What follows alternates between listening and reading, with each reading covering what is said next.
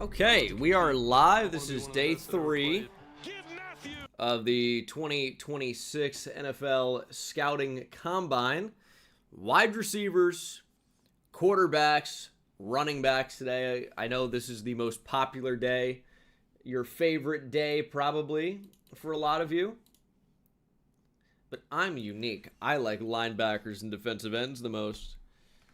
I don't blame you if you like QBs, RBs, and wide receivers the most. I don't. I get it at least, but I feel like you guys are sleeping on the big boys sometimes.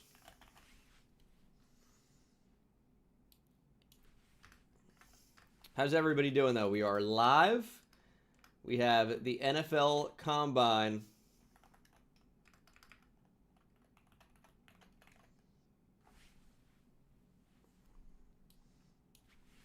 And it's a packed house. Co-pilot, a massive crowd here today, and judging by the reactions of some of the photographs of the players that they title looks fine to me. It says NFL Combine, QBs, RBs, and wide receivers. They will be vocal. You will hear from them here today, as you will figuratively hear from all the athletes and wide receivers and running backs and quarterbacks slated to work out here for all the scouts and coaches at the Scouting Combine. Rich Eisen along with Daniel Jeremiah. Hello, sir. Good to see you, buddy. And we've got Jeremiah Love kicking it all off for the running back group. What are your thoughts on this kid? Yeah, he's an elite player. I have him as the second overall player in the entire draft class, so it tells you how highly I think Sounds about of him. right But for Jeremiah big-time Love. Home run speed. And he's not the only Notre Dame running back who has a chance to be a first-round pick. Jadarian Price is right there as well. No way Jadarian Price is going to be a first-round pick. Overall. Jeremiah Love, That feels like an impossibility. So because it is During like the times because I can't stream live TV.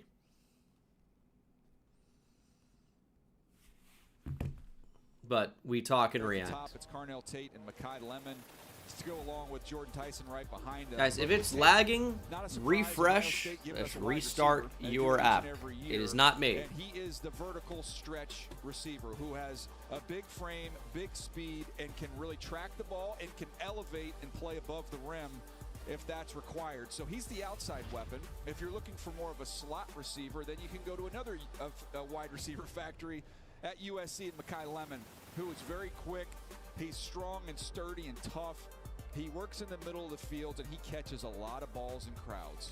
And then as for the quarterback group, we're all been talking about Fernando Mendoza all week. And honestly, since he won the national championship as the de facto first overall pick in the draft, who's 2 on your quarterback draft board? Yeah, for me, it's Ty Simpson. We saw him walking in to the stadium. Is Ty Simpson doing anything today? Do we know? To see him throw. He's my 40th overall player.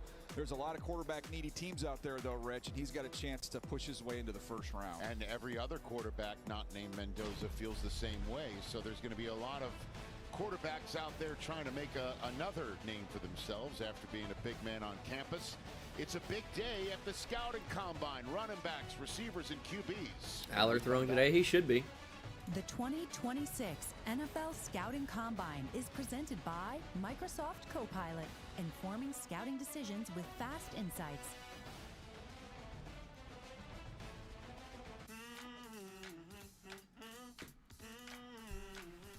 You love a clean plate. Okay. Don't want to get copyright claim for that. NFL Combine, day 3, QB, RB, wide receiver. I'm behind. All right, we'll see if we can fast forward through the commercial to catch up. And let me go ahead and tweet this out. Aiden, thanks for the 5. What's a Bengal? Do you think Love could genuinely end up top 5 after a great combine today? I don't know that the combine is going to matter a whole ton for it. If you've seen my recent mock drafts, I've had him at number 3. Combine. So I have clearly believed in that to some level, to some degree. I'll do a video recapping all of the combine risers if we want to talk about that. Again, the athletic testing is not the end-all be-all. Seth McGowan, 42.5. I keep talking about him. Wow, what a vert. Broad jump is pretty great, too. I did see Branch measured 5'8". Did you see I tweeted about it? Because I did.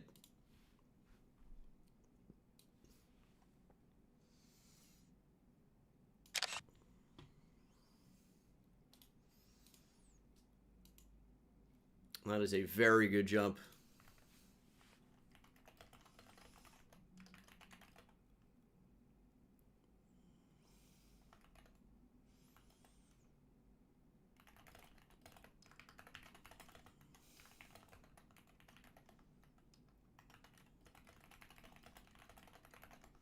Dude, the verts this year are just insane.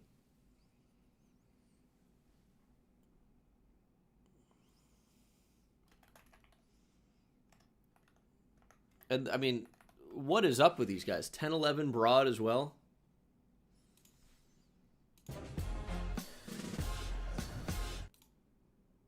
The 2026 Mr. NFL Scouting Jude, Combine is thanks for the presented 2. Did I by see the Mark Microsoft Sanchez news? Copilot. No, Performing I did not. scouting decisions with fast and Riley, thanks for the 5. Hey, Bengal, do you think Sonny Styles at 5 is a lock with the news about Bobby Okereke today?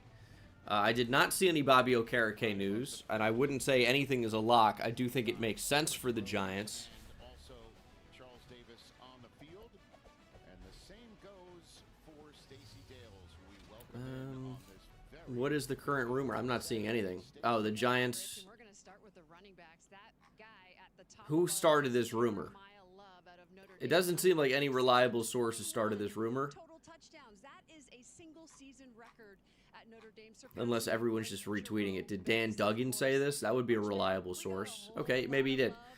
Giants expected to cut inside linebacker Bobby Okereke, which will create $9 million in cap savings. Not entirely surprised. I have said that is going to happen, so He's going to do the 40 today. His target, a fourth. I mean, I believe it.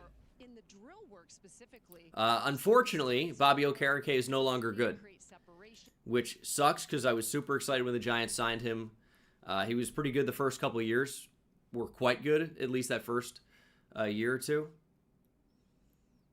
But unfortunately, Bobby Okereke is not good anymore.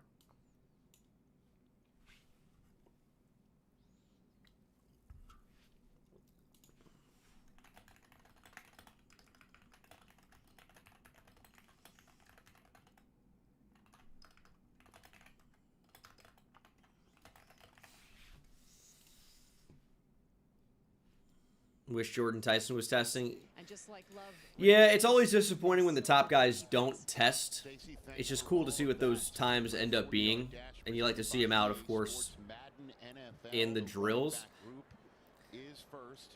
Like, And sure enough, the best players, I know this is going to sound shocking, but this might be a blazing fast time to start, by the way, from Damon Claiborne. But the best guys always look the best in the drills. 4-3-8, what a start to the day. Daniel Jeremiah. Yeah, we're getting We'll check out the verts and stuff after this. First runner in Claiborne, who's a really, really good player, and you see the speed to the edge when you watch him on video. He gets skinny through the hole. Needs to go out there and catch the ball well in his workout, but that is a blazing fast 40. Eli Heidenreich. We have a Navy man here. Navy legend Eli Heidenreich.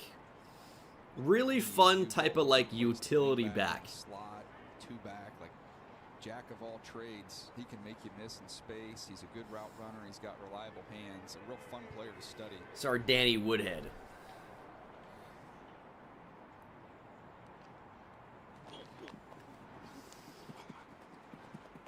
Gonna be a tough time to follow, but that's a very good time for him. We are off to a great start.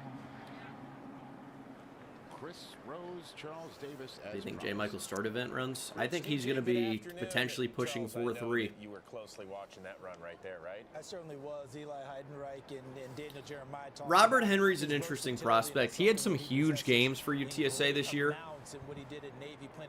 Like some absolutely monster games. I think he's quite an old running back prospect. Even though he's running with those guys, I see him much more as a slot guy, gadget guy, going from there. And the second guy, Jadarian Price, you spotlight. Jacob Holloway with the 2. Dejon Stribling is my goat.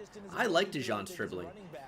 for those looking for a bigger bodied outside receiver that can get vertical, he's a pretty good option. The wide receivers and QBs didn't run yet, right? So we've seen 340s in general. It started at 1 Eastern, and they do intros for like 10 minutes, so we've been out here about 2 minutes. Thanks very much. Just to repeat what we did. I am going to make a biggest risers and fallers from the Combine video. Probably just risers. I don't really know that anyone has tanked their stock. You didn't really expect anybody to. I'll talk about some of the biggest standout performances and what it could mean. That was last year, and Robert Henry Jr. runs a 4.55. After we saw some pretty fast times to start the day. And to put it in perspective, if we look at those backs and look at the average for the Jeremiah Love coming up, ladies and gentlemen. Scrimmage yards last year averaged 5'10" and 5'8", 210 pounds, and the 40 was your favorite Moses Malone, the 4.44. Andre, thanks for the 5. Hey, Bengal, how do you feel about players getting extra years in college football? Me personally, I think these players should see the writing on the wall.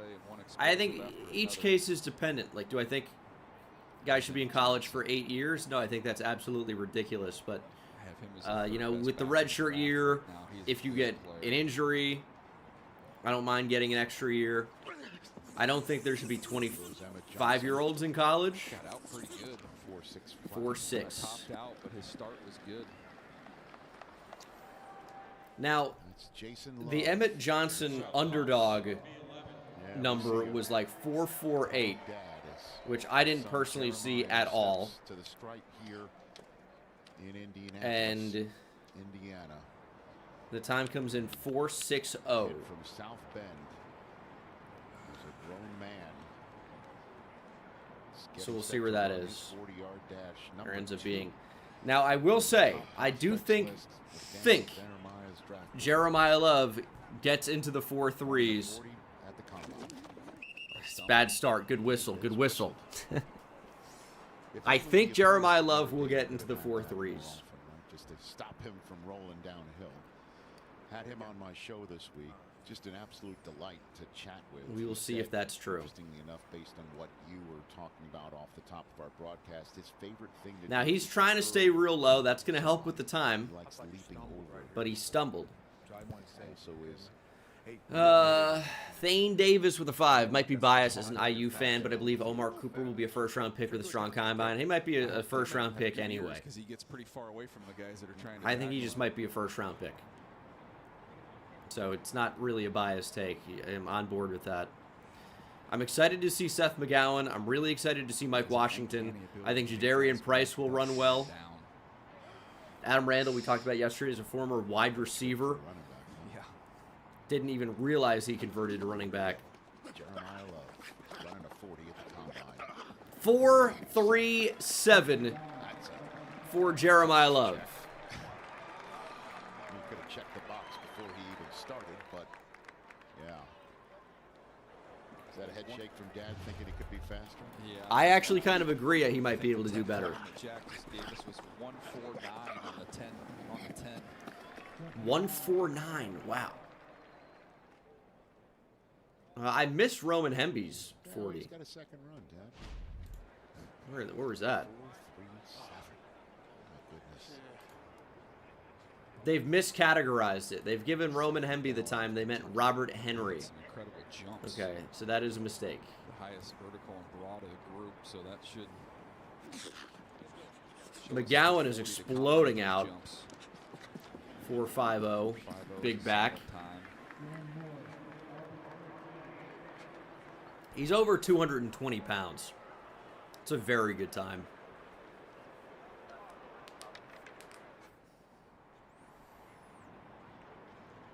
Miller. Alabama.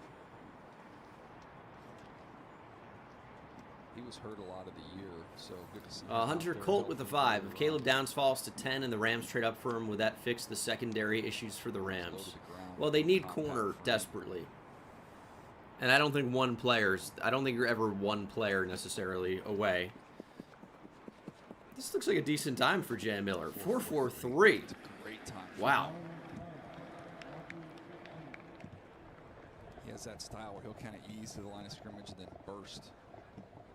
I was curious to see what the top end number was going to look like. I'm excited to see the Jadarian Price 42. I mean, he's someone who can really run as well. Here's Jadarian Price. And he's built for it, too. Thought Jan was going to run the 4.3s. That would have been really surprising to me. 4.3 is blazing fast, especially at that weight. Point out that if Love and Price are indeed the first two running backs selected in the draft, and you happen to know the last time in the common draft era, Got to be you Auburn. saw the first two running backs get selected from the Got to be 2005 Auburn. I mean, I would have Miami would be my guess just because they've had so. No, it's got to be Cadillac Williams, Ronnie Brown. Wow. The common draft era, 1967 to the present day. I'd have to go back and look, but I would have thought the Arkansas group. Remember when they had Felix Jones, Felix Jones, Darren McFadden. and Peyton Hillis were all on that. That's same a good draft. shout. There's a sensor issue with the timing system. Because Felix Jones was Cadillac a first-round Brown pick. were in that same draft. Both went in the top 5, but Cedric Benson was the meat in the middle of the busted sandwich. it there. up, huh? Oh, Nice advertisement for Zybex Sports I right didn't there. remember that. You love just ran. He ran 4.37. You guys got to follow on Twitter. They could And also look at the screen. He's right on the top of the screen there. One last year. R.J. Harvey. Please.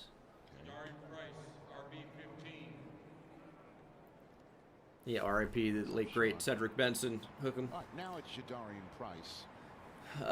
DX with the 10. Do you know what the science or reasoning is behind 33-inch arms? I know I know why it's desirable and important, but what's the reasoning behind that number being the threshold? It's just based on averages. And I wouldn't say 33 inches the standard. Obviously, it depends on the position. Like 33-inch arms is, different at corner compared to offensive tackle. 4.50. He was kind of just cruising to a 4.5 flat. He can go faster. That was a smooth run.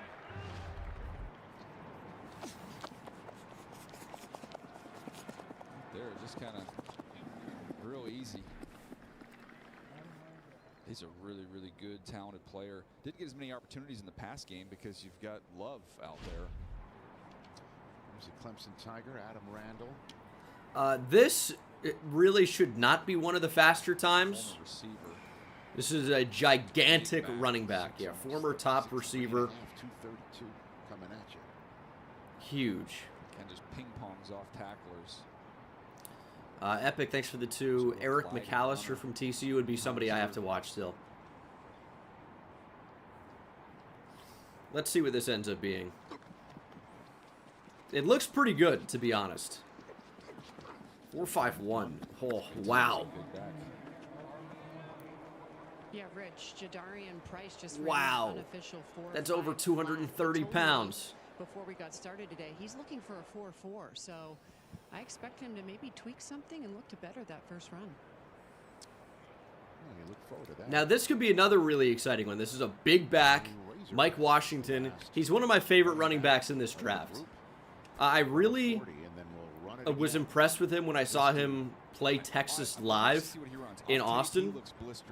Like, he's got some real burst. I was very, very impressed with him. High knees and he eats up ground. That Texas game, he just runs over the safety after hitting a home run. See what he can do, and pass protection would be the one question for him going forward, but he looks fast on film.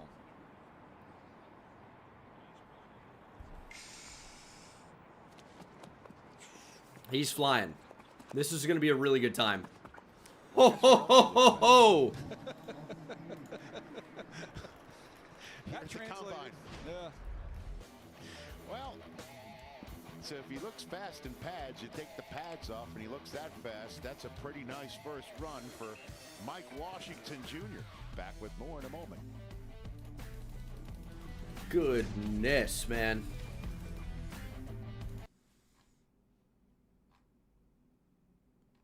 Goodness.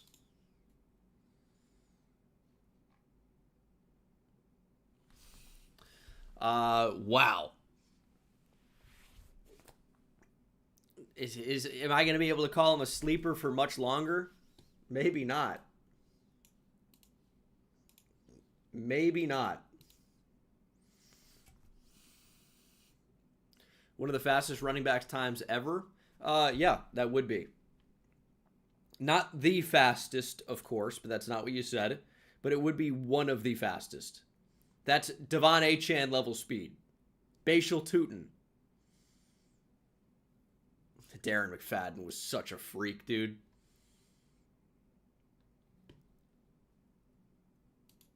If only he could have stayed healthy.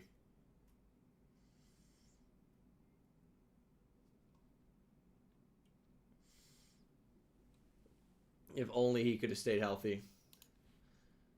I'm just going to post a screenshot because it's interesting of both of the Arkansas backs.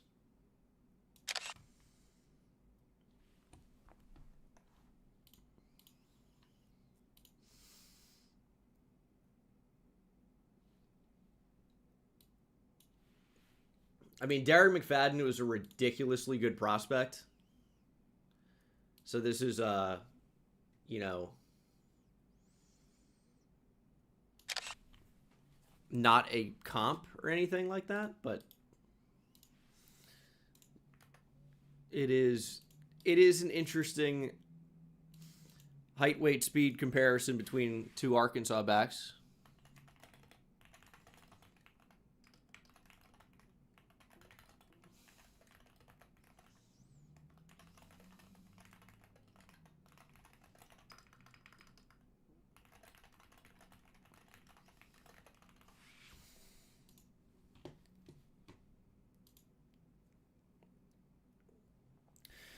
As a prospect, Bijan or Love, and why? Man, I'm going to say I'm not going to pick either. Here, I like them both as prospects. Bijan was obviously a very special player to me, being a Texas fan, and had some of the best combination of contact balance, vision, patience, elusiveness that I've ever seen. Jeremiah Love does not quite have that same level of contact balance. But does have pretty good vision and has unbelievable speed. Like, even the 4.37's great, and that's faster than what Bijan ran, which was like mid-4s, like, or 4.46 or something like that. But Bijan didn't quite ever have the home run speed. Anytime Jeremiah Love touches the football, it can be a home run, essentially, right? Like, he's a touchdown waiting to happen. So they're different players, very good running backs. I think Bijan's going to give you a little bit more down-to-down consistency because this looks like a little bit better, but he just doesn't have the long speed. Moments ago, Jeremiah Love's second run. 4.36. That is a bit better. Still insane. But yeah, as I was saying, man, like, Bijan, if he's going to get dropped for a loss, he'll somehow get you 3 or 4. Like, it's incredible. But even though he has had some big plays, had a couple this past year in the NFL, he's not the big speed guy that Jeremiah Love is. Levi with the 2. What prevents Sonny Styles from being generational? I mean, I don't really like that term. But yeah, I mean, Sonny Styles is up there for one of the better linebacker prospects we've ever seen. I think the only thing where he could truly, definitely improve, I would say, sometimes it's processing speed. Like, he's great coming downhill. He's great at stacking and shedding blockers and tackling. And then the feel for coverage is just not insanely refined. So he's not the perfect prospect, but he's like pretty close at linebacker. He's extremely good. He's been crushing it. Massive home run hitter for the Dolphins, 4.32. I think when he was here, we were calling him A-Chain, weren't we? Yeah, we were thinking we have, the A-Chain? Yeah, we were riding that. Right. Then he's like, nuh-uh. Only A-Chain. I mean, Jam Miller's. These strides are ridiculous in the first 10. You saw Jeremiah Love's dad Jason, a retired police officer, by the way. Ooh, Mike Washington at 225 just ran the same 40 as Tootin and Achan. Which was an unofficial 4.37, but What? hey, baby, that was after the 4.36 that he just ran.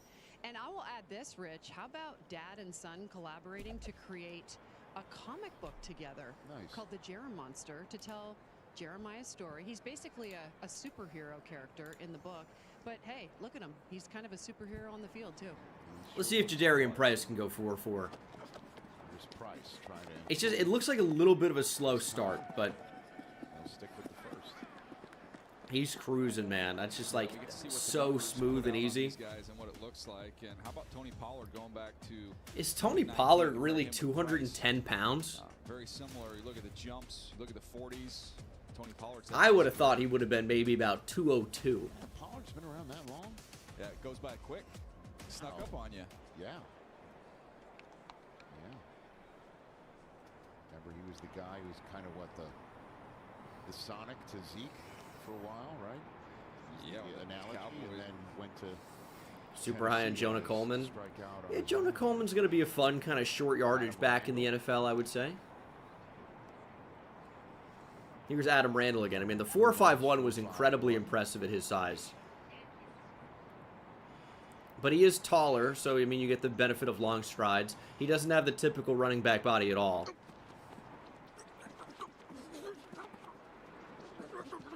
4.51. Yeah, that's a big, But this is a big big player. Ryan looking on. He's like, yeah, I got Bijan. I mean, you know, I'll hand time some people. We'll kick a tire here or there, but we're kind of good at that spot. You never obviously have enough running backs, but Bijan. Sometimes you're scouting your guys, and sometimes you're scouting guys you're going to be playing against. I wonder if Bijan's going to wind up being the first player taken in many fantasy league drafts this fall. Now, a lot of the times this combine, when it becomes official, 100th of a second. All right, let's see what Mike can do here. Let's see if Mike Washington can improve on the 4.33. It didn't look like the best start, honestly, but Stick with the first. 4.36 is still flying. Run is fast. He goes right around the end. Those are the rules. And receives a nice warm ovation from the crowd that's here. So the running backs have concluded the running in a straight line portion. Okay, let's see some verticals now from their back. So Mike Washington was 39. We talked about Seth McGowan. Jadarian Price, 35. There are some other running backs that didn't run the 40, like Jamari Taylor, who jumped, and Rasul Faison, who jumped. Very good jump. Jeremiah Love did not do any of these things. I mean, 10-11 is great. Mike Washington showing that explosiveness. As always with these bigger backs, though, it's important to note that running fast in a straight line is not the most important thing for a running back. So it's not popular nowadays to do the 3-cone. Zero safeties did. You can see the tight ends here. A few of them decided to participate. But for linebackers, I think the 3-cone matters quite a bit. I think for running backs, it matters quite a bit. We'll see how many running backs end up doing it. But that lateral agility and movement skills, very important. Foot quickness in general. Change of direction. All these things, very important. And, man, Jacob Rodriguez, what a combine for him, man. I mean, he had to come out, prove that he was more than just productive playing in the Big 12, good at forcing fumbles, had some picks. But, man, he played great, and now the testing is elite. It's going to be tough to deny that Jacob Rodriguez is one of the best linebackers in this draft.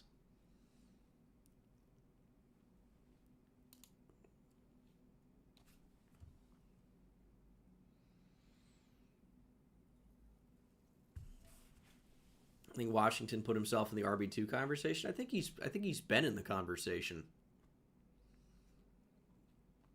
I think Zerline has him as RB2, RB3 behind Jadarian Price. I mean, I've said it. I've been very high on Mike Washington. I've been quite high on Seth McGowan. McGowan's got some off-field stuff. He started at Oklahoma, but apparently has turned his life around and then figured it out at Kentucky. But this is a former, like, 4-star running back recruit to Oklahoma in 2020. So he's kind of been all over, but I think the combination of size and athleticism is going to be pretty appealing to a team down the board. I'm excited about him somewhere on day 3.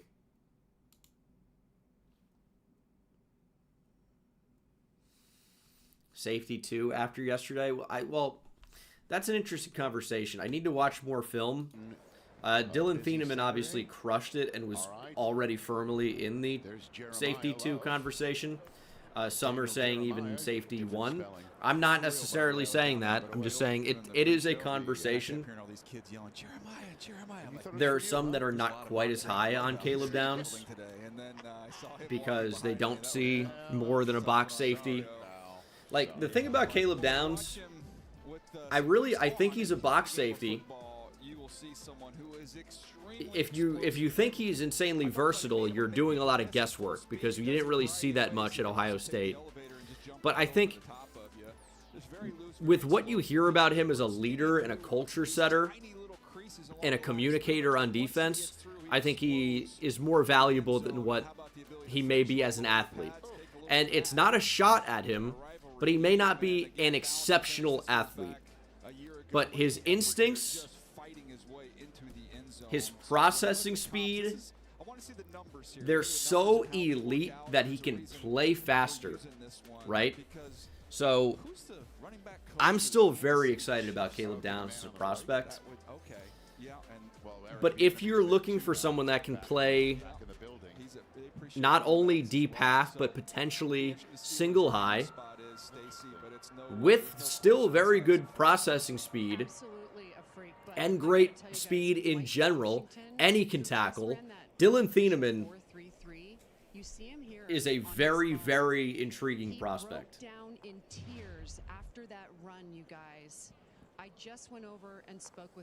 And Emmanuel McNeil-Warren, I think, is a good player as well. It's just, you know, he's going to do the drill work. I'm still probably going to have Downs 1, and then I think it's probably going to end up for me as Thieneman safety 2, McNeil-Warren safety 3, and I like all of them, really. Who's crying? Mike Washington. And then just to give a little bit more voice to it, Stacy, I mean, the amount of time and in the weeks. Yeah, now we're going to have the running back on-field workouts. To here, it's non-stop focus on a moment just like that, right there, that 40-yard stripe. Thinking about it. I'm going to tell you, Levi, I read that, and it was like a different language for a minute with the two. Jer Smith has your gen tag. How's he compared to Jamar? I'm like, what are you possibly saying here? Jeremiah Smith has a generational tag. How does he compare to Jamar Chase? All that hard work, all that pressure mounting, and to deliver and deliver in a major way. I don't know if there's a like a character cap on only a $2 donation compared to more. I think Super Chat does do that, but I was able to figure it out, I think. I mean, I think Jeremiah Smith is bigger, faster, stronger than Jamar Chase.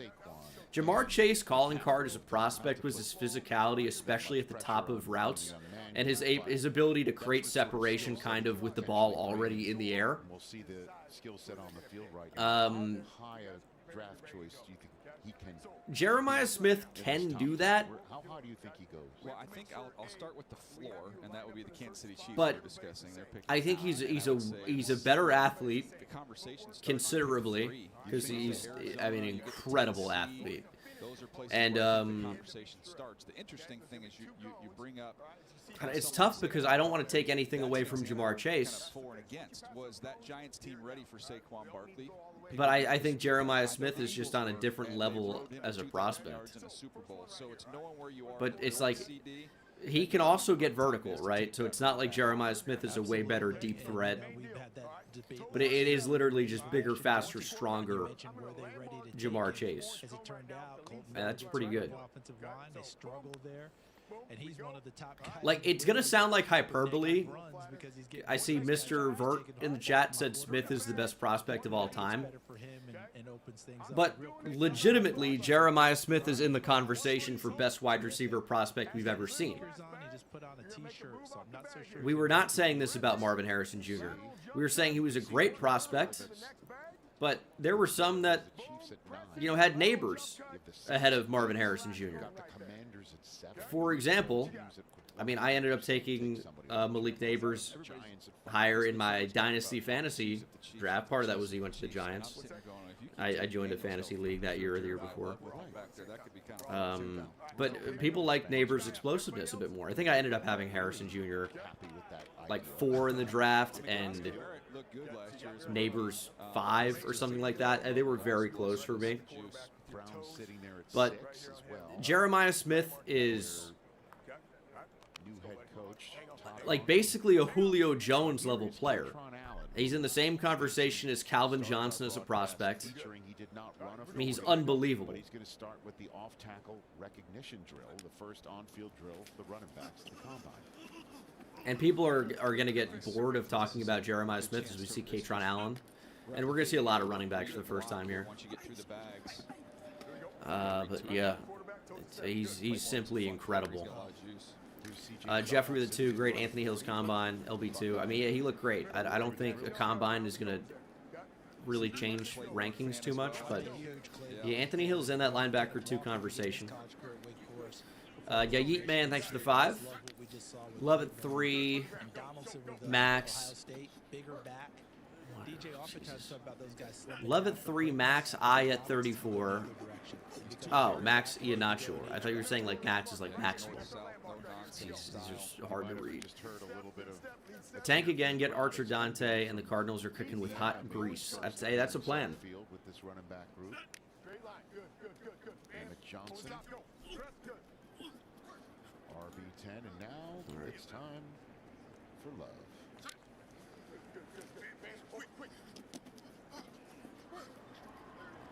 See some of the quickness there. Let's see how Seth McGowan looks. It's a big back.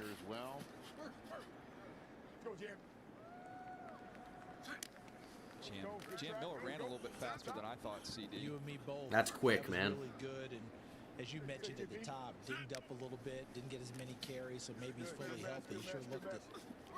Well, I thought Price was the best one through the drill so far with that first rep. That was smooth.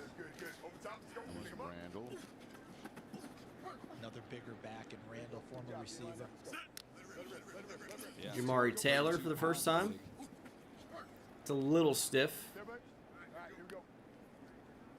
All right, well, this is the drill we're looking at here, and I love to go back and show you how it correlates when we get to the games on Sundays. RJ Harvey. What QBs will run, there's no way to know. His rookie campaign out of UCF for the Broncos. Here he is. You see him get over the bags quick, able to read it, and once he reads it, then he's able to burst, and that's where you saw the speed really take over again. Press the hole, see it, get downhill, and then burst.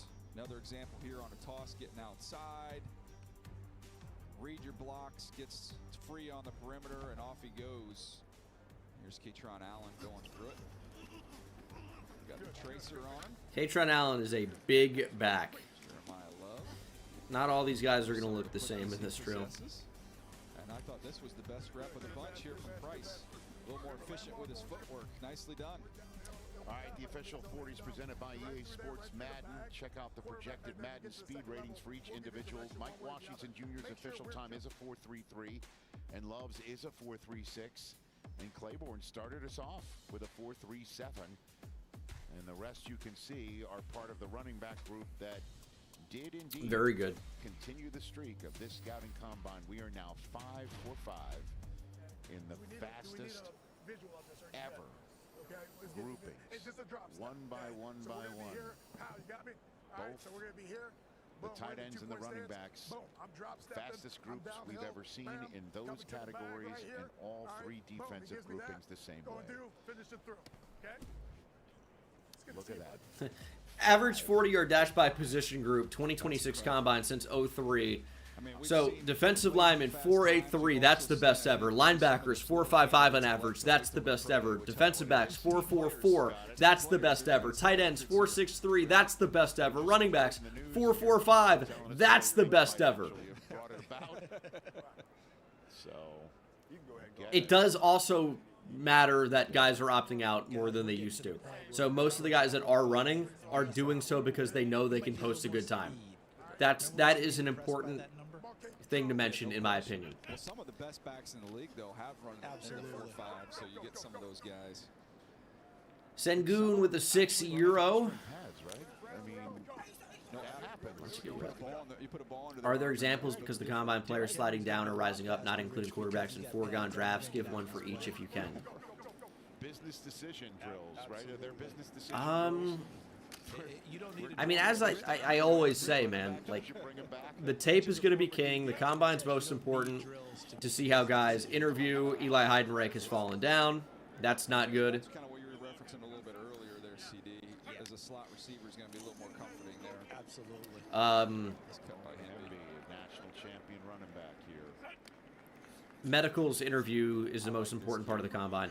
Athletic testing and how these guys look in the on-field drills, that's important too. But I don't think someone comes out and runs a 4.3 or whatever, and you're all of a sudden they're insanely hyped up. And this is a good example. Ven Schneider said John Ross should have never been a top 10 pick. We talked about this recently. John Ross led college football in touchdowns his draft eligible season. 17 touchdowns, over 1,100 yards receiving in college football. That might have been 13 or 14 games at the most, right? He also ran 4.22 at like 5'11", 190 pounds. So John Ross had the tape, had the production, and then had a blistering combine, which ended up making him a top 10 pick. He would have been a first-round pick regardless. So number 9 or whatever it ended up being was not weird at all. I don't think. Hindsight's 20/20, but John Ross did not go at number 9 because he ran 4.22. I'm sure it was a factor. I should start requests. Casey Kasem here. That's right. But long distance dedication. That's like the worst narrative that there is. Playing the upbeat records. It's not true. It's people lying in hindsight. Because they like to say, oh, he only got drafted because he was fast. I'm going to tell you, in my memory, the only time that's ever really happened is when Al Davis was the GM of the Raiders, and he was just sometimes in his old age taking the fastest guy that there was, like, regardless of anything else. Like, Darius Hayward-Bay probably should not have been picked, like, 6th overall or 7th overall to the Raiders back in 2007 or whenever that was.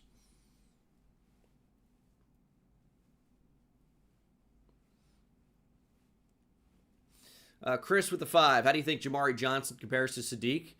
I mean, it's tough because they were both very good this year in the same offense, and there were times when, like, Jamari Johnson was outproducing Sadiq kind of by a lot. The Oregon offense was weird, but Johnson's a great prospect. He's, like, I think the clear front runner to be tight end 1 next year. Diego with the 5, you said Raiders should trade Crosby because of their timeline. Is this the same for Garrett and the Browns? I think the Browns are significantly better than the Raiders are. Like, that defense is one of the best in the league. Now, the Browns' offense is far away, but I think Garrett is at an ability and in an age where it's tough for me to see any type of a fall off. I think Garrett could feasibly be part of the turnaround. And he just signed a massive extension. So if you look at Myles Garrett's contract, not saying that he's a completely untradeable player, but he's under contract through 2030, his age 35 season. Max Crosby only signed a 3-year extension. So he's a little bit more tradable. There is 0 dead cap following 2027. 0. So, like, that is an interesting conversation if these numbers reported by Spotrac are correct. Myles Garrett carries $56 million in dead cap in 2027.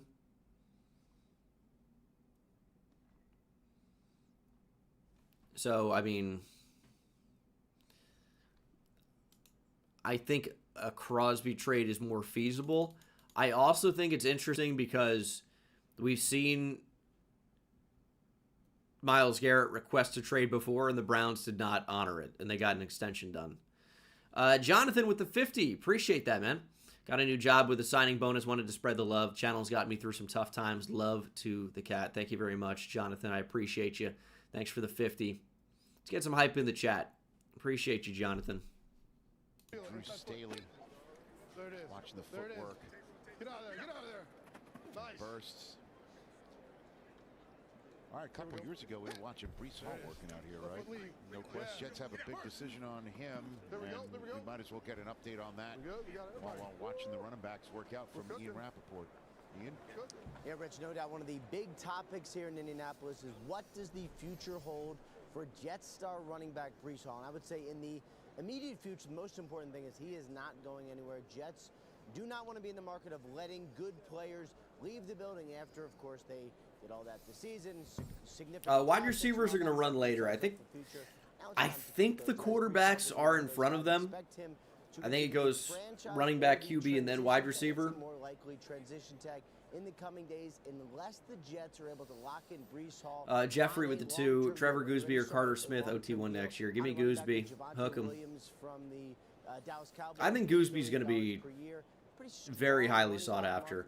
His combination of size and athleticism and being a left tackle is elite. Did I like Kyle Trask coming out? No. All right, thanks very much, Ian. Here's Aaron Glenn of the Jets. Ian dressed like he's being named the next coach at the University of Michigan. I like that. Nice. I like that very I was going to say maize and blue color scheme. I was going to say South Dakota, but each their own. Yeah. You and I yeah, running backs just ran. Like their 40s are here and official. Defensive rookie of the year, who they traded to this building, and they kept the offensive rookie of the year. They're going to hang on. Does Lemon fall to 21? He hasn't in basically all of the mock drafts I've done. Make sure you subscribe, check out the channel. I've been basically posting those every Monday for months now, so check those out. Culture and change the direction of the team right now. What do you think they should do with Jonah Coleman did not run. I also have not seen him in the drills. So much good football ahead of him, and they're in a good spot to keep him in town. So he just might not be doing anything. This year for the Jets, obviously it's about improvement, but it's about laying the groundwork for what I believe is going to happen, which is them targeting a quarterback in the first round of the 2027 draft. So here's C.J. Donaldson. So that when we get to 27, that rookie quarterback has a chance to get on the field and get rolling. Well, as you know, the Jets Rasul Faison. First round draft choice. It's going to be good to see how these guys catch because, like, Eli Heidenreich should look great out here. Not all of these running backs are going to be guys that have caught, more than 10 balls in a season. And they want to try and build it back up before they, look at that position, for at least from the draft perspective with high draft capital. That feels a lot more like 27 to me than it does 26. And then one last follow-up for you. A lot of people love Emmett Johnson. Are going to be spinning it out there, watching the running backs pretty good through the on-field drills. And here comes Jeremiah Love for that actual on-field drill. He's grab and run. Who do you think is going to be the quarterback for the Jets in Week 1? Is he on the roster? I don't think so. Okay. I think that's TBD, and we'll see. Free agency is right around the corner. Sure is. So we'll know a lot in a hurry. Stacy? Rich, it's really cool to watch Jadarian Price and Jeremiah Love kind of bounce around each other down here on the field. Obviously, such great teammates as you watch that route right there by Price. And by the way, he told me before the day started, this was most important to him, his pass catching, DJ. That's what he wants to show off here today.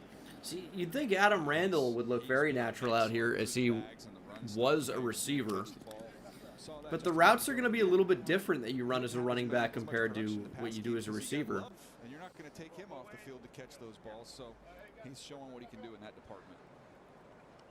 And speaking of Jadarian Price, let's show you some of that video. We saw his teammate Jeremiah Love's video. Let's get the Price. And very worthy of being one of the top backs. In fact, having the second one. The ability to see and play off blocks. He's got really good vision and feel. He's explosive downhill. There's that suddenness, that initial burst that he possesses. He's slippery and elusive. He can make you miss in tight quarters. There's a lot of highlights for Notre Dame against Pitt in this game, by the way. Malachi Fields has a bunch coming your way this afternoon. Here's another example of just how slippery and elusive he is once he gets out there in the open field. And you see Pollard with the numbers. Very similar there, and I think he's going to be a nice piece of a running back room. You compliment him, and you really got something. That was a heck of a room they had at Notre Dame. Yeah, I'm looking. Where would you peg? Bottom third of the first round, middle of the first round? For Price? Yeah. I have him Middle right of first. now as someone who's in the second round. But I'm looking also at the team that's picking 32, who has a free agent and another running back coming off of an injury that we had their head coach in here the other night, and are they going to be in the running back market? If the Seahawks take a running back at 32, man. If he begins to drop. That would be a John Schneider move. He's, to me, but second round back. Okay. Wow. And then, those guys you've seen. R. Jaco with the 2. What the Vikings going to do at quarterback? Please not Carr. Get ready to learn Anthony Richardson, buddy. With R.J. Harvey's a good piece. He'd be another nice compliment for them as well. We have the Texans who have Woody Marks burst through a little bit. Nick Chubb could use maybe another back in that room. Depth is the deal too. These teams want to have a couple different guys. Just watching the running backs run routes here. One of the greatest workouts I've ever seen at a combine was McCaffrey, right? Like Christian McCaffrey. Everybody was leaving, he went out there and he ran the whole receiver route for him. He did it all. Incredible. And it was as good as any receiver at that combine. If not the best. Yeah, it was incredible. And we saw it play out. And of course the conversation at the time was a combo of Sengun with the 249 euros. If not this year, who could break the 40 next year? I mean, breaking 4.21 is going to be tough, man. I think Brennan Thompson's got the best chance of anybody this season. In terms of next year, I mean, it's going to depend on what, I guess, Nick Harbor comes in at, but you'd think he'd be a little bit too heavy, but he's got a crazy track background. Yeah, I'm not sure who else next year.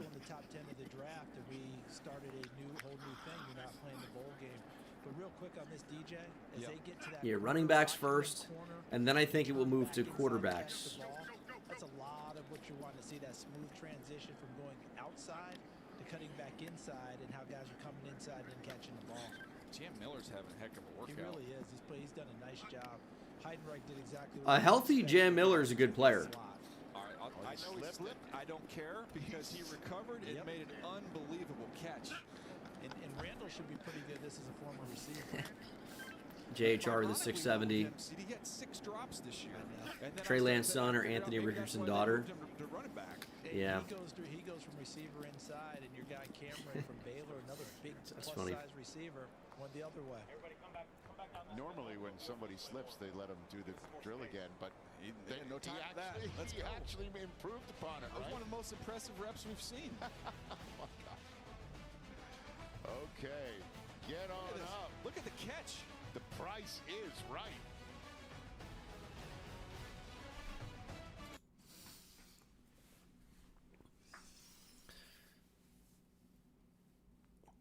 Who do you think is going to make the biggest leap in stock today? Yeah, again, I really don't like that because the athletic testing is not going to boost anyone a tremendous amount. Oftentimes, it confirms what's on the tape already. I think that Brennan Thompson has a chance to elevate himself today because he's already a good wide receiver prospect that I would expect to go somewhere on day 2. If he comes out and runs, in the 4.2 range or low 4.3s as is expected, I think he's going to potentially separate himself from some players that are close as prospects.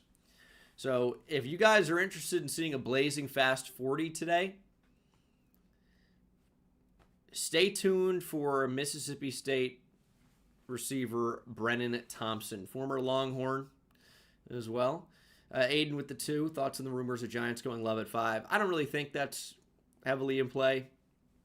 Rumors are rumors for a reason. And oftentimes you cannot believe what you hear around draft season. A lot of smoke screens, but Love's a great player.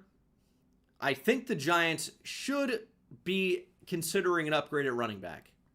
They should be.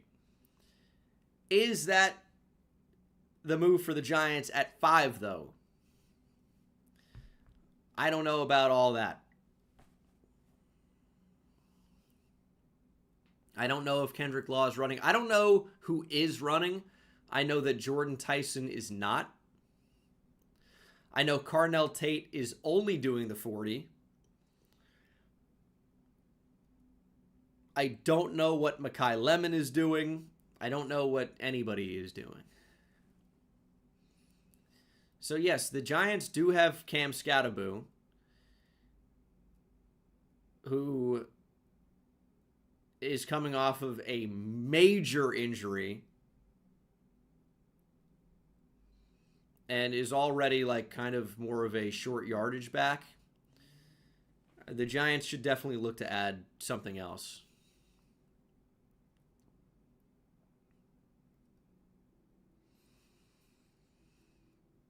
See, people have been asking me who would I hate to see at 5. I don't really think the Giants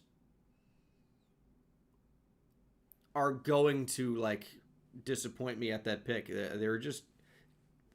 They're going to have somebody that makes sense kind of fall right into their lap at 5. Because number 1's going to be Mendoza, was never in play for the Giants anyway. And then you have a lot of edge rushers at the top, like Arvell Reese. The killer hat. I don't know if the camera can see it. It's a David Bailey, Reuben Bain. I don't really think the Giants would consider any of these players. Like Reese at 5 if they were going to play him at linebacker. But I don't really think that would heavily be in play. Reuben Bain if they were going to consider him as an interior defensive lineman. But I don't really think that's going to be the case. So he's not going to be in play. David Bailey would make no sense for the Giants. So you're talking about one of the top tackles, Fano or Maui Noah. I like both of those guys as potential fits for the Giants. Sonny Styles, Caleb Downs, Carnell Tate, Mekhi Lemon. But it's probably going to end up being one of Tate, Styles, Downs, or Maui Noah, Fano. Franchise tags around the corner if that's even on the table for your new league year. I'm a big Jake Galday fan. Go back and watch the linebacker day. I talk about him relentlessly. Pro in college. We'll finish the combine. We'll get back on Monday and Tuesday, Wednesday. And listen, first of all, I don't know if Kayvon's going to be gone or not. Even if Kayvon is gone, they have Brian Burns and Abdul Carter. They're not going to get another edge rusher at 5 to replace Kayvon Thibodeau, who's currently on the roster. Yeah, I really don't think Mansour Delane is in play at 5. I don't think that. But I know Jeremiah had him at 5 in his mock draft. That would really surprise me. I mean, just all groups really. There's been some great times, just watching the safeties run yesterday, the linebackers. I mean, they're putting it down the running backs today. Some great explosive times. So has Derwin texted you yet? Normally he's got opinions on players. He's like a scout as a player. He is. He's at home watching for sure. I mean, he's when you see him, you talk to him. Hey, did you see that guy? And it's fun. The guys love it. And you see it in the tweets they're posting. The players are sitting at home watching it. They get into it just as much as we do. So watching the running backs go through their paces here. Clearly, West Virginia and Ohio State back C.J. Donaldson, who is falling down there, managed to stay up and make the catch. How would I feel if the Giants traded back? I mean, of course, it would depend how far and what they get. The past 2 years, as we've seen, you know, I think we played 9 different safeties But our first year, and then certainly all the tackles and running backs. I wouldn't hate it, in theory. There's no way to forecast injuries, you know, and you just got to be prepared and try to be as deep as you can throughout the team. So I think that's our goal. Hey, find great players and then find great depth. And we're trying to put the two together through this process, this offseason process, and see what we come out with. Well, the combination of the fact that you took Omarion Hampton last year and you're picking 22 this year, there's zero chance you're going to get Jeremiah Love. So can we get an honest evaluation from you on what you've seen Jeremiah Love out of Notre Dame? Just an outstanding talent and a lot of fun to watch. And, you know, really from the beginning of his college career, you know, just the explosiveness, the athleticism, the speed, the versatility, everything he does is really a special player and a lot of fun to watch. Like that? Yeah. Hopefully it goes to the NFC team. You know? Henry with the 2. What do you think about Faison Brandon? I mean, it's a name I've heard. It's not somebody I've watched. Yeah, then obviously the defensive player you saw the other night. Jam Miller can't make the catch, unfortunately. The combine's become an event. It has, you know, for a long time now. You guys have made it an event, you know, and from when I started to what it is now, and you know, players take pride in coming out here and performing and putting on a show, and they've answered. I don't know what Ty Simpson's doing today, but we'll see. Where you look at some of the depth at different positions. I know from Oh yeah, Faison Brandon he's like the super hyped up Tennessee quarterback. Yeah, that's right. Yeah, maybe I saw his huddle actually. The Chargers, but teams maybe going back and getting two cracks at it at some of these positions. Oh yeah, definitely. Yeah, you know, it was fun. We had our draft meetings before we came out here. Yeah, I mean, it is somewhat rare that I see a ton of the high school turning college players like highlight tapes, but I do see some.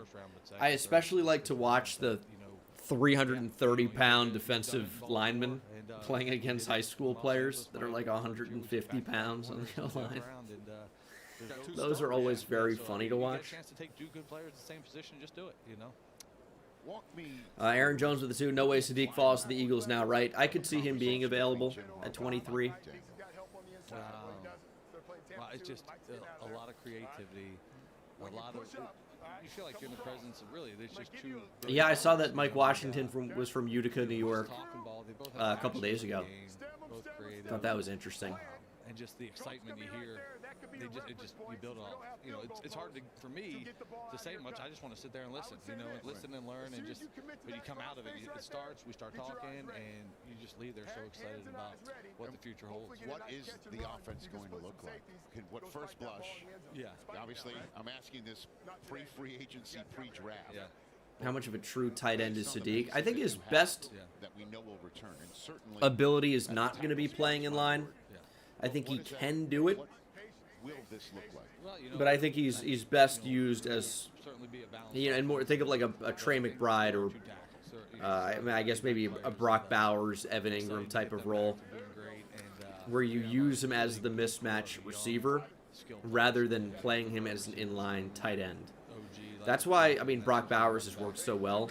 When he and Michael Mayer were both healthy, that was a fun combo. Because Mayer was the big 260-plus pound tight end that could stay in and block and still offer a little bit as a receiver, whereas Bowers is like this insane receiver.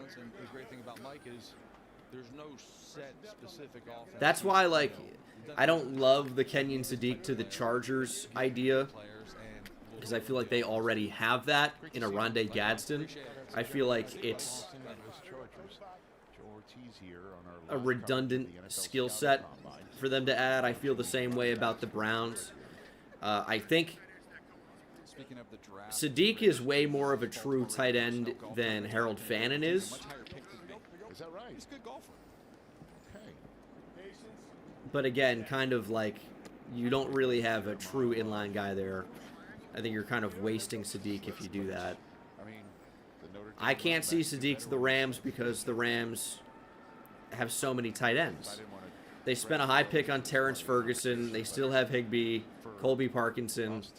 Now, the contract situations could change some things, but, I mean, Sadiq in the Rams offense would be fun, but I feel like that's what they want Terrence Ferguson to be.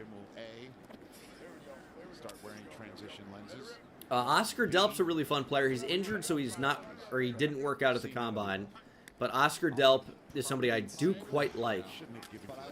And Lawson Lucky has had some big games for Georgia. I don't know quite what to think of him yet because I've only seen him have some moments. But I think he's definitely got the size. He looks like a good athlete. We'll see what happens. You know something? I'm glad you guys brought me in because I wanted to dive into Thoughts on the kid from Navy? Yeah, Eli Heidenreich's a fun player. You guys there? Yes, he's like, you know, scat back, slot receiver, receiving back, change of pace type of guy.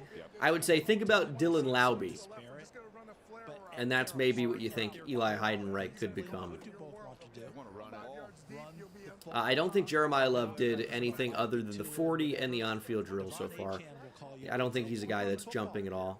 And that's what Mike McDaniel wants to do first. Jim Harbaugh does. So it's really a nice match between the two, even though we have a lot of fun talking about them being together in a room. Well, I mean, before the Chargers-Texans game that Kurt and I called on NFL Network, we had a chat with Jim. Andre Dunbar with the two who's throwing passes. It's Kyle Trask and I think Taylor Elgersma is his name, some like Canadian football guy. It's just not going to happen. No, right? He's never going to sit there and do that. How do you start watching college film? All 22 is hard to come by. You kind of need to have an in. I know there are some Patreons that offer it, but you could just search on YouTube and watch the broadcast to start getting into it to make sure it's something that you like doing because it takes a tremendous amount of time. Search like, and this is how I started. Search like David Bailey versus BYU or whatever, and there should be something on YouTube about that. And you can see isolated just snaps of only him probably. I will say though, good luck evaluating a defensive back or a receiver or a running back or a quarterback from broadcast. CMW still a first rounder. I think he's in the conversation. I don't think the Combine hurt him. I don't know that he was ever going to be a first round pick before. I think he's one of those fringe guys.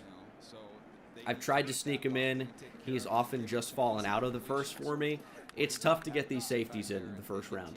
It's tough to get linebackers. It's tough to get tight ends. It's tough to get running backs.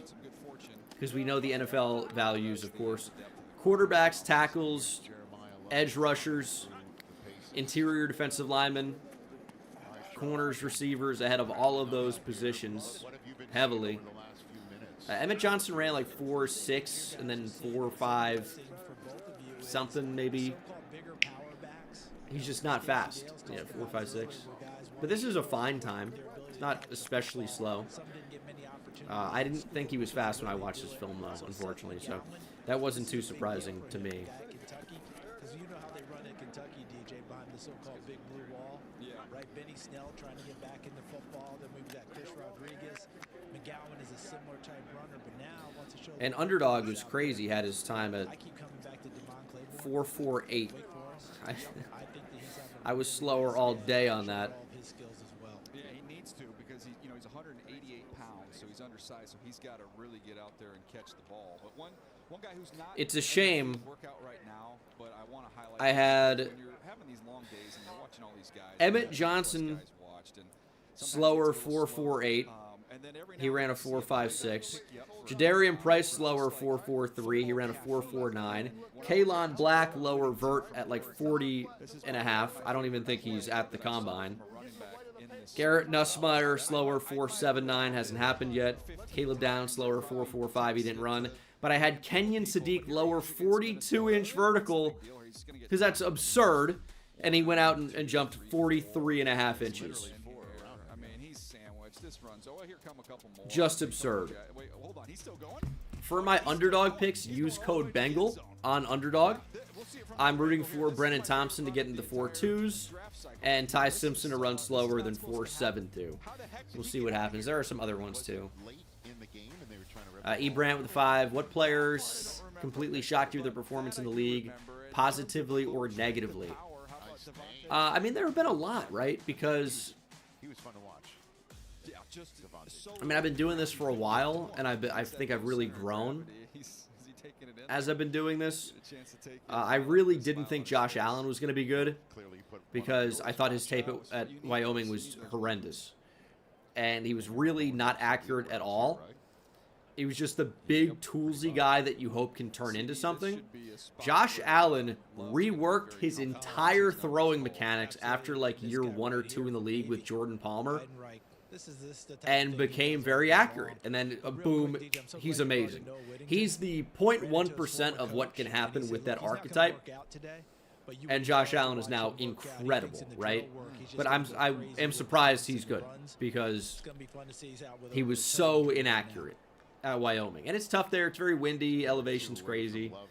But he was so turnover prone. And even so, in his first couple of years in the league, he was not good. So I didn't think he was going to be very good. Just watching the way he ran the ball on tape with Nebraska. Who else did I not think was going to be good? Also, it depends on what situation these guys end up going to, right? Because scheme fit is everything. If you get in the right role, you could be great or terrible. He sidestepped a photographer and then slipped on that. Who did I think was going to be great that did not end up being very good? Jan Miller can keep his good day. I'm trying to think. Not quite as natural catching the ball, but he's able to get it done. I mean, it's tough with quarterbacks, the hardest position. Just on the quarterbacks, like, you know, I believed in the potential of a Trey Lance or an Anthony Richardson, and at this point, they have not turned in anything. Body control and just balance and everything he does is measured. It looks good. I feel very justified by Gregory Rousseau take. I made a video talking about how Greg Rousseau I thought was an overrated prospect. He was mocked consistently inside the top 3, 4, 5 picks, and I'm like, I don't see this. For me, and then he went at like 30. So I feel like my take was extremely justified. I was high on Vernon Hargreaves, but that was also when I was first getting into it, right? That was like 2015. That was over 10 years ago. Or 2016. I don't feel like I was wrong on Bo Nix. I feel like I'm completely accurate with his assessment. Evan Neal, yeah, I was thinking Evan Neal's combination of athleticism and size was going to be too much. He did not handle the transition to right tackle well. Mahomes was my QB1, but that was 2017. If Mahomes was a prospect in this year's draft, would I have felt the same way about him? I don't know.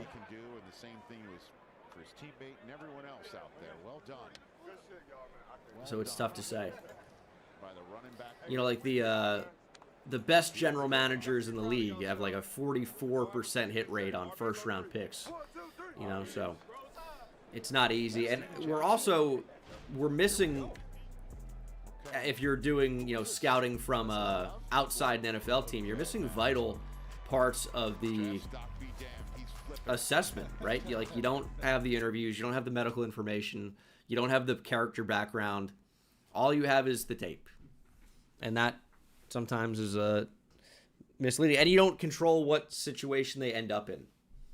That's tough. Yeah, I wasn't high on Dart. And he had a very good rookie year.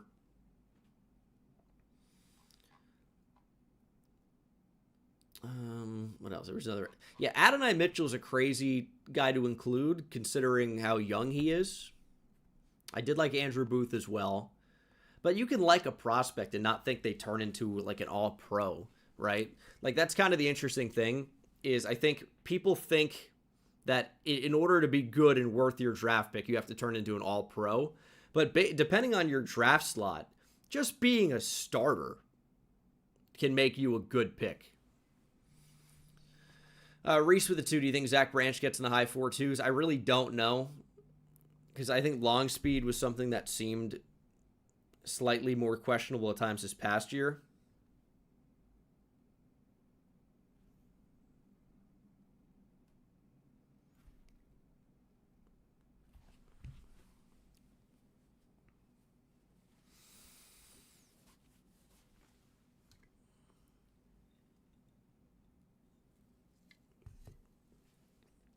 Wasn't especially high on Shuck either.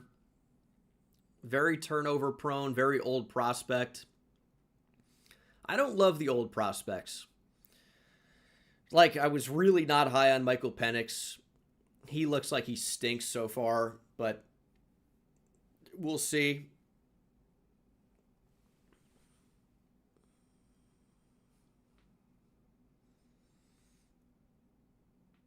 Any underdog picks for the wide receivers? I mean, we can take a look here. Are they even still going to be available? They might be. I don't know if it is. It's still available. I can't click on it, so doesn't look like it. Of the players I've already taken, though, Jacoby Lane, slower 4.52. Carnell Tate, faster 4.49. Denzel Boston, slower 4.51. J. Michael Sturdivant, faster 4.42. That's a bold one, but he's got a big track background. Brennan Thompson, faster 4.3, which is a crazy one, but we'll see what happens with that. He's got, again, got a great track background. And then I have Mekhi Lemon, slower 4.47. That one's a bit weird because he didn't look especially fast this year on film. However, in 2024, he looked much faster. So I wonder which version of Mekhi Lemon we get today. Do we get healthy Mekhi Lemon? And maybe he is going to be. Taylon Green, 43.5. I mean, we know he's a great athlete. That would be a very, very good jump. You were just trying to get below that number. Now, if you're running 4.5, people wonder where you're speeding. You want to run again. So, geez. Taylon Green, 43.5-inch vertical, broke Anthony Richardson's combine QB record by 3 inches. We'll talk about Jeremiah Love in a bit, but what about his running mate there out of South Bend? What'd you think of Jadarian Price? I thought Jadarian Price was terrific, and Daniel Jeremiah, our colleague, kept mentioning on the field in the drills, he might have been the best in show, as DJ likes to say. Look at the vision, the ability to just change direction so smoothly as they get, okay, which way? Okay, dude, every prospect and then, of course, accelerating and finishing. Is jumping like 40 inches in the vert this year. Being able to keep your eyes up, your feet moving, understanding where Look at all the 40s we have. Catching the ball in the backfield. A 40-inch vertical is ridiculous. 38 plus is elite.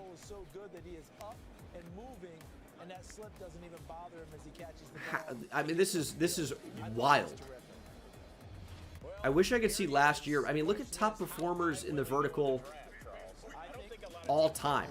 All time. Seth McGowan's here. Taylon Green's going to be here. Kenyon Sadiq is here. D'Angelo Pons is here. Sonny Styles is here. Eli Stowers is here. Kansas City would love him at 9. I don't think they even have a sniff of getting him at 9. We could be talking about inside the top 5 now with Jeremiah Love. Ashton Genty, the top runner in last year's draft. How do I sort by last year? I can't see Jeremiah Love going past that. I mean, it's going to be a way to do that? Deal about how you pair him, how you use him, and it's going to be a lot of fun to see because he can do it all. And it'd be fun to see what people say. How they rated Genty last year versus how they rate Love this year. 40-inch verticals is a average for an athlete, but you wouldn't know that, LOL. I think people may have a is that English? because of what we're seeing right there. We clearly see it's not average. Out of the backfield. Not that Genty can't. He's very good at everything. but this kid seems just a touch Oh, smoother boy. than what he's I doing. mean, the fucking morons are out today on a Saturday afternoon. Patron Allen out of Penn State. Yeah, Happy Valley to Happy Feet. Look, remember, he's had a backfield duo, he and Nicholas Singleton, and they wreaked a lot of havoc during their time there. Allen healthy and able to go. Singleton can. did not do any of his drills, didn't run the 40, trying to get himself healthy after a recent injury. I mean, we would. The highest last year was 43 inches. Work his way inside, catch the ball, get upfield. Heavy duty runner. And we have like what, like 4 above that already? Just ridiculous. Running football team. All right, Mr. Heidenreich was really interesting, obviously. From Do you think Talon could be moved like Malik Washington was? I thought maybe you were working as an agent for him. Was I able to be? I'm not sure on what that question is. Heidenreich. Loved him on tape. Loved him even better here in person. He's working with the running backs for the running back drill, so he will touch the football and have it in his hands as he did at Navy. But I think he's a slot back for all day long. Put him in the slot, let him operate. He can run the jet sweeps for you as well. Get him in the space, let him catch the football. And we saw all that on display in the flex bone offense that Navy has run. We saw running backs run. I think the quarterbacks are about to go. We do have, that's 2025. Do we have quarterback verts yet? I bet you can use him in the return game as well. They're not put into the system, but we know Talon Green was a 43 and a half. Oh, if we only had the body control of Jeremiah Lowe. If I could be that guy. As fast as 40 today. My bet is Brennan Thompson. Not that I bet on it, but that would be my pick. How much does this help him? I think it really opens up some eyes on him. I'm sure the scouts, who've done their homework, they knew that he was fast. Wow. But 4.33 fast, that tells me right there, that reaction, that he didn't think. Oh, Malik Cunningham. Right? Yeah, I mean, I think we talked about this yesterday. Knew Talon Green was a great athlete. I think there's a chance Talon Green does get moved to receiver or tight end if quarterback doesn't work out because he's such an incredible athlete. But here's my kicker. Stacey Dales did a great job chronicling Mike Washington Jr., all right? The emotion of running the 4.33, what it takes. Okay, I'm looking at this by the numbers. Here, let me by the numbers. So they're not the same height. They are 2 pounds difference. The 40s are not close. And the broad jump is within 2 inches.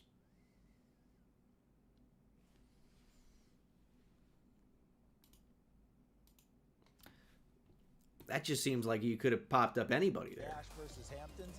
Everything else almost an exact replica as you go down the board. This happened before. But here's great Senior Bowl week as well. And as you sit there and you're Let's speed this back up. I'm tired of sitting through these interviews. Let's fast forward. Round 1 or 2. So you better get them. So these guys, they don't stick around real long. All right, let's check out more of the broads and verts here at the 2026 NFL Scouting Combine. These are always fun and always so important as well. So we'll face on 10-2 at quite a wide receivers have started jumping. to get to South Carolina. But finish strong with the That's going to be fun, man. Finishing strong here at the Scouting Combine. 37 and a half. I know we've seen these 43 and a halves and 45. Deion Burks, 42 and a half inch vert, 10-11 broad. A list of runners during Mark Stoops' time in Kentucky with a big offensive line. Look at 42 and a half. The big blue wall. He's the Also, if you didn't see, Fernando Mendoza came in at 236 pounds. Getting his opportunity as a big, strong, physical back. And you figure with Washington blazing a trail on the 40 the way he did, 10-8 on the broad, 39 inches on the vert as well. The explosiveness. All right, let's see Talon Green's 43 and a half inch vert. The numbers correlate. And that's what we're seeing from Mike Washington Jr. He's at the top of the thing, man. Back at the University of Arkansas on his pro day. But congratulations for getting even more eyes open than already were. Well, look, Mike Washington opened some eyes, obviously, with the 40. 6'6" with a 43 and a half inch vert. Wowing everybody right now. Talon Green, look at this number, Charles, on the side of the screen. 43 and a half inch vert for the quarterback, whom we are about to see work out. That is 3 inches better than anything we've ever seen out of that position since 2003. Anthony Richardson, of course, who was a top 5 pick.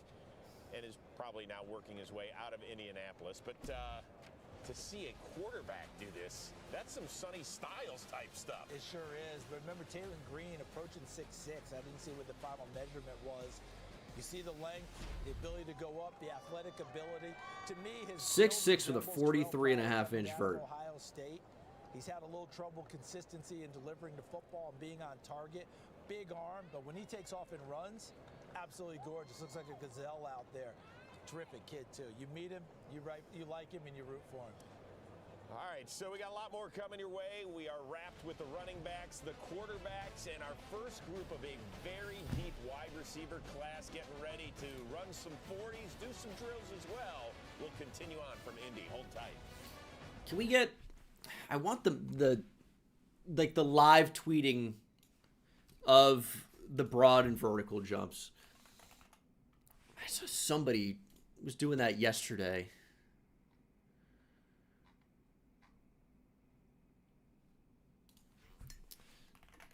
Let's see. Let me search Deion Burks.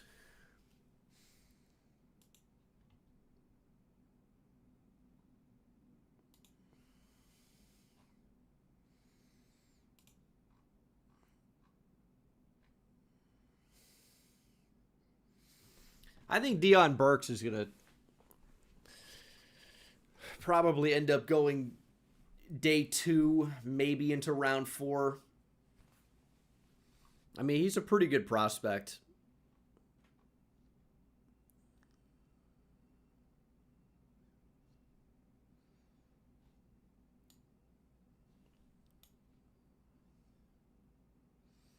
Also, this is a fun tweet from Andrew Siciliano that I'll bring up.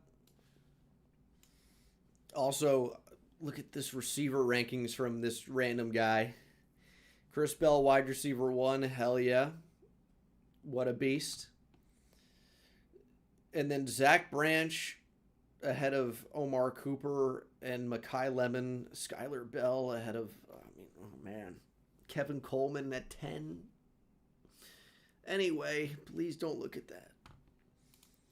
Andrew Siciliano, 2023 Purdue had Tyrone Tracy, Nick Scorton, Deion Burks, Max Clare, Dylan Thieneman.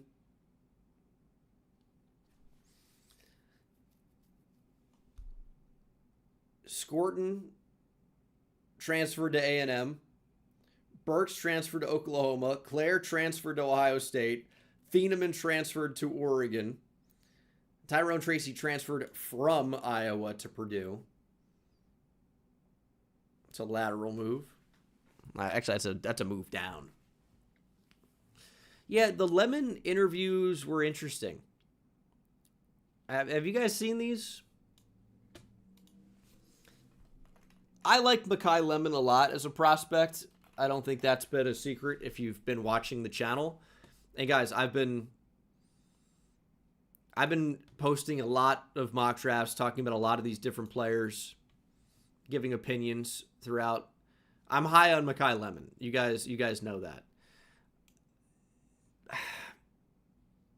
I didn't particularly care for... Oh, that's a tough one. I'm going to go 3 for you for sure. I'm going to go Jake Jettis. I'm going to go... I didn't appreciate the way he was talking. Mekhi, who's one NFL player you model your game after or look up to? I'd probably say Amon-Ra St. Brown. You know, what type of grit he plays with. You know, what type of way he can have a positive impact, you know, on the team without the ball in his hands. Mekhi, who's one NFL player you model your game after or look up to? Oh, that's a tough one. I'm going to go 3 for you for sure. I'm going to go Jake Jettis. I'm going to go Jamar Chase. I'm going to go JSN. Oh. Like this was a this was a funny meme, man.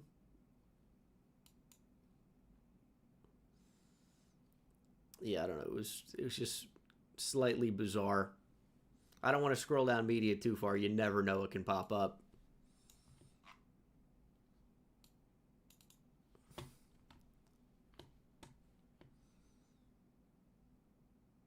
Taylor Green 11-2 broad jump. Was that the quarterback record before? Either is traded or released from the Arizona Cardinals. Both of them have guaranteed money from their current teams. Offset, so that means both will play for the minimum. Justin Fields could be in the same situation. Kirk Cousins, when he's released, same situation. Geno Smith, same situation. That is a lot of veterans available for nothing. Well, how quickly can those situations be resolved? Because fans often hear, well, it's got to be a post-June 1 cut, and people get a little bit confused on when we can get that quarterback on our team. Well, first of all, teams can announce whenever. Like, theoretically, they could. I mean, the Falcons have said Kirk Cousins is being released. Right. There's nothing right now stopping the agent for Kirk Cousins, Mike McCarthy, from saying, all right, let's figure out a deal. You know, you have the Tua situation, you have the Kyler situation. Their agents, they're going to want some finality and to know, like, am I free or am I not? I wouldn't be surprised if we start getting some of those next week. So the quarterback fireworks could actually be going much earlier than things usually do. And doesn't this feel like a year that it's fantastic for these veteran quarterbacks, because this is not shaping up to be a monster draft for the collegiates. So if there's ever a year that you're going to be a free agent and want to move to another team, as Ian said, play for the minimum and maybe take over a starting role, this is your chance. Or even become a key backup somewhere waiting for someone. Wouldn't you want to get yourself to the Los Angeles Rams and get positioned right behind Matthew Stafford? Because this does not... Well, we'll see what running backs end up doing the three-cone. It's something that matters a bit to me, but a lot of guys just don't do it anymore. Hopefully we will chop it up with him at some point. He's not expected. Like, it's really tough to get the combination of amazing height, weight, and straight line speed, but also be agile. It's kind of a question mark. We have a couple of guys. Trinidad Chambliss is going back to Ole Miss, so he's not here. He's not going to be drafted. And Carson Beck from Miami will be the other. And Aller's a guy who's kind of got lost in the mix because he didn't finish last season due to injury. But he is a guy who was highly touted from the time he came out of high school. He was a guy who was supposed to be leading Penn State towards a national championship chase last year. Ends up getting hurt, can't finish the season. Things go haywire at Penn State, and there's a lot of changes now. But he has the frame, he has the arm. You have the you love what you see from him in so many different ways. But he's got to come back, prove health. And Kejuan Lacey, RB1 next year. Man, I like... Waited his turn at Georgia. I like Jaden Baugh a lot. I like Ahmad Hardy. Gets hurt and has to change schools and go to Miami. And what does he do? Helps Miami get to a college. Andre Dunbar, thanks for the 5. Bengal, how do you feel about Barry and Brown and Chris Hilton, two LSU receivers? Both can really run. Barry and Brown's fun because of all the different ways you can use him. Chris Hilton's maybe more of just the straight line burner. I mean, he's a true track guy. I'm going to be really interested to see what he runs today. I think a lot of people, maybe even including myself, have already decided that Brennan Thompson's going to run the fastest 40 today, and maybe he does. But Chris Hilton is going to be in the conversation, I think. I'm not so sure about that. I've spent a lot of time on the concourse here talking to general managers. Plenty of intrigue, especially in Aller and Nussmeier. Both those guys, great pedigree, supposed to be big-time stars this year. Nussmeier, obviously Aller had the injury. Nussmeier fought through a oblique injury that really affected the way he threw all season. When are these quarterbacks coming out? I'm intrigued to see them throw fully healthy, and we could see one or both of those guys. Yeah, maybe it's Kendrick Law too. I don't know if I'd use the word for sure. Kenny Pickett year, and then the next two came off in the third round, although I don't think that's going to happen this time. But it's going to be interesting, and as you said, when we see them throw fully healthy, that could change things. Let's focus on the presumptive #1 overall pick, Fernando Mendoza. Is there anything new with him? He's smart enough to know where and when Tom Brady was drafted. It was actually, seriously, had a great media moment. Jaco with a 10. How do you compare Mendoza to other clear #1 QB prospects like Caleb, Bryce, Cam? Clear is an interesting word there. Thoughts on Pat McAfee declaring him generational and a future top 3 quarterback? I don't care about the last part. Drake May was my #1 quarterback in his draft class. I had him slightly above Caleb. I thought it was like a 1A, 1B type of situation, and Drake May was my QB 1A. And when I released my big board, it was Drake 1, and then Caleb 2. So I don't know if he was a clear #1 QB. I didn't think so. I don't know that Bryce was clear-cut #1 either, because a lot of people preferred CJ Stroud. And then Cam Ward, I guess, was clear-cut #1. I think Mendoza, to see that team 5 times. Super high floor player. I'd put him above Bryce and CJ Stroud. Cam Ward has more probable like improvisational ability. And I would put May and Caleb. And maybe Jaden Daniels ahead of Mendoza, maybe. But just got hit behind the line of scrimmage. I'm fairly high on Mendoza. When you're leading the league, it's a good question though. That tells you a lot about the quarterbacks have not run yet, so Taylor Green has not run yet. Silver and Black need plenty of help in the draft. They also could get but we're going to see that soon, hopefully. I love the chatter. Do we have it? I haven't watched Drake Lindsey film, but I've watched him play. Do you even sleep when this happens during the free agency frenzy? No. Excellent. Could you run next week? I think Mendoza would have gone ahead of Penix and Nix in that draft class for sure. That is all we got. All right, we got much more coming your way. The running backs are just wrapping things up on the field. I see you, Fernando. You can smile with the rest of your quarterbacks, but we will hear from the top running back in the field, Jeremiah Love, with Stacey Dales right after this. You know what? We'll do what we've been doing. Let me hide the chat. Let's rip an immaculate grid. Give me the Giants one time, dude. Okay. Can we see this? We have... Let me see it enough. We have Jets, Saints, and 10-plus rushing touchdowns in a season on the top. We have Texans, Chargers, and 1,000-plus rushing yards in a season on the left. Jets and Texans to kick us off. Ed Reed is like the go-to that I would think of here. He'll be pretty popular.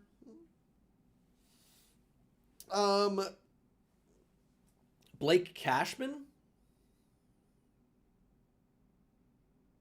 Blake Cashman was a Jet, right? Oh, I'm going to do...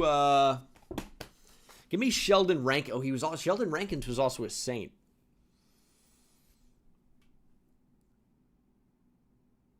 Do I want to go Saints, Texans? I mean, Tyrann Mathieu is a Saint Texan. I think I'm going to rip Blake Cashman. I'm pretty sure he was a Jet. I'm going to be annoyed if he wasn't, but yeah, he was. All right, and then we'll go Sheldon Rankins. Back-to-back 1%. I think I've got a disgusting one for Chargers Saints. Was Forrest Lamp a Saint? He was. Forrest Lamp, former second round pick by the Chargers. 38th overall in 2017. Did get to the Saints. Jets, Chargers.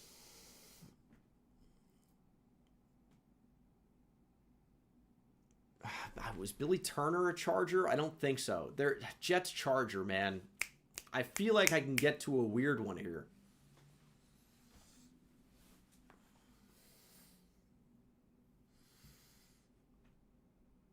Jets, Charger.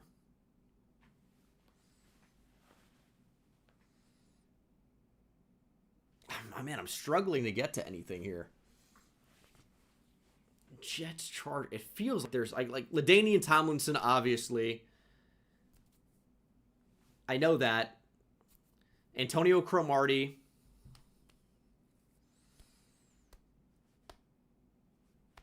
Was Alec Ogletree a Charger for a second? I don't think so.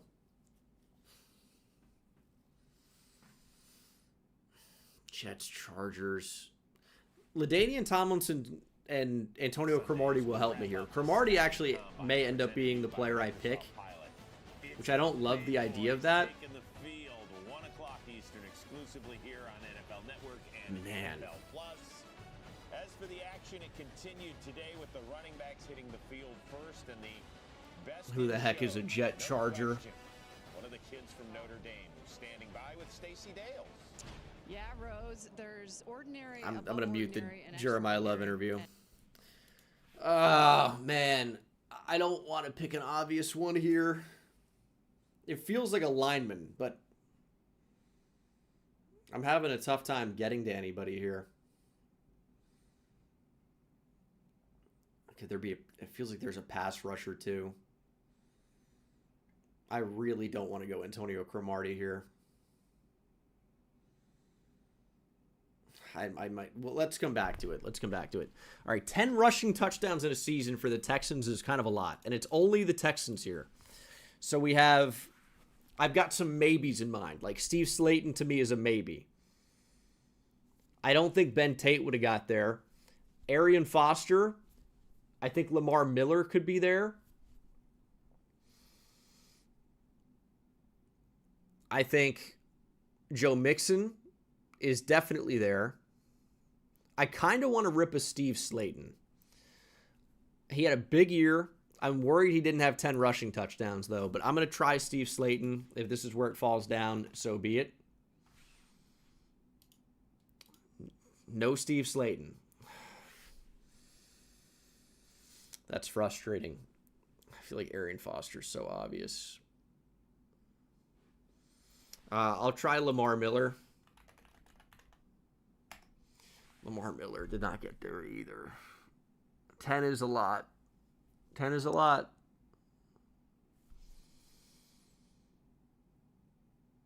I mean, how many of the Texans even had then? I mean, less than 5, surely. I can't type Arian Foster here. I got to get slightly more creative than that. Also, I am curious. How many did these guys have? Lamar Miller never had more than 5 with Houston, despite almost 1,100 yards in a season. How close? Steve Slayton had to have been so close. 9. He had 1,300 yards rushing almost. 9 touchdowns. 10 is a lot. We talked about that. Okay, what about Chargers? Give me Marion Butts. He didn't do it. What about Natrone Means? He did do it. 13%. God. How close is Marion Butts? 9. 8. 8.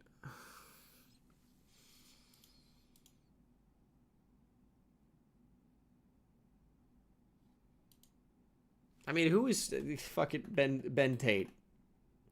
Ben Tate definitely does not have 10 touchdowns in a season. How many touchdowns did Ben Tate have? 4. Okay.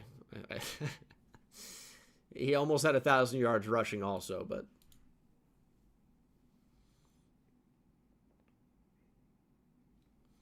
I feel like I'm just going to go Arian Foster, but there's got to be a third one that I'm not thinking of. Arian Foster for sure. I've considered Vontae Leach as like a fullback. But I don't think he would have had 10. Let's see how many Leach had. Still waiting for quarterbacks, by the way. Leach never had more than 2, despite being like Pro Bowl, maybe even All-Pro with this team, yeah. More of a blocker. I've got to be forgetting somebody.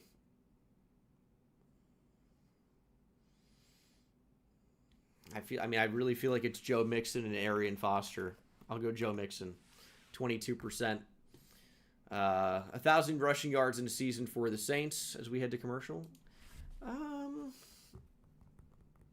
Deuce McAllister. Would Reggie Bush have gotten to 1,000? He might have been close. Pierre Thomas might have been close.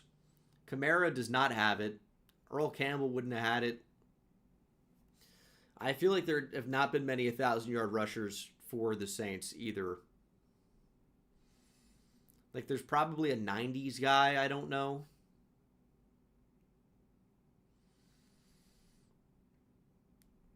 I really don't want to have to go Deuce here, but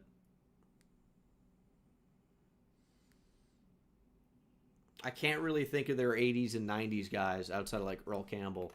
I'll go Deuce. That's a tough one. 30%. Jets 1,000-yard rushers. This is another, I feel like, team that probably doesn't have a lot of them. I'll try Freeman McNeil. He's 7%. Chargers, Jets, just to get one. I'm spacing on this. I'll have to go Cromartie. He's only 8%. And then 1,000-yard rushing in a season and also 10 rushing touchdowns in a season. Didn't have to happen in the same season. Give me Rodney Hampton of the Giants. who is 0.2%. And I'll bring the chat back up.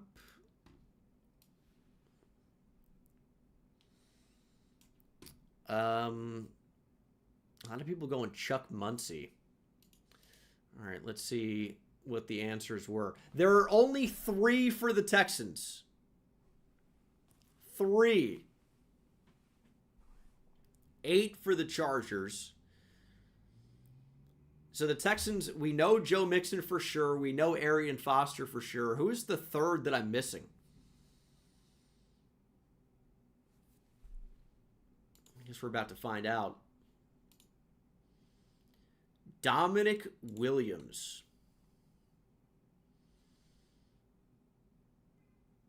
Also known as Dominic Davis.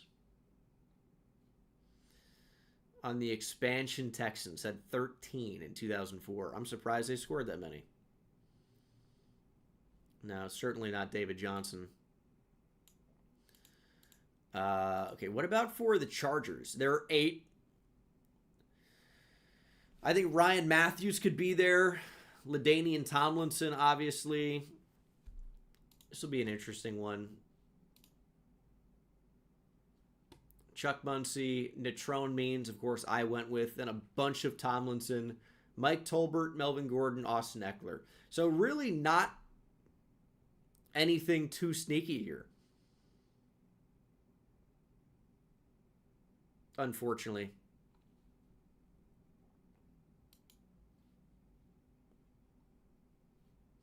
Jets, 1,000-yard rushing seasons. I went with Freeman and McNeil.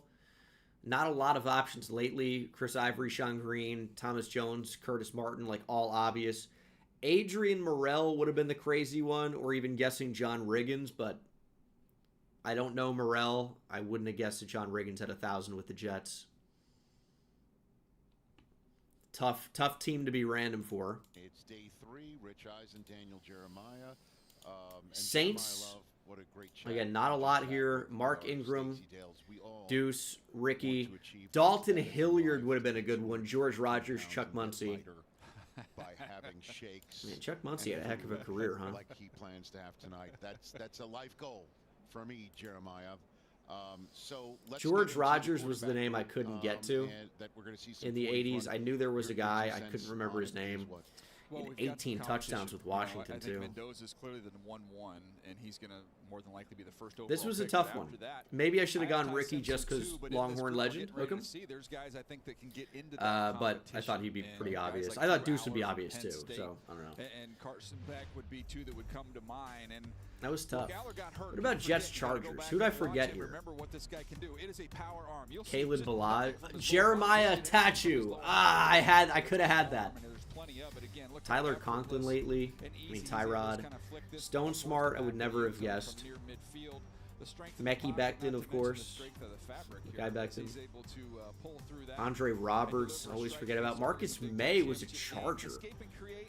Okay, that's not something he majors in, but he does. O'Day Abushi. With some of that athleticism, and the comparison is Danny Woodhead. We just talked about him. The one you see at his best is Joe Flacco. All righty, it's time for the 40-yard dash. Lorenzo Neal. Sports Madden NFL. Taylon Green, by the way, who is. I'm surprised group 8. That Antonio Cromartie was only 8%. Taylon Green. Yeah, I don't do quarterbacks. Quarterbacks are always obvious. You can't do a not obvious QB, more than likely. All right, we have 5 quarterbacks running. We'll kick things off with Luke Altmaier. So the Haynes King number on Underdog was like 447, 448. If Haynes King is in the 4.4s, I will truly be blown away. I know he's a good athlete, but that's such a fast time.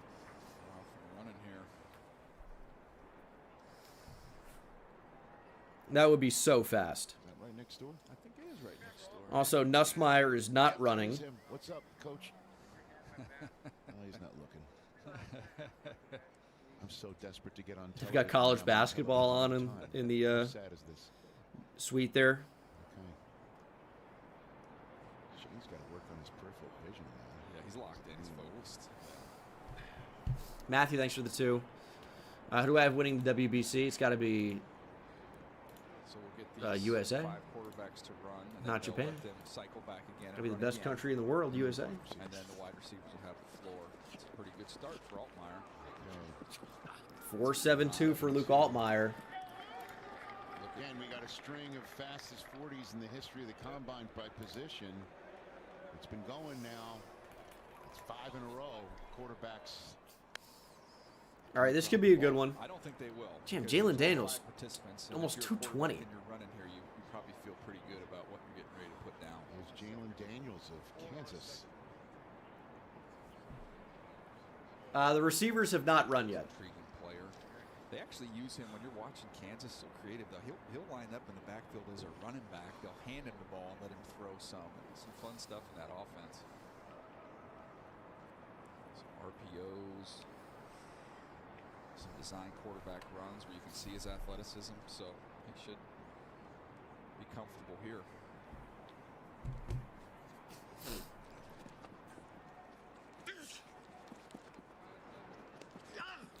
$4.70. Quarterback that works. Charles Davis. Hey guys, and DJ, you're talking about Jalen Daniels at Kansas, and is Haynes King is surely not going to run the 4.4s. Quarterbacks on the field, so people see that. Taylor Green, I think we're all. I'd be so happy to be wrong on that. During the Senior Bowl, DJ, so can't wait to see him open up and sprint.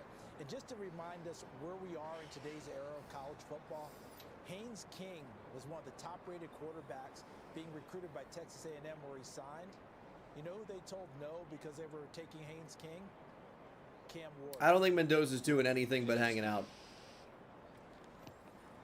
Here's Joe Fignano from UConn. 4.84. A lot of people like him. Should I mention that a lot of people like him? Used to seeing UConn run in this building for Final Four that's coming in April. Exactly. By the way, I saw the Nets. Did you see that? All right, here's Taylor Green. This should be a fun one. Down there. I think his underdog, faster, slower, was 4.51. I think that's a pretty good time for Taylor Green. His QB vertical is the highest ever at the combine since 2003, but ever. 43.5 inches. Nobody's even close. Anthony Richardson, not even close. Now you're back. Let's go, Taylor Green. He is striding it out. 4-3. Whoa, okay. Also, Daniel Jeremiah is going to stop copying what I'm saying, brother. That's got to stop happening. 11-2 broad. Good night.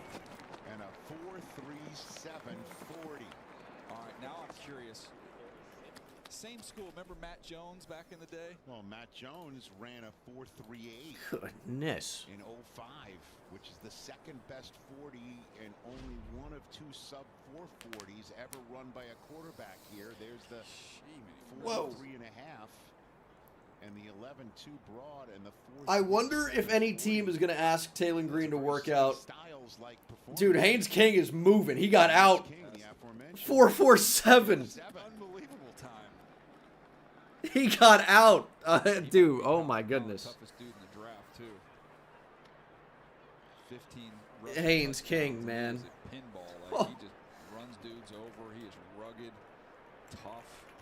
4.47 matches Marcus Vick of 2006. Dude, as the goodness. fastest time ever recorded for a quarterback here. Reggie McNeil of A&M back in 06 with a 4.35, and it's entirely possible that we just saw a matching of that. That's pretty cool. Reason to smile. Wonder what that official ends up being if it is a 4.47. He's not on the phone with Stefanski.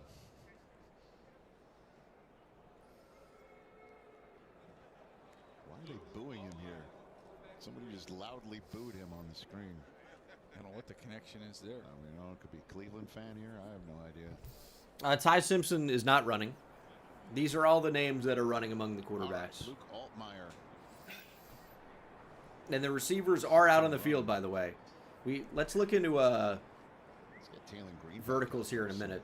Right? I mean, Haynes King running in the 4.4s is no joke either. Of course not.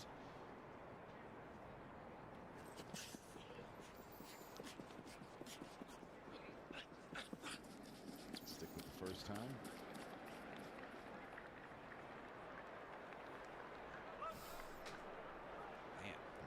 Haynes King just beat out Matt Jones 21 years has apart. just tied unofficial Marcus Vick in the 40. Haynes King is now sitting at the tied for 6th fastest 40 in combine history for quarterbacks. And Taylor Green ran a tenth of a second faster at 4.37. He was right around that time. Well, I'll tell you what, this quarterback. The Ravens talked about should draft Taylor Green. Yeah, I think they're going to do it. I think they're all right. Yeah, the average fastest time all time for quarterbacks is 4.59. There's a 4.66 for Jalen Daniels, a nicely improved time for the Jayhawk. As in Mike Vick? No, not as in Michael Vick. As in his brother Marcus. Do you guys not know about Marcus Vick? God, I feel old.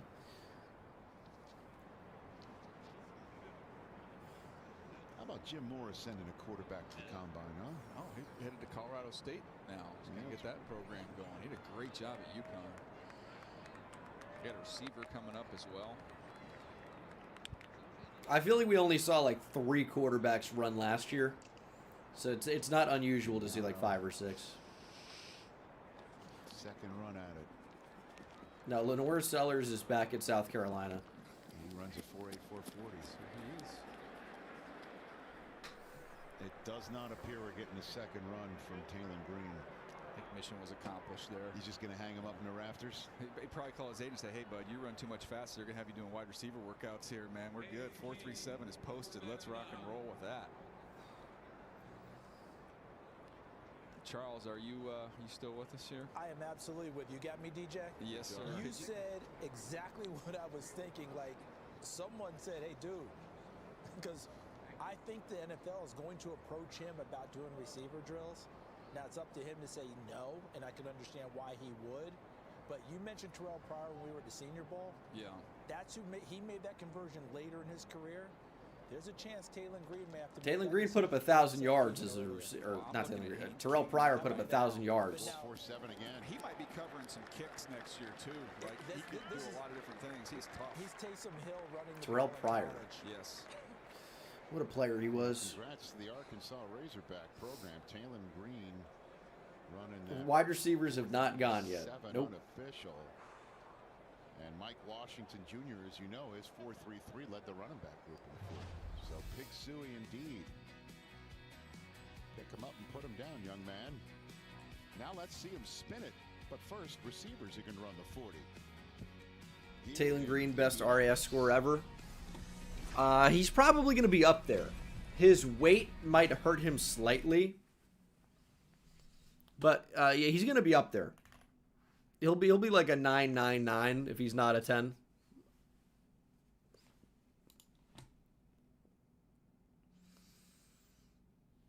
I mean, we can calculate it if we want to. Let's bring this up here. Name Taylor Green. Position quarterback Arkansas. Hand 9 7/8. Arm 34 3/4. Height 6'6" flat. Weight 227. 40 was a 4.37. 20 we don't know. It would have to be projected. But the 10-yard split is a 1.52. Bench we don't know. Vertical was 43.5. A quarterback record. Broad jump 11.2. I think also is that a quarterback record?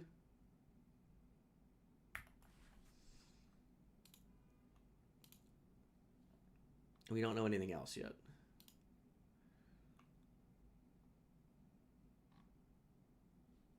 Okay, there's a random slash there. Not need to do that. Just need to do 11. 11-2. Try that. Nope. How do I input this?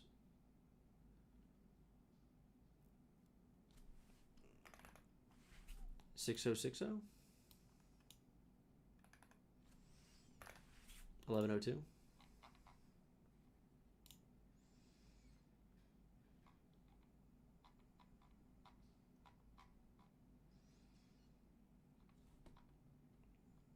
Yeah, they're doing it in the actual, like, I don't even know what to call it. The scouting units there. Can we actually build the card though? Why is this not popping up?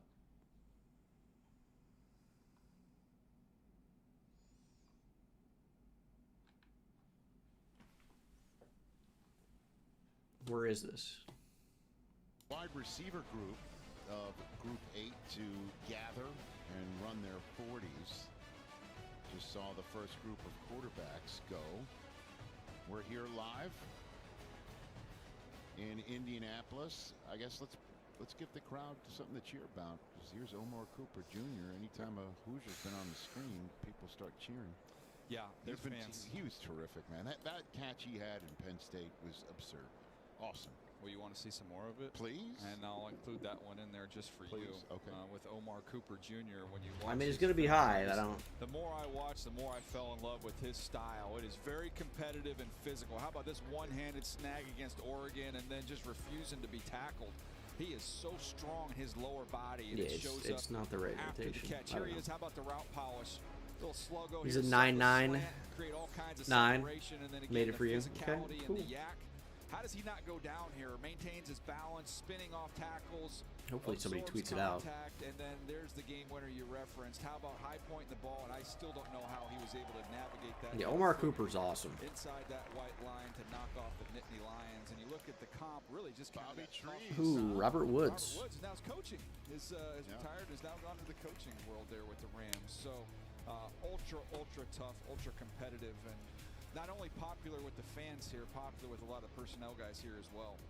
Also, yeah, did Diego Pavia apparently had a bet with Johnny Manziel for $1,000 he'd run a faster 40 and then didn't even run? Yeah, they like it. Didn't he? I think he got both feet down in Penn State, didn't he? Did he get the other one down as well? I think he did. It's stupid. If my memory serves, should not be possible. I think he's just like, yeah, I got to put something on tape for the Pro Scouts. Here's my second foot.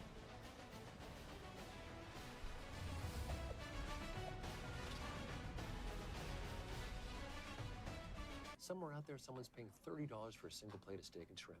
What? Add a lobster tail and you push.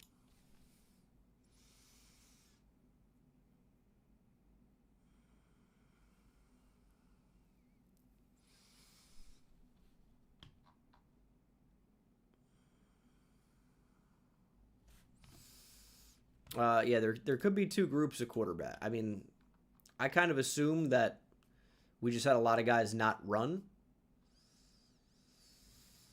But there could be two groups of quarterbacks. And maybe you'll see Sawyer Robertson, Cole Payton, Ty Simpson.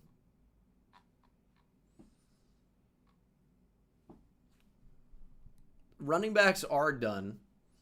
Quarterbacks are just getting started. Receivers have not gone yet. Yeah. Typically, the way it works is half quarterback and wide receiver in the first group, half in the second. That is true. But with all the opt-outs, I thought, all right, maybe we only have a few guys. Especially with how many were invited. This is not that many quarterbacks. It's probably about what there usually are. But, yeah, I figured just Drew Aller, because it's alphabetical, typically. So, figured Beck wasn't doing anything, Aller wasn't doing anything. Or running, at least, I should say. The receiver I think will have the best 40 this year, I think, is Brennan Thompson. I've talked about him a lot. I think Chris Hilton's going to be in that conversation, too.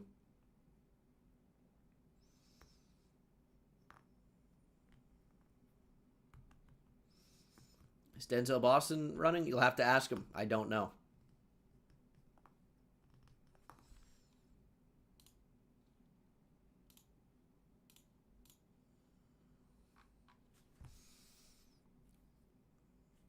Best 40 for a quarterback? Well, I think it's got to be. I was going to say Taylor Green. 06 Reggie McNeil. Not a guy I know.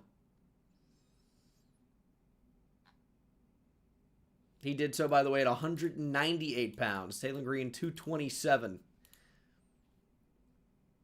Basically ran the same 40.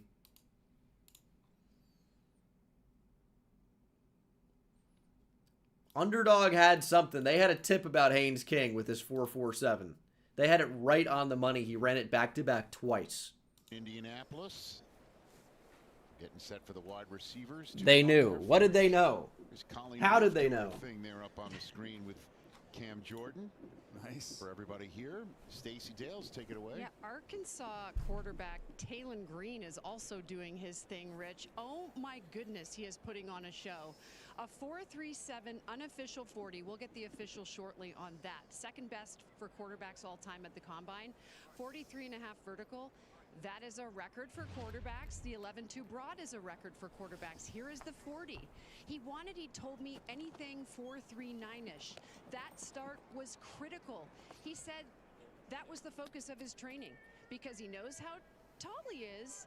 He needed to get out quickly, and there is the vertical, which, by the way, he said to me is the highest he has ever gone. But going back to that 40, I was standing with him. I'm 6 feet tall. He said to me, listen, I'm 6'5", 6'6". The start seems like he's 6'6". Huge emphasis in my training. He absolutely nailed it. His comp, by the way, is DK Metcalf. Wow. Look at those numbers. Taylor Green, DK, of course, the 6'5" and 7/8. DK 6'3" and 3/8. 227 for Green. DK is 228 pounds. Taylor Green 4.37 unofficial. DK 4.33. He said that his adrenaline was on fire. Hey, and then the vert was significantly better for Taylor Green. He's a freak. We're right there with you. His adrenaline was so on fire that he took the advice of his trainer, and he said to me the advice was, adrenaline is one hell of a drug, Rich. It is indeed. How's his tape? He's interesting, and someone who I pegged as like a, fourth, fifth round with some upside and a little bit of rawness to him. He's so long. He's got a little bit of a longer delivery. He's constantly moving the launch point. He's got a big arm. He can drive the football. He's an interesting player. More consistent with his accuracy. That's where some of the development comes in. The other name that I wrote down, just watching how he threw the ball, CD, was VY. Kind of reminds Vince me Young. of Vince Young, how he kind of threw the ball with his hand kind of underneath it. Yeah, absolutely. And when you watch him play and see the number and the build, it's hard not to get there, isn't it? But it's interesting because Stacey Dales just did a great job documenting the day that he's having so far. So the wideouts haven't started running yet, but we do have like verticals and stuff coming in for them. Jeff Caldwell, he was in my video as one to watch. Jeff Caldwell, 11.2 broad. What would you do if wow. he did approach you to do wide receiver drills? Remember, you just comped him to DK Metcalf. He said, absolutely not. I'm a quarterback. There you go. That's the Lamar way of doing it. Yep. Remember that? And he was a Heisman Trophy winner. Famously, you know what I mean? Like, what a start. Another. But that like if I had to do a top 5 list of absurd combine moments. Come on, man. I remember all he's done is 2 MVPs and maybe a third. I mean, the idea, let's get guys who consider themselves quarterbacks because they. What else do we have here? Skylar Bell, 41. Just happen to be physical freaks. The days of saying, you know what, also an 11.1 broad jump. All the things that you've worked hard. I like Skylar Bell as a prospect. I think he's going to be a day 1 starting slot. I didn't know he was this level of explosive athlete. Thought he was quite a good athlete. This is incredible to start. Again, Deion Burks off to a great start. Kevin Coleman, Mizzou Dynasty legend. 38.5, 38 for Zach Branch. Malachi Fields, 38. Cooper, 37. Not a bad jump for Denzel Boston at 35. Well, it's great to hear. Jeremy Bernard down here, not super surprising. Malik Benson and Chris Hilton down here, but they're going to run insanely fast. Require a little patience and a little time there. Same thing with the guy who just won the Super Bowl. Fair. You know, or Malik Willis, who came in. So I wouldn't worry too much about these. These are track guys. Vinny Anthony the second. You're Malik Benson's about to fly. You're going to see some times here today. And here we go. Vincent Anthony. That might be the slowest one of the day. Seriously. That might be the slowest one of the day. Quick with the ball in his hands after the catch. Tracks the ball well. I'd like to see if we get a chance to run a little faster on the next run through. I mean, Chris Brazel could fly. Barry and Brown. 10 list for fastest 40s run here, as you could see on the screen. You got to be sub 4.3. If you're not sub 4.3, need not apply. Need not apply. Well, we're going to see some sub 4.3s today. In the second group on paper, we could be chasing a record, but we're going to see some big times. I mean, we're about to see some big times now. Of Georgia. The number of the top 10 receivers in receiving yards last year, the average 40 was 4.47. Because I guess Skylar Bell's a good athlete. He's fast. He's going to run pretty fast. Malik Benson should be insanely fast. Zach Branch should be in the 4.3s. Brazel, I think, can touch 4.3. Barry and Brown, 4.3. 5 flat. Yep, running backs are done. Defensive lineman group, linebacker group. I mean, Barry and Brown didn't do much because the LSU offense didn't do much this year. And he's always kind of been like a fun gadget type of player. We've ever seen. They've got to break the average time of 4.59. All right, this is going to be the first real one to watch. But again, Benson, Branch, Brazel, Brown, Burks should all be running pretty well. Like outside of Jeremy Bernard might be a little bit slower. But outside of him, all of these next ones should be probably 4.45 and under. Plays inside and outside.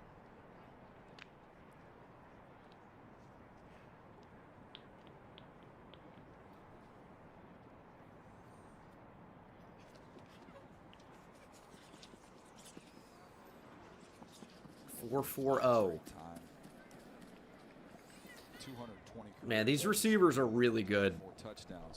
We're going to see a lot of receivers go in the first 50 picks. Always in the business. All right.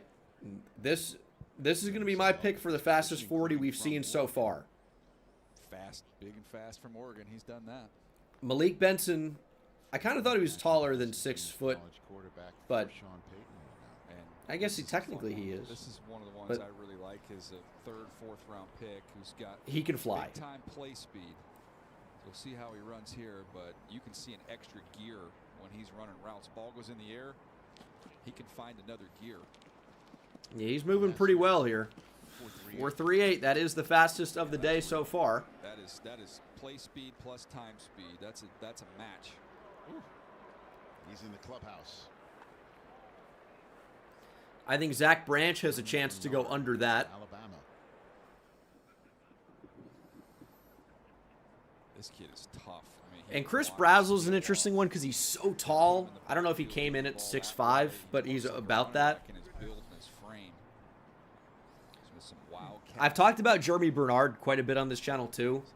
I don't think he's a first-round receiver prospect. I think he goes somewhere firmly on day 2. I think he is steady, reliable. He's got good hands. He is a solid player. He went with his coach to Alabama. 4.52, not too bad. So receivers are running, and we're running pretty good. To a commercial break, but no, why commercial break right now? I'm not moving. I'm quite. Oh my goodness.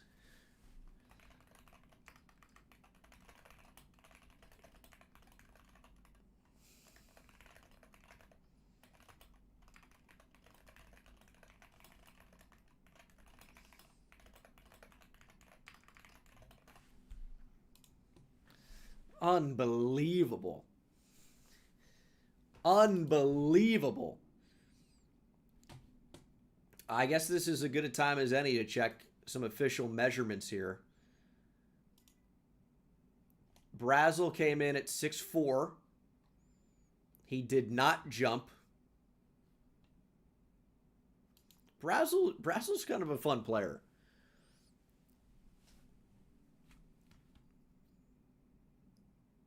Mike Washington, best RBRAS of all time. Well, we haven't seen agilities, but he might not be doing any of that. Dude, Eli Heidenreich. Unofficial 912. Adam Randall 942. Seth McGowan 963. These guys are just so athletic. So we do have a short shuttle time from Seth McGowan. Washington has not done agility testing, but that's pretty good.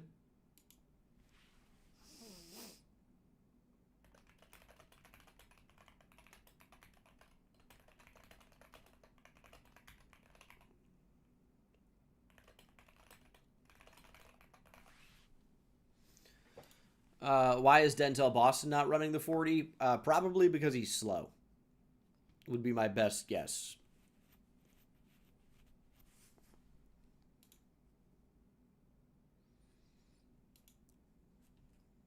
I did not see his name on the list.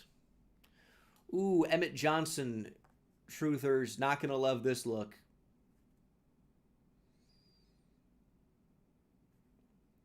.585.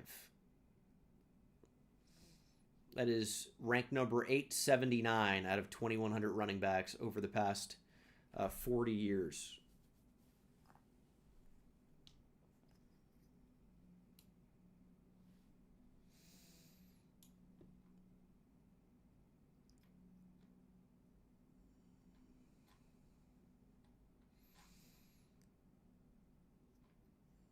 Dude, I can't believe they sent us to commercial at this point.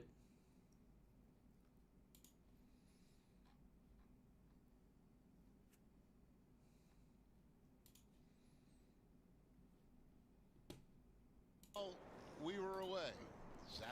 Here's Zach Branch. Does he get into the 4.3s? He's zooming.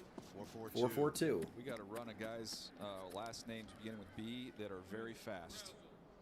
Chris Brazel of Tennessee. Brazel's striding it out too.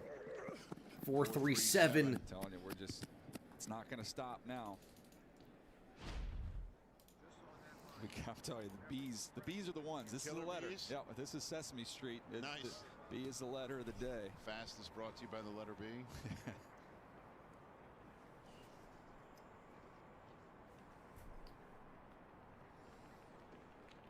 Here's Barry and Brown of LSU. We'll talk about wide receivers from LSU. We need the full day. See where Barry and Brown is. There he goes. Looks like a pretty decent start. 4.41. Good time. He can run even faster than that. That's a great time. All right, this one is gonna. See, it's a seatbelt run here. Is it really? It's a seatbelt run. Deion Burks. Neon. Quarter inch under 5'10", 180 for the Purdue transfer. Explosive. Oh, look at his quads. See where his power's coming from. Mm-hmm. Yeah, he looks like a track guy. He had a 42.5 vert. There he goes. This is a really good start. He got out. 4.33 for Deion Burks. That is the clubhouse leader now. And he does, in fact, go around the end. There's a little stumble there with his third step or so. I think he could get under 4.3. Flying. Another Deion, huh? That's who he reminded me of, and is significantly faster when I watched him on tape. And he carried a little extra weight when he was playing in the fall. He looks like he's leaned up. I think he'll get back over 190 pounds, but that same height and then that same ability with the ball in his hands. I know the production wasn't exceptional. He was at Purdue, and there wasn't great quarterback play there. And then a year ago at Oklahoma. All right, this one's another one to watch, and this is a big receiver. Hung up on the production with him. A little bit of a slower start, but he's going to eat up some ground here. 4-3-2 for Jeff Caldwell. Stand up for letter C. Not only representing his school, but that is A+ from Jeff Caldwell. Stacey. Wow, these guys are flying. We just saw Deion Branch, Rich, set the tone, and it's a really cool story for him. Sadly, his mom passed away when he was just 13. She shared the name Deion, but she's the one responsible for getting him into football. He was so energetic. He loved the WWE. 6'5", 216 pounds. Put him in football, and they have the for Jeff Caldwell. The honors are every day, so I know he's thinking about her, Deion Burks. After that run, and we'll see what he does next. Kevin Coleman Jr. At Chris Hilton. Watch out for Chris Hilton.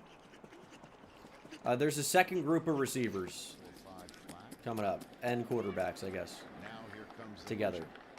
So we still could very easily see other guys. I guess Casey Concepcion did not do anything. Home game. It's a home game. Big round of applause for Omar Cooper in Indiana. National champion wide receiver. In front of the home folks here in Indianapolis. Ready for his 40. Aaron Anderson's in the next group. Why would it not be alphabetical? Hometown kid from Indianapolis. I think Omar Cooper could run pretty well. Anything in the 4.4s for him would be pretty nice. I think he could be low to mid 4.4s. 4.47. That's a good time for him. Not bad. Yeah, it's toughness and the physicality, the ball skills, and that's plenty fast enough. He's awesome. I wrote down in my notes he's the Ramsiest wide receiver in the draft. Why is that? Those guys, just there's a toughness to how they play. You think about going back to Cooper Kupp previously, and obviously what Puka's done. There's a lot of similarities in play style. Caleb Douglas, some people like down the board quite a bit. Certainly did not benefit from quarterback play.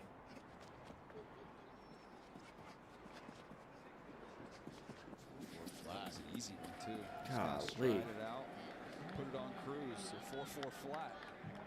Omar Cooper is Indiana, not Notre Dame. Malachi Fields is Notre Dame coming up.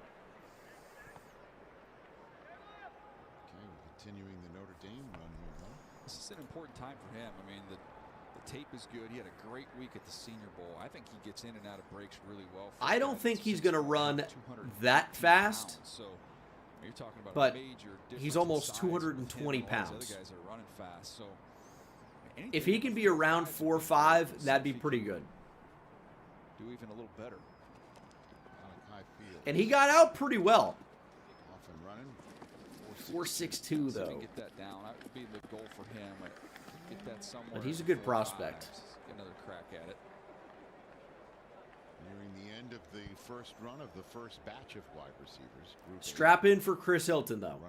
I'm telling you guys, Chris Hilton can absolutely fly. Chris Hilton's on 4.2 watch. Legitimate 4.2 watch. We have Emmanuel Henderson before that, though. And this looks pretty decent. Another long strider, kind of looks like a track guy. 4.44. Here we go, though. Here we go. I'm going to wake the cat up. I don't want to do it. Nice job from Emmanuel Henderson Jr.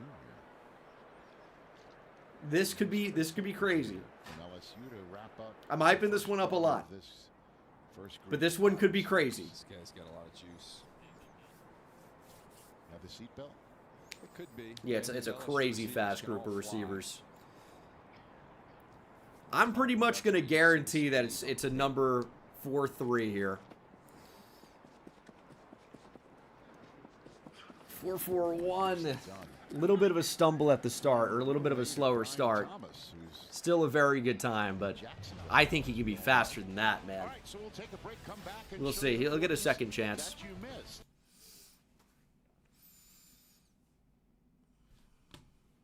We shall see.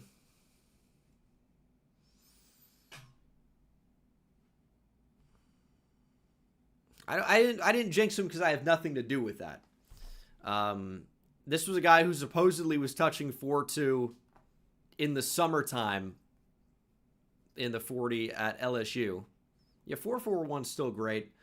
I think he can get into 4.3s for sure. But it's a little bit disappointing for him when his calling card is just incredible speed. But 4.41 is still flying. I feel like that's being fairly disrespected. Yeah, Brennan Thompson definitely on 4.2 watch as well. We'll see if that happens. Yeah, it's an insanely fast group of receivers. But Barry Brown and Chris Hilton were both supposed to get down there. And both were at 4.41. These LSU receivers need to find that extra gear. That would definitely be fun. Who has homered for the Yankees today? Austin Wells, but Kennedy Corona. Who the heck is that guy?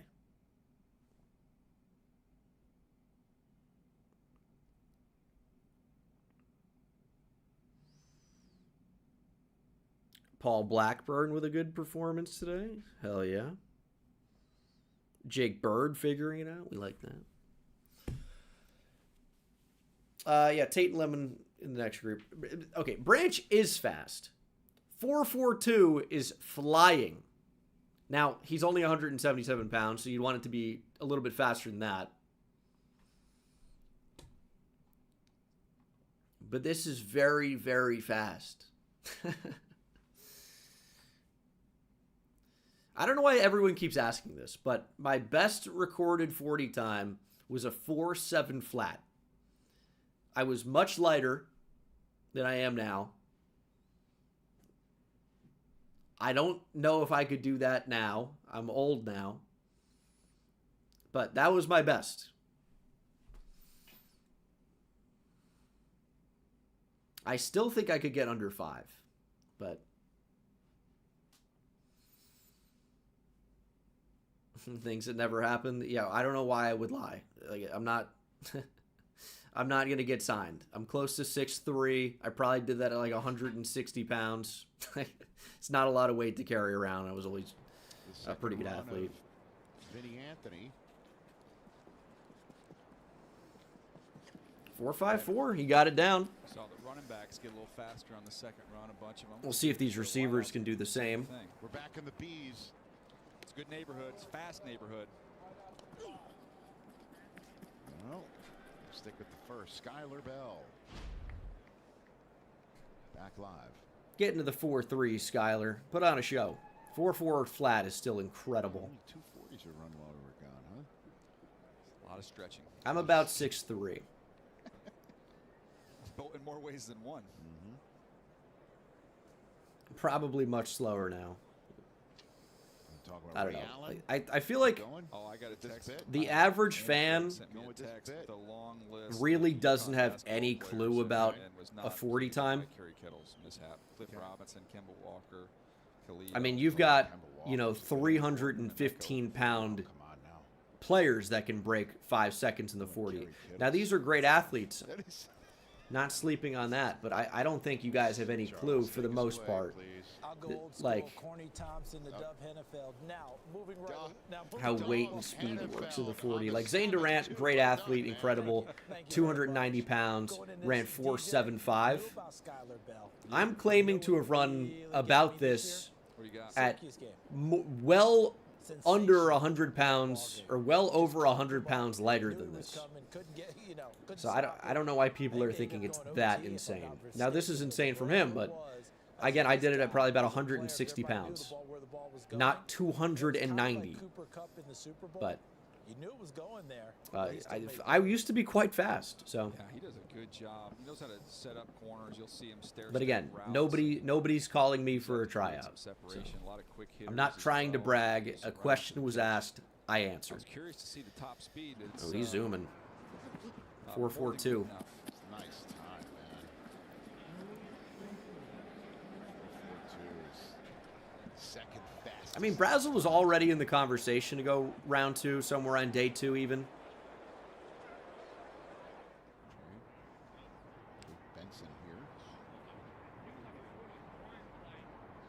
He's the first to go sub 4.4 this group.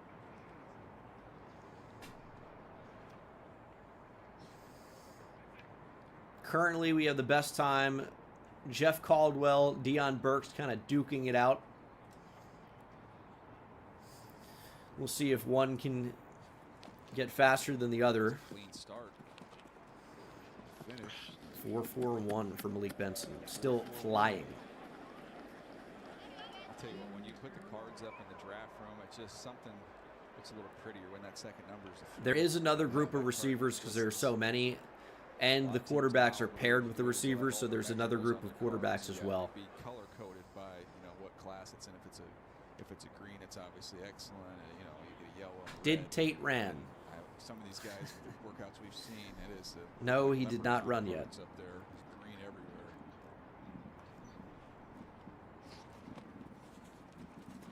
It's a good time for Bernard, man. I mean, he's a good player, solid as hell. Love that. Again, look at how strong he is. Yeah, the unofficial. So here's the thing about the unofficial times. It's done by an NFL Network employee in some capacity, or they have like a scout where they just use their stopwatch. That happens to be down there. There was one year where they were not even remotely close. They've got it pretty good now. Instinctive quarterback loves him there at Alabama, and just like sometimes it said they would run a 4.6 and they ran 4.4. It was that big of a difference. Like we looked at Andy Isabella's 40 time from yesterday, and they had him at like a 4.56 on the first run. That's much better from Zach Branch. That's a big difference. But they had Andy Isabella at a 4.56 and then like a 4.47, both unofficial. And then the actual time, 4.31, which would have been the fastest receiver time that we have right now at the Combine so far. So, yeah, they weren't even remotely close. And that does happen some years, some days, depending on who they have.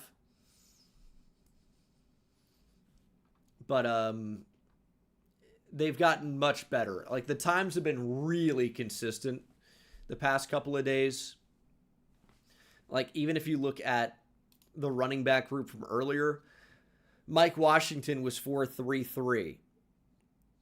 And that was the official time. Jeremiah Love was 4.37 and then 4.36, which ended up being the official time. Claiborne, I think, was 4.37 in his second attempt, ended up being the official time. Miller might have been 4.43, and they shaved down 100th of a second. Heidenreich ran 4.44. Like, most of these times that end up being official are just the actual hand time that they ran. So we've got somebody who's on it here.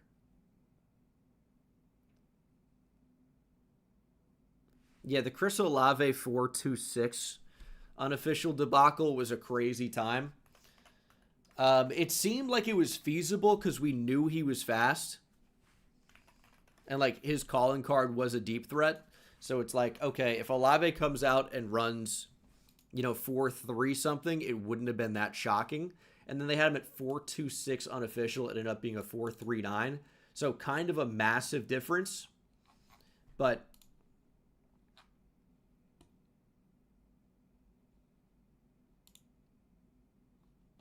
like, still not completely. They're going to have it on all these. We're not watching ads here. I'll pull it back up when it's ready to make the point.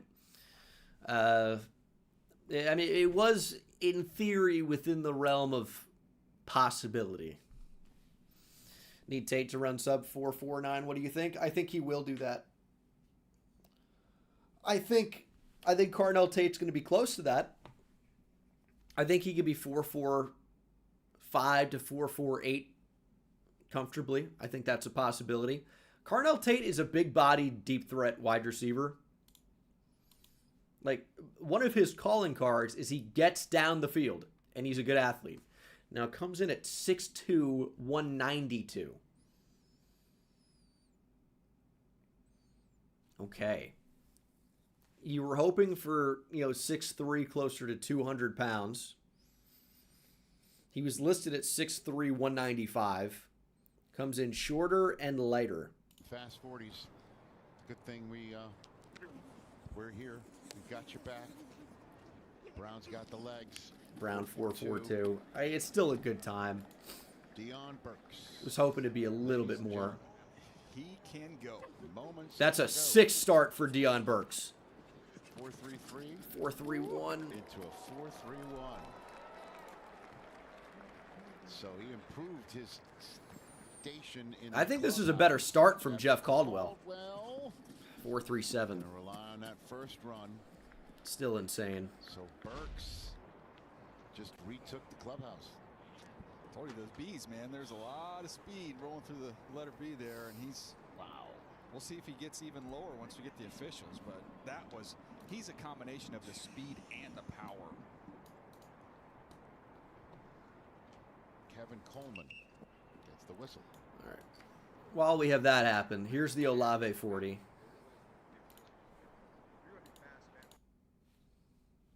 Sorry. He's taken. He's taken. Sorry. Young Leighton, if you're watching, go back to bed. Chris Olave, 4.26 people. Dude, imagine how disappointed you would be. He's like, I've seen that before. If the board pops up 4.26 and you really ran a 4.39. 2.6. He's like, I hope you enjoyed the first group of wide receivers. 4 of them did, in fact, officially run sub 4.4, but that's Dude, what a buzzkill that would be. Sub 4th.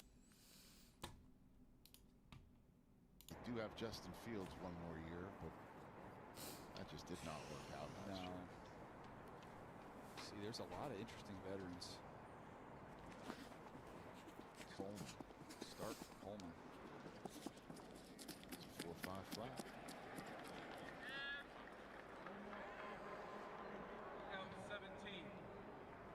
Here's Omar Cooper again. He's playing with house money because the tape is excellent, and that time, I think hoping he was going to be in the 4.4s, and he more than got in that neighborhood. So he's on easy street now. Just relax and let it rip.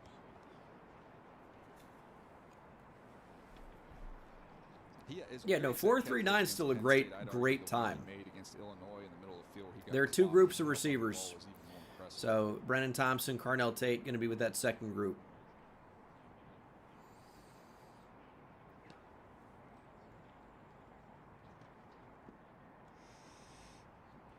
Here it goes. 4.43.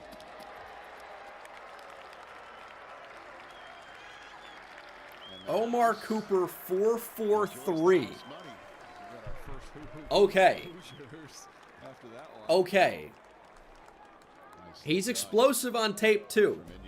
So good after the catch. Ooh, Steve Diggs. Comp. Vertical numbers very similar. The weight, the height, all that. 40s as well. Diggs had a nice year for Drake May and company last year. I want to see Chris Hilton get it down, man. Douglas. He's got more in him than a 4.41. Another great time for Caleb Douglas. He tracks the ball really well down the field. They run a lot of over routes with him. You see him working all the way across the field and track it well. He can pluck it on some of those low balls as well. And this is someone that's 6'3.5", 206 pounds. So nice size-speed combo. Let's see Malachi Fields getting to the 4.5 range. See if he can bring this below 4.6. Yeah, again, that looks a lot different on the card. Even just get to that 4.59.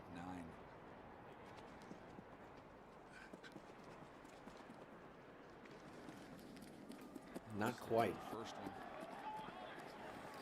Day 3 guy, I'm sure will be a starter someday. Any position. Trey Smack, the third.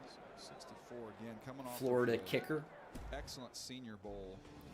He'll be a starting kicker somewhere for sure one day. The comp there, Pittman runs significantly faster. But the height, the weight, the vertical, and you'll see the vertical is ability to go up and get. Malachi Fields is going to be a nice grab for a team somewhere on day 2. Some of these other times, like Puka Nacua ran big-bodied X-style receivers. To me, you hope at the pro day he can just hard to come by. Around that neighborhood, high 4.5s. Hey man, Puka is as good as they come in the NFL. Be hard pressed watching Puka Nacua and think he plays 4.56. He plays a heck of a lot faster than that. Do you recall his combine? Was he anything stand out? I know he had been hurt. You are so I don't know if that might even have been with a pro day. Jack can help us on that one eventually. But I don't recall seeing him here. Yeah, the 40 was the pro day. That's what it was. Yeah. He crushed the gauntlet. We've shown that video a bunch, but he did not run a 40 here. Got him.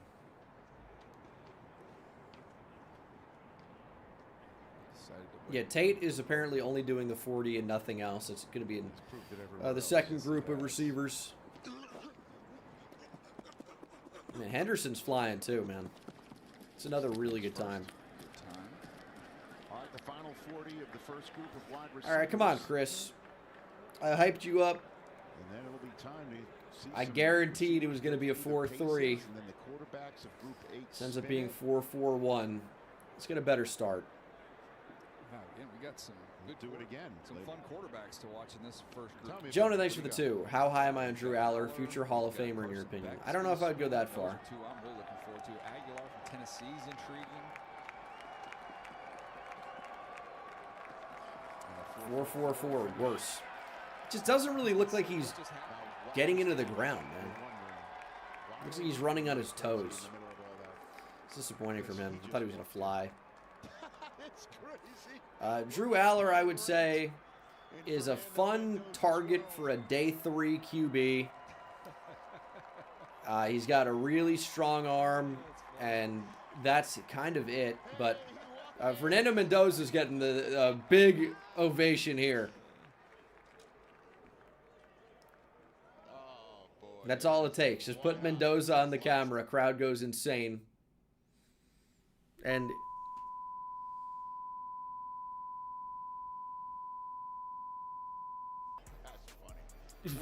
what just happened?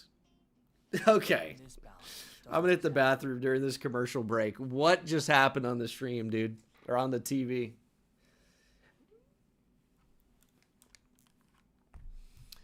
Fernando Mendoza broke the TV.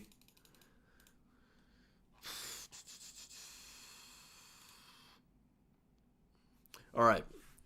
I'll be back momentously. I think that's the word.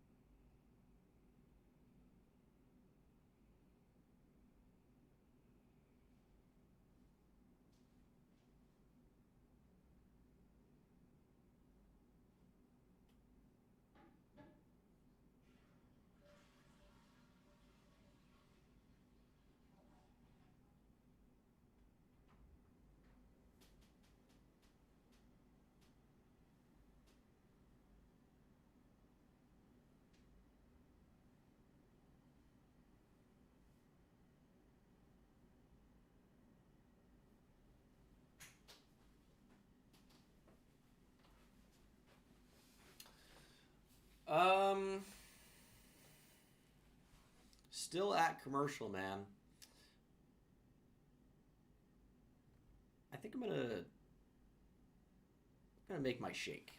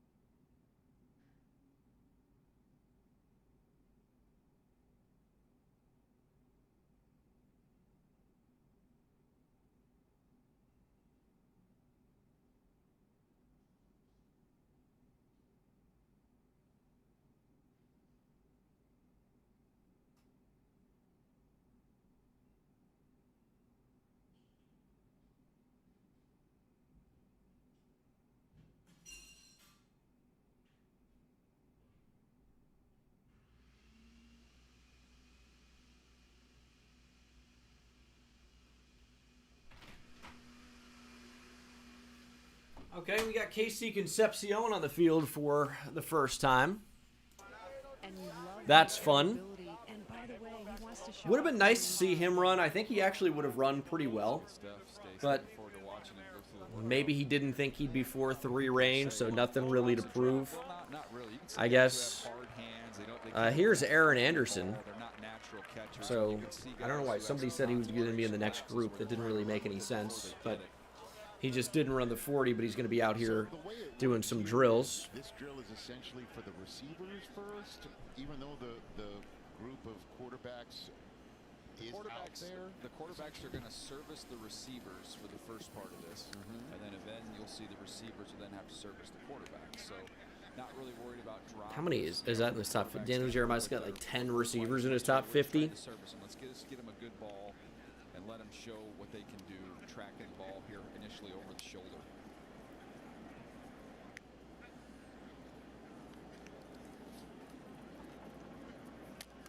Denzel Boston, can't wait to watch him work here, Rich and DJ. I asked him about his catch radius. DJ, you're going to love this. I said, describe your catch radius. And he said to me, it's like a giant vacuum. Here's Denzel Boston for the first time. For a real big catch radius, and when you put it up there, I'm going to Could not quite get to the ball and catch that. And the vacuum is going to take it in. I love that description. Zach Branch is not going to come close. Who threw that? Really good when he can go high point the ball. That one, kind of course, as this always works, he gets one over the shoulder and just wasn't able to quite finish it. But he can really climb the ladder and go get it.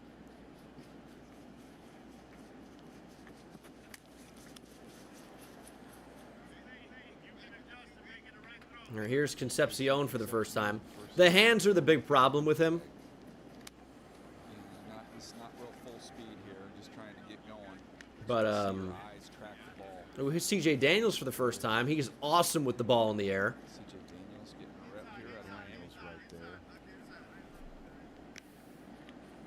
Caleb Douglas should look pretty natural here too. Again, this is really a receiver drill, but everything is part of an evaluation. Malachi Fields should also look pretty natural here. Does. The catch he made at the Senior Bowl was incredible. The ball that was a little overthrown. It was actually Taylor Green threw it, and he went and got it.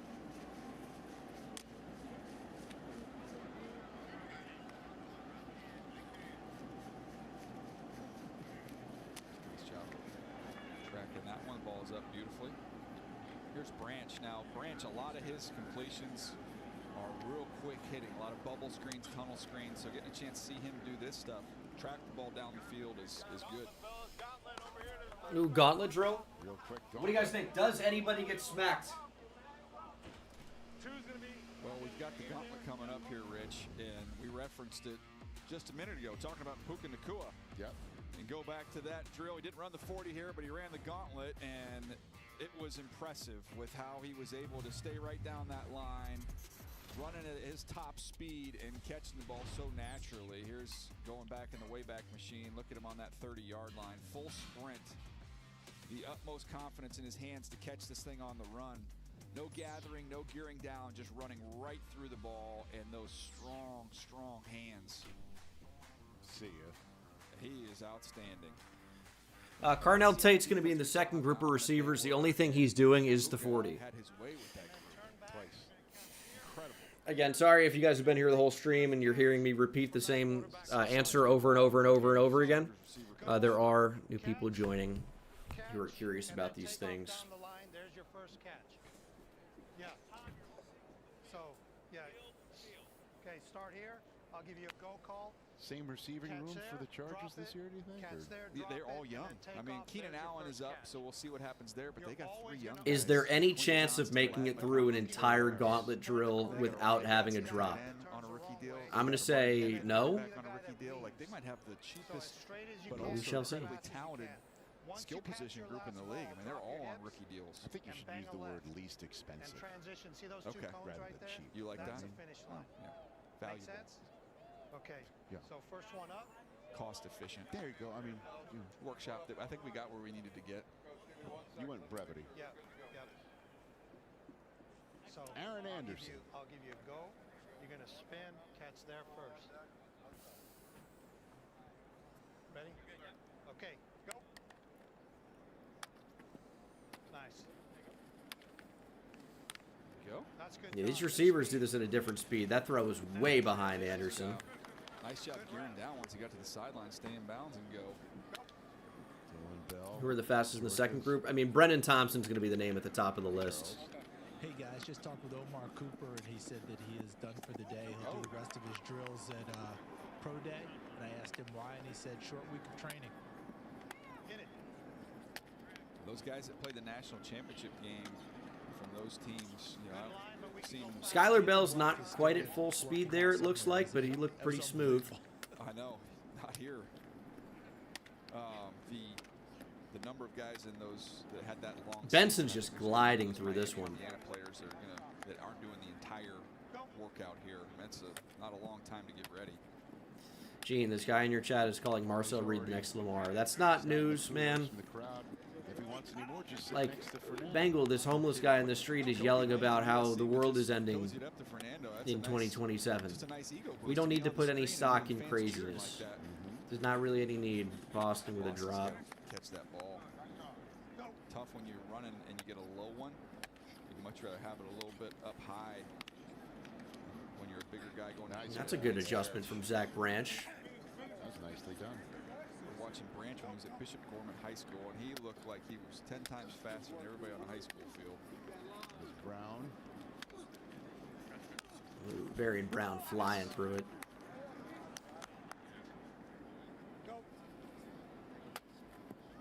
Coleman's going to be a slot guy, CD. Absolutely, following on the heels of Luther Burden coming out of there the year before. Here's Concepcion. Want to see him catch the ball naturally. Again, talked about the 7 Yeah, drops doing a that good he job, but was he's just like not on that drill. full Excellent. speed. Run! C.J. Daniels. Speed up! See him open up and run a little bit more there. Thank you. And you know what? Why that's important? It's the guys who trust themselves in their hands to do the drill full speed versus the guys that are thinking maybe a little bit too much. Go get it. When it's on your body, you almost have to try and cradle it. Malachi Fields just dropping it. Hey, what, Fields and Boston have had some drops, CD. Those are guys I wouldn't anticipate seeing that. No, not at all. And sometimes when you have that first one. All right, Emmanuel Henderson is all over the place. Here's Chris Hilton. 4.3640. Oh, we have some official receiver times too. 4.30 for Burks. 4.31 for Caldwell. That works. That's quite a mark. 4.36 for quarterback. Haynes King 4.46 official. Wow. Omar Cooper ended up being the 4.42.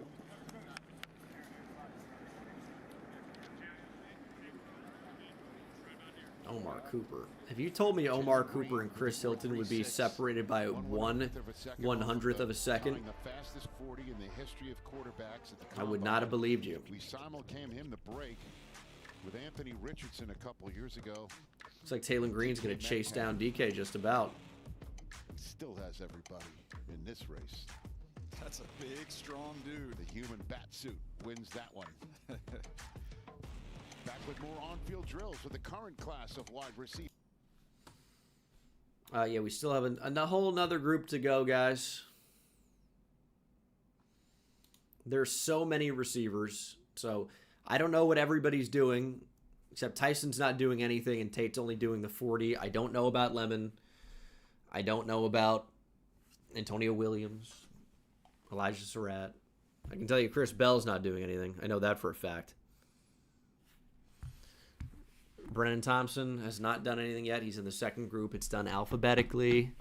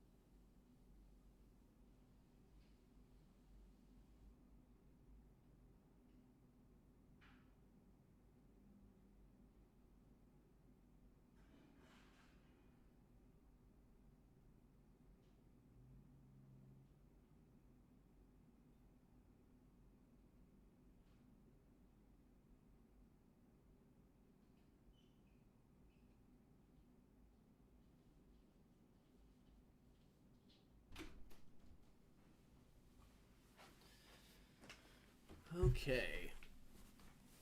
Bernard, surprised you didn't think he'd reach 4.4s? Yeah, that's fair. I thought he was probably going to be around 4.5, but I thought probably closer to a 4.5.2 than a 4.4.8. And he did get under. But again, you're talking about the difference in between like 4 or 5 hundredths of a second. So, but yeah, very nice. Still, I mean, this receiver group was absolutely flying. The fact that Jeff Caldwell was a 4.31, nutty. Projected Madden speed ratings for each individual. Haynes King, man, 4.46 too. I mean, we were talking all about Taylor Green. The top receiver 40s of all time. Jeff Caldwell's right here.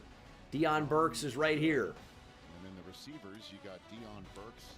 I still can't believe Matthew Golden ran a 4.29 official. In the first half of receivers, but TBD on that. Right now, their average time is 4.42, which would be a new record. And then the quarterbacks. Can they keep everything alive since we've had 5 for 5 in fastest groups ever at the Combine? They're right now .01 behind the record. Pressure's on for the next group of QBs. Okay, we don't have the second group of receivers, verticals or broads yet. That should be coming somewhat soon. He stumbled a bit. And so he said, I knew I had more in me. I knew I could give more. He had a cleaner start and a cleaner race, he told me, from the beginning to the finish. And bam, what a run by Deion Burks. Boomer The bell Sooner, vert was baby. very good. There you go. Look at you showing off your school pride. Stacey Dale's on the field.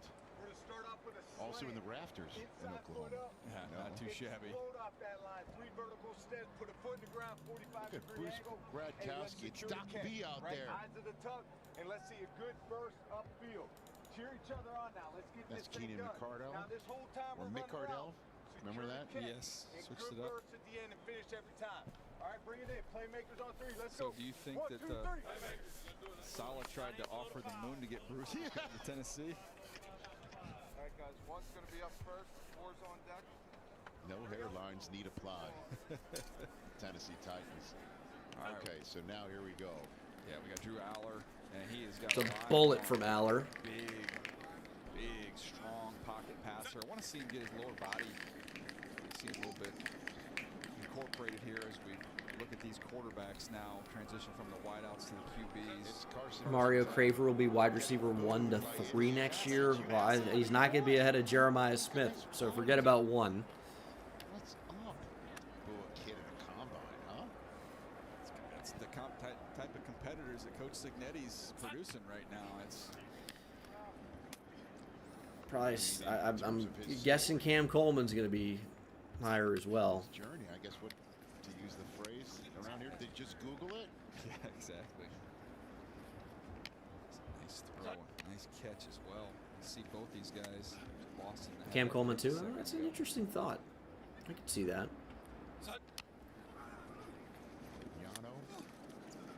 Just want to see these guys just be real comfortable with their footwork and then simulate taking a ball from under center. Not a lot of these guys have done it. Green's got a fastball.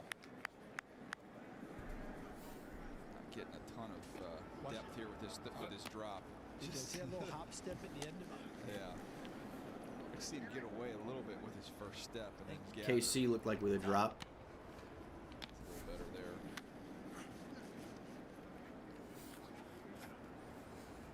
Get that ball out front.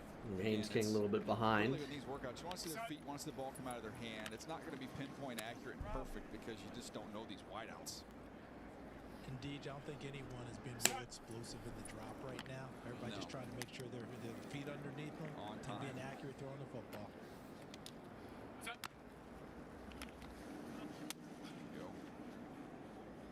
Yeah, I need to buy more milk. Carson Beck, This ran out of milk, so trying this protein shake with water. Oh, it's horrendous. It's so not good.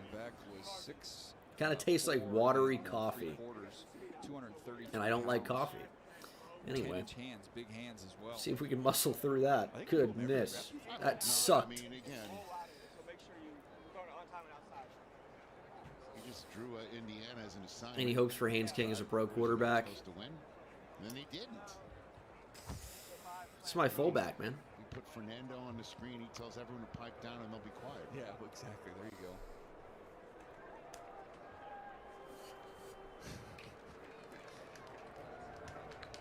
He's laughing about it. Booing at the combine is lame. Yeah, I agree. An AFC South team will be used to it in this building. Yeah, no question. I think Carson Beck is probably used to it. He's like pretty well hated.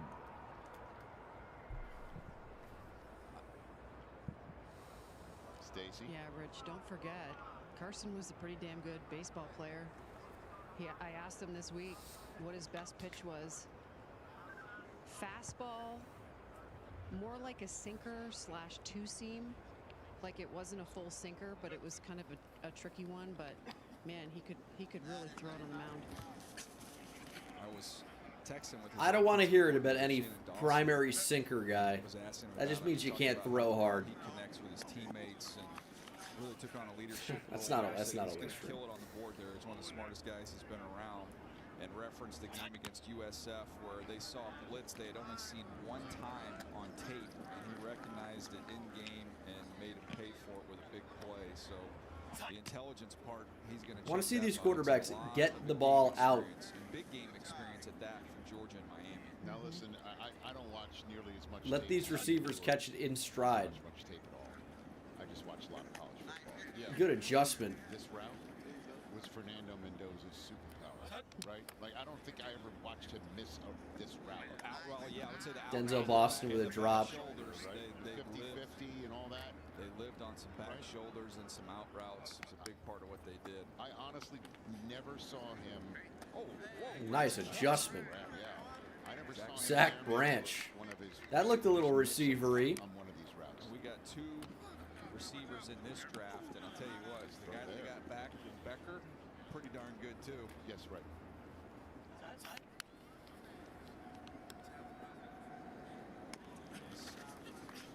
We'll see that ball come out a bit earlier.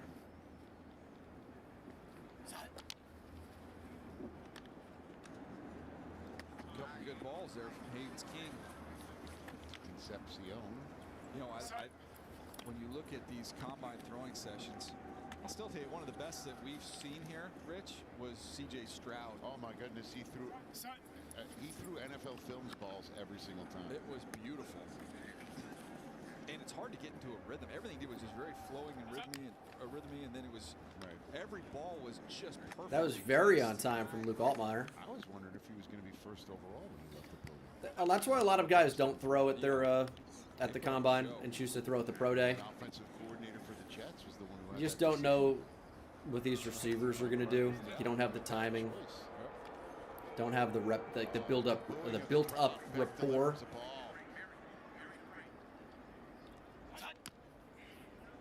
DJ.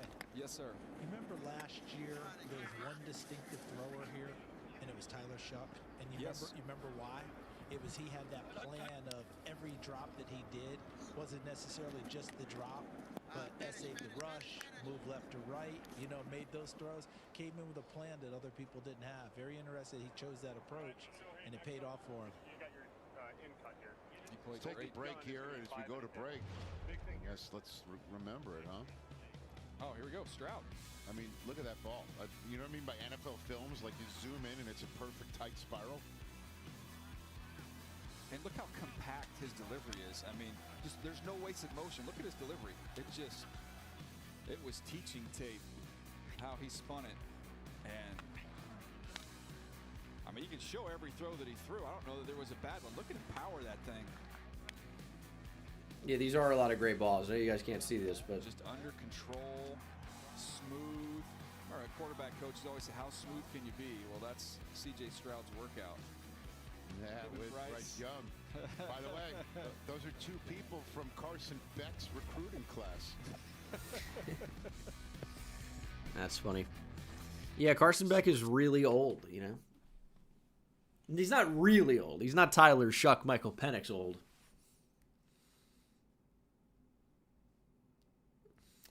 I will say it's interesting. I wouldn't call Boston a body catcher.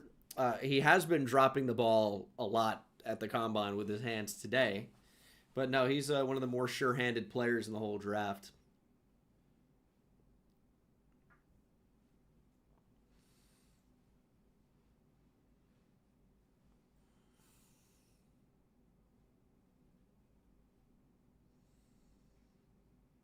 You don't actually watch film, just highlights? No. Definitely have seen it. I'm not a huge Denzel Boston fan, but I wouldn't say that that's an accurate description of him as a player. His drop rate's really low too. My biggest issues with Denzel Boston are really, I guess, it starts with athleticism. He's not explosive. I don't think he separates well.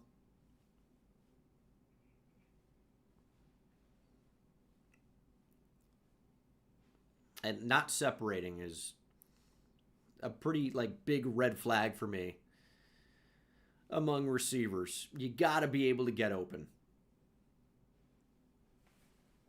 I think contested catching is not reliable.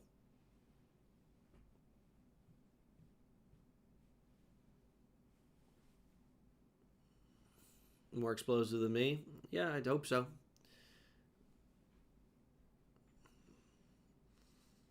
That should be a check mark for every receiver in this draft. If they're not more explosive than me, I probably wouldn't draft them. It's a good call from you. Smart.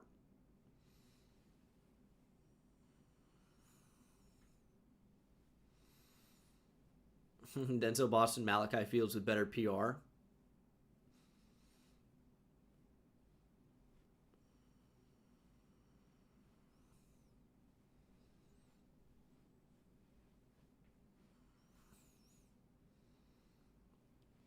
Man, I'm excited for baseball to come back.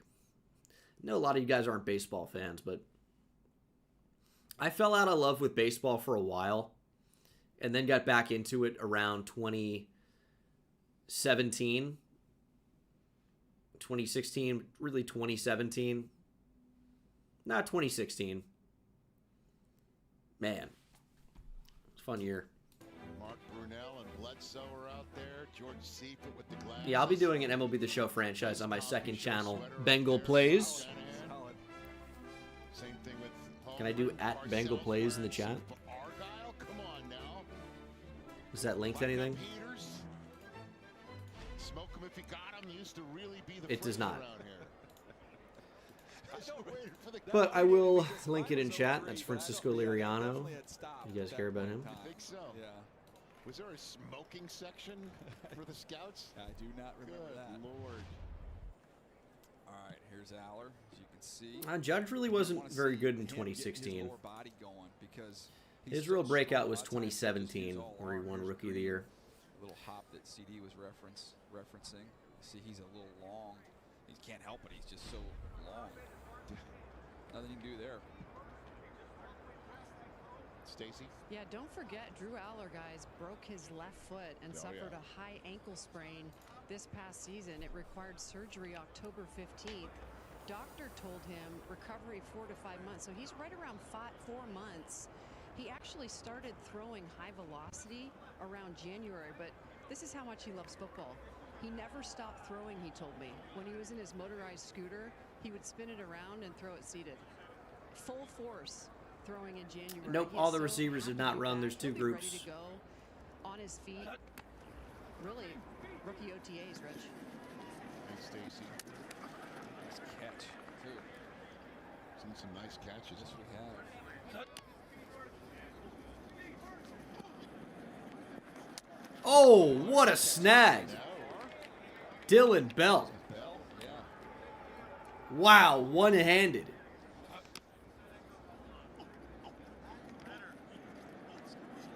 Taylor Green airmailed Skylar Bell.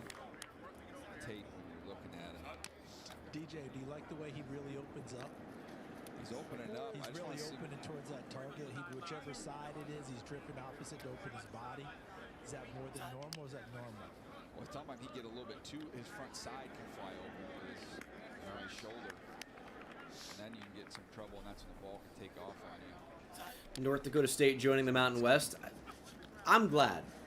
Let's see how they do outside of dominating FCS schools. I still think they've got a pretty good chance to win the Mountain West. Interesting footwork from Aller there. North Dakota State is the top FCS program. You know, it's going to be interesting to see what they can do. I think they could do a similar James Madison type speed run.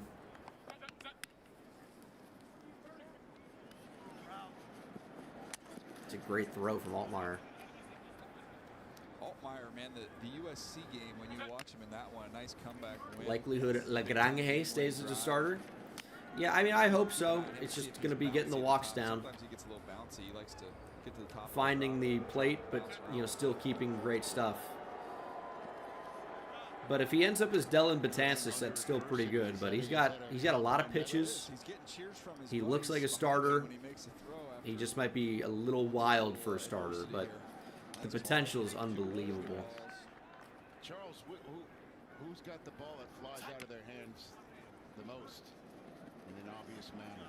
Watching him down there. Beck comes off of Beck's hands well, really well. What do you think so far from up here? From the bird's eye, that's probably where I would go as well. Who's one of the best you've seen in the combine where the ball just flew out? Josh Allen. Stupid. Look like he was throwing a Nerf ball. Right. Yeah. Well, I remember he faded back to what the It's a great throw from Fagnano. And when we show those highlights now, he's so baby-faced. So young, but man, he had a cannon. And it was not even throwing it hard. It was... I don't know if we have that Nice catch there. You remember your term for it, DJ? Easy gas. There you go. So you think I don't listen to you? What about a quarterback you didn't expect it and it flew out of his hands? It's a good ball from Hayes King. Quarterback, I didn't expect it, and it flew out of his hands. That's a good one. I only ask those. Look out. A little bit of a slip there. Faizog with the 2. Any D2 or D3 players have a chance of going high? He had a live arm. Same class, yeah. Right. But I don't remember if he threw here. D2 or D3 guys. I think he threw here. Did he? No. one expected him to be the first overall pick until that week, and it was all of a sudden like, wait a minute. I thought he's going to be first. Yeah. I thought it was going to be Sam.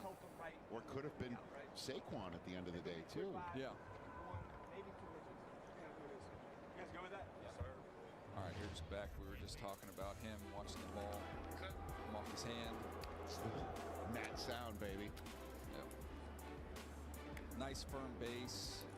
That one wasn't his best one on the dig. He had another one that was nice earlier. Was a little bit lower behind. Again, you're trying to time that up with the wideouts, but thought the stuff that he did throwing the ball outside the numbers was impressive. He's been waiting for this day for a while. Yeah, I could see Tyron Montgomery. It's always tough to know, but he had a great Senior Bowl. John Carroll guy, but is he going to go high in the draft? No. Finally at a combine. So everyone understands, I wasn't being facetious going to break before. He was in the same recruiting class as C.J. Stroud and Bryce Young. And they made it to the league faster because they weren't sitting behind people. I remember Shuck last year. We were having the discussion about Shuck being, with Justin Herbert. Well, I mentioned that. I mentioned that to Beck when he was on my show this week, saying Shuck was talking about how he was the most pro-ready because he's been through it all. He's got a lot of experience. He's also come back from injury. He's also changed programs. He's also dealt with different playbooks. Sort of what you would deal with a professional quarterback. And don't forget. Yeah, I don't love the way Denzel Boston moves. You got to put into perspective he's not going to look like a little slot receiver because he's a big-bodied outside guy. But I just don't know what his level of separation is going to be. The way he's going to have to separate is at the top of routes with physicality. Like you're hoping for Michael Pittman. But I don't know if he gets that. Jesse with the 2. Thoughts on Emmett Johnson, running back out of Nebraska? Yeah, I'm not really a huge fan, to be honest. But as always, especially with running back, it's going to matter which team he goes to, and I mean, what level of touches he can actually get. Any running back really can be productive with carries, especially behind a good offensive line. The accuracy. DJ, he said to me, I'm just a complete thrower of the football. Yeah, he's a very talented thrower. The thing that for him Zach Branch have a chance of falling. I mean, I don't think he's a first-round player. I think he's likely somewhere on day 2. Could he fall to day 3? It's not impossible. Technique, mechanics, size, arm strength. He can move around a little bit. There's a grab again. There's a lot to work with there.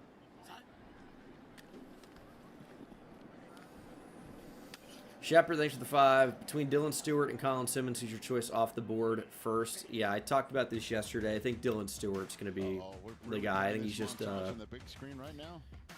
probably just as athletic, but way bigger and stronger. Colin Simmons is very fun, though.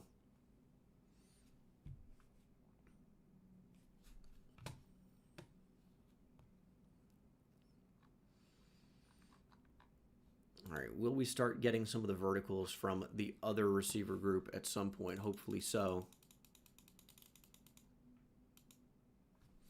Ever do shorter rebuilds in MLB The Show like I do in Madden? I don't really think so. Not consistently, I don't believe. Just takes a lot of time, man.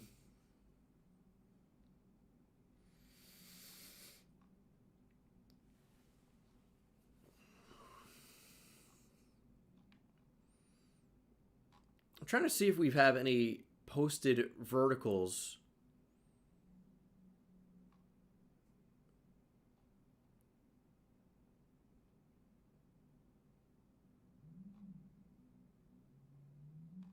But I'm not seeing any among the newer guys.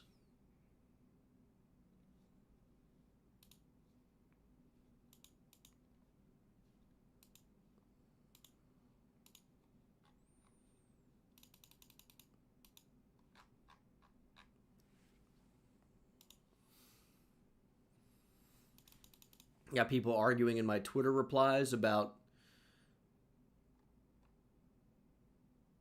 whether Taylor Green is Lamar Jackson or not. That's fun.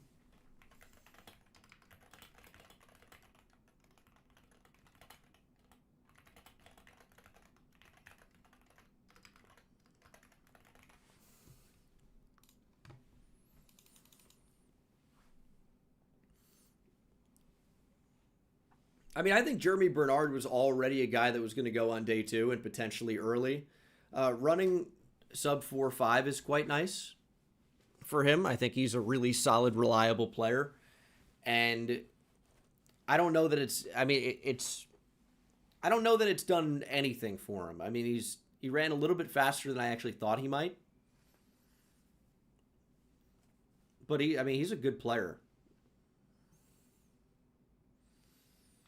I'm going to do a mock draft with the NFL Stock Exchange, boys. No way to know. No way to know. I've tried to coordinate one, but it's tough with those guys, man.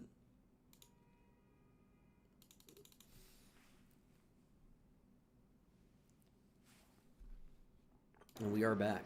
Back here watching quarterbacks throw. Some deep patterns now. Let's get a little bit of air underneath these throws. Yeah, we're starting to stretch it out a little bit now. Let's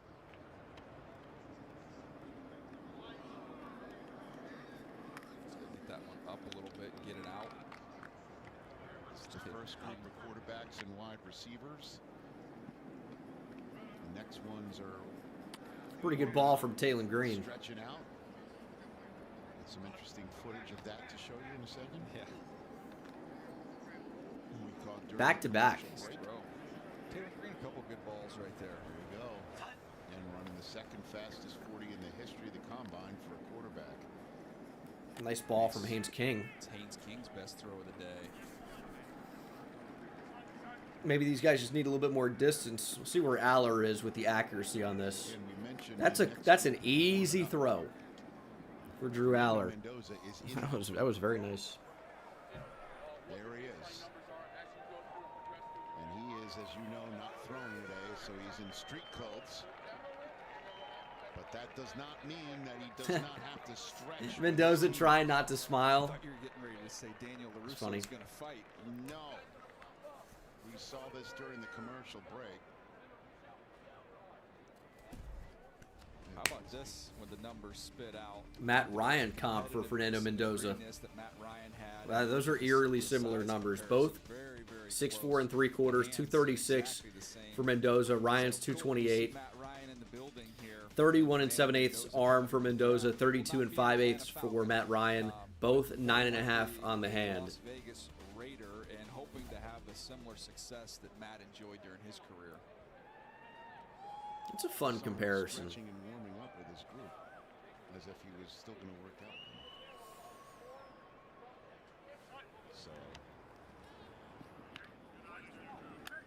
Because, like, Matt Ryan was always a solid, long-time starting quarterback who is somewhat limited athletically. Never had the biggest arm, but he was a solid all-around guy that, you know, ended up putting it all together for one magical MVP season. But it was kind of an outlier in his career.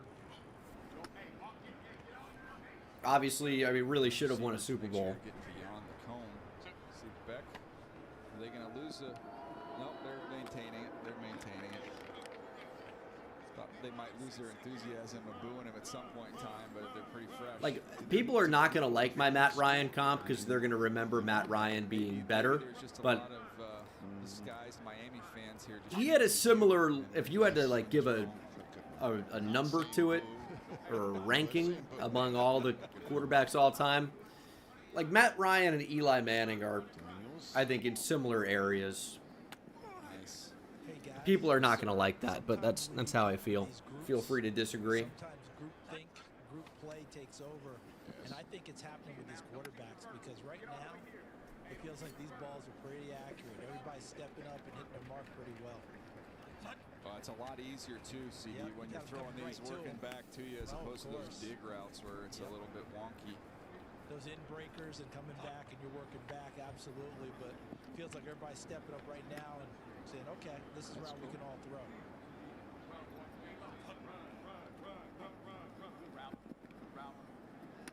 I got a text from someone in the league that said, you know, in a year where the quarterback class is not as heralded and you get a guy that's as athletic as Green is somebody going to take him a lot higher than everybody thinks? Just, we got a shot, something to work with, and we can let I mean, where did Jalen Milroe go? 3rd round?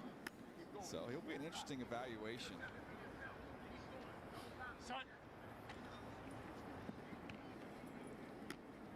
Aller's starting to get a little more comfortable as we're going through the workout. Again, a lot of that, as Stacy was saying, just... Yeah, I mean, Matt Ryan did have Julio Jones and Roddy White, who is one of the more underrated receivers ever. Okay, so as we mentioned, the next group warming up and stretching. But I also think Eli had some better defenses. Obviously won 2 Super Bowls and 2 Super Bowl MVPs. Eli had some great years. Just getting ready. There we go. That's how your back doesn't tighten when you're not working, right? Oh, there's some long days here, interviews, medicals. I wonder what the perception of Matt Ryan would be had he played for the Giants and Eli played for the Falcons. You know, very different media markets. Wins together, stretches together. There you go. So the go routes, and we were talking about this just moments ago. The best you've seen at it is Josh Allen. Still, I mean, it was different, and he took a deeper drop. Matt Ryan and Julio, Mendoza and Jeremiah Smith. Get out there a little bit just so he could uncork it. That's fun. And it looked like it was going to hit I might the tweet roof. that. Look at the height on these throws. Jeez. I mean, just chucking it. It was definitely a show-off moment to show how big. I like that a lot. I don't know who said that, but that's good. It's good stuff. As he was walking back to the line. Babyface Just a couple Allen. MVPs. Nice throw from Altmaier. Altmaier dropping it in the bucket. No ST Lightning, maybe I don't tweet it. It's nice too. First and back with a good ball. He just dropped it in. Yeah, just turned it over beautifully.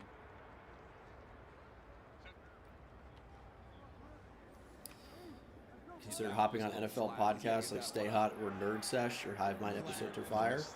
I mean, I've been on Stay Hot. They've invited me on. I'm not going to invite myself anywhere. A lot of times I get invited to these podcasts during NFL draft season when people care more about that stuff. But I'm not going to invite myself on. Like, I hate to be like, oh, I'm so busy, but man, it's been really tough to find time to even do my own channel this year. And it's my whole job. What a ball from Jalen Daniels to Denzel Boston. So it is tough to buy time. I've agreed to do some joint mock drafts with Jake Shivink. He's an NFL draft guy on Twitter that I've followed for a while. I don't know if you guys know him. He's a Packers guy. And Dino Talks Sports, who I think is a big TikTok guy. We're going to try to get that going, but I've been bad about that one. Is that Barry and Brown? So, I mean, I try to say yes to as many creators as I can. Football analysis. Wow, just underthrow that one. Got to keep it on the court, as the coaches like to say. Yeah, I do try to say yes to as many as I can, but it is tough.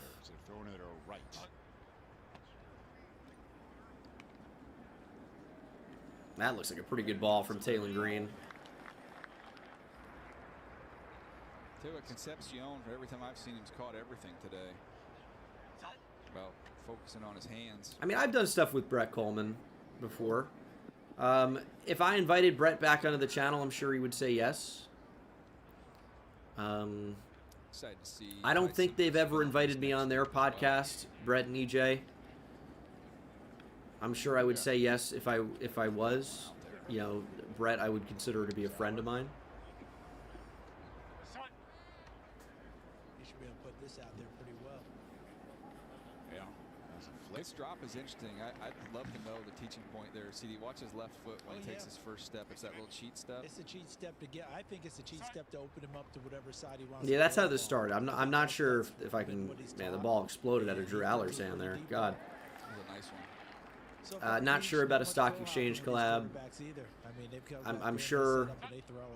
I tried to get back as soon as I could, and you'd see. I'm not sure. I mean, that franchise guy Marcus Whitman has invited me to do things from time to time. I'm trying to remember who else.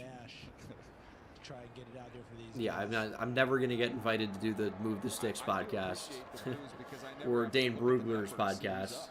It's just not gonna happen, probably. But yeah, there are a lot of great guys in the space. You know, I try to do what I can.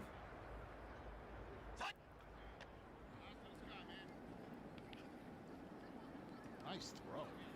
It really is a pretty good ball there from Jalen Daniels. Doesn't end up getting caught, but. I mean, we hear about guys doubling down, but 4 times. Pretty cool. Yep, Jeremiah's been on the channel, but he's another tough guy to get, you know, on the channel because everybody wants Daniel Jeremiah. Radio, podcast, TV, whatever it is. A dream come true. That he has been dreaming of it since he was 7 years old, Rich. Yeah, Broshmo, I'm sure I'll be That's pretty cool. It is cool.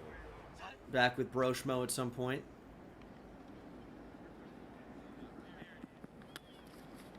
It's a good opportunity for these receivers too to show their ability to kind of gear What it happened to down the Scat collab? Never explained. I can't make somebody come on the channel, you know. So, hand drop, we're going 15 yards. Again, I do what I can. I do what I can. Here's Aller getting this one down there again. It's just effortless. He's got a huge arm. See his ability. See if he can get his lower half involved here. Sometimes he'll kind of hang back and just use his arm here. You can see that. Look, you see him driving that hip, fires, and he's able to get his lower body a little more involved. Rich, DJ, this is directed to you. Aller told me that he feels his most considerable improvement in his accuracy has been based upon his focus on his footwork. That has been the genesis. Yeah, I'm sure I'll do something with the Hive Mind guys. Has gone in terms of getting ready for the next level at some point. Level, that footwork. Yeah, and there were times where he I like them. They're nice people. And you can see that's an area they've been trying to really focus on is really transferring his weight. Nice job. We moved the cones a little further out. What are we going to see here now, Charles? Big time deep balls. I have a feeling we're breaking it off. I'm not sure, to be honest with you, Rich, because it's so close to the sideline. Let's see. Hinging. Yep, come back. There we go. And then we want them working straight back down, correct, DJ? Once you get to that cone and you're turning around and coming, yeah, and they want you working straight back down the line. And then you're getting that's good timing there from Beck. When you catch the ball, roll to the sideline. What about the house call, guys? That's not. You're gonna have to be more specific. I've not heard that name. They want you to accelerate into it. But again, I try to be, you know, as generous as I can be with my time. Now with the Raiders running this drill with the receivers. I say yes to a lot of people. And that ball's outside, it can take you there, you're fine. If you're going outside and it takes you inside, you better be able to tackle. or you're just waving goodbye to him as he goes the other way. Rich, how did Zach Azzani not sign with Robert Saleh? Again, Dude, Wheels is supposed to be here, but I guess I'll give him a slight pass because he lives in Japan, and it's a crazy time there right now. But Wheels is supposed to be here. Sleepy Wheels. Is that Penn State? You think about the guys he's throwing to, and you go, okay, yeah, Tyler Warren and Theo Johnson, but receiver-wise, not have a lot of big-time NFL wideouts during his time there. Won a ton of separation. And he was used a lot as a runner as well. He was a part of that run game, not just in scrambles. Yeah, he'll run you over. You remember the big 4th down against Oregon? They wanted to run a play with him and you know, make sure he was keeping it. And obviously Oregon sniffed it out and foiled it.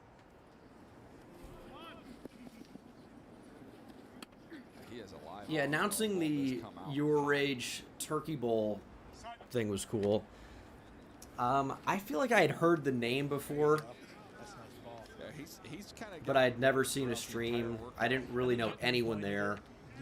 I knew S-Fan, of course. We've done some stuff together before. And I think he's getting more and more comfortable, more and more But and I knew your bud Tevin. Tevin's a really nice guy who's asked me to collab for some like anime sports show drinking game. I'm not an anime guy by any means, but Tevin's a cool guy. Maybe that could be fun. I don't know. what do you think? Well, you should know. But yeah, I didn't really know anybody there. You know, based off that, you could It's just like a lot of popular streamers I've never heard of. maybe a coach out there, and maybe if he rolls down or he goes back, then that. See, I'm workshopping. Yeah, yeah, we can get there. Because I mean, the number of times that you hear. It's a good ball and catch. You even said it earlier, not used to being under center. Yeah. Caleb Williams got under center more than maybe his entire life this past year. I thought you were going to go somewhere else. And Where say, was he going with it? if you're going to ask the quarterbacks to try and replicate what Caleb did on the touchdown. Yeah, Wake Wilder's a really cool guy.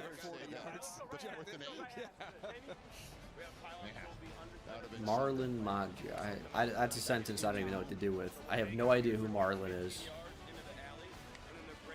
I don't really know what Magd is. I've heard it lately. I'm not sure. I don't know. As I get older, a lot of newer people, younger people find the channel. Of course, I'm doing a lot of video game content. And, dude, it's harder to understand you guys year after year.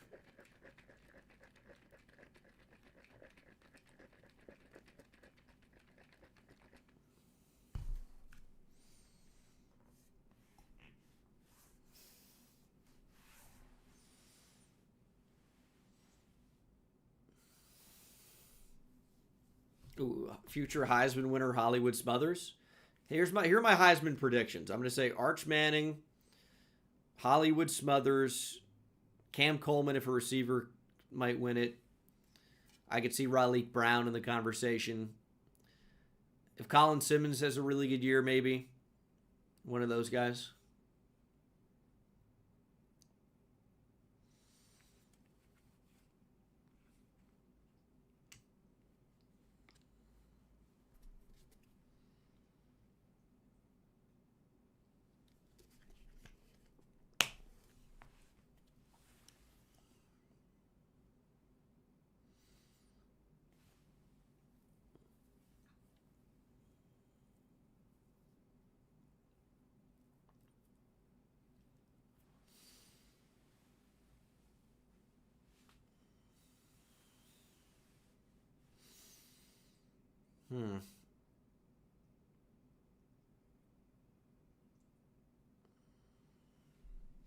How many picks will Arch throw week 1 versus Ohio State? If there are some drops that get tipped up, I could see some picks maybe.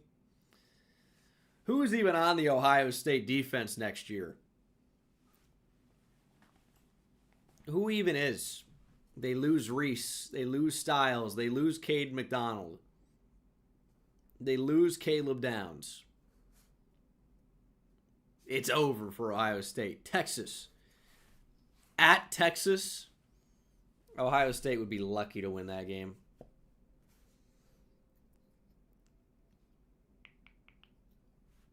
No, next year is Texas's year.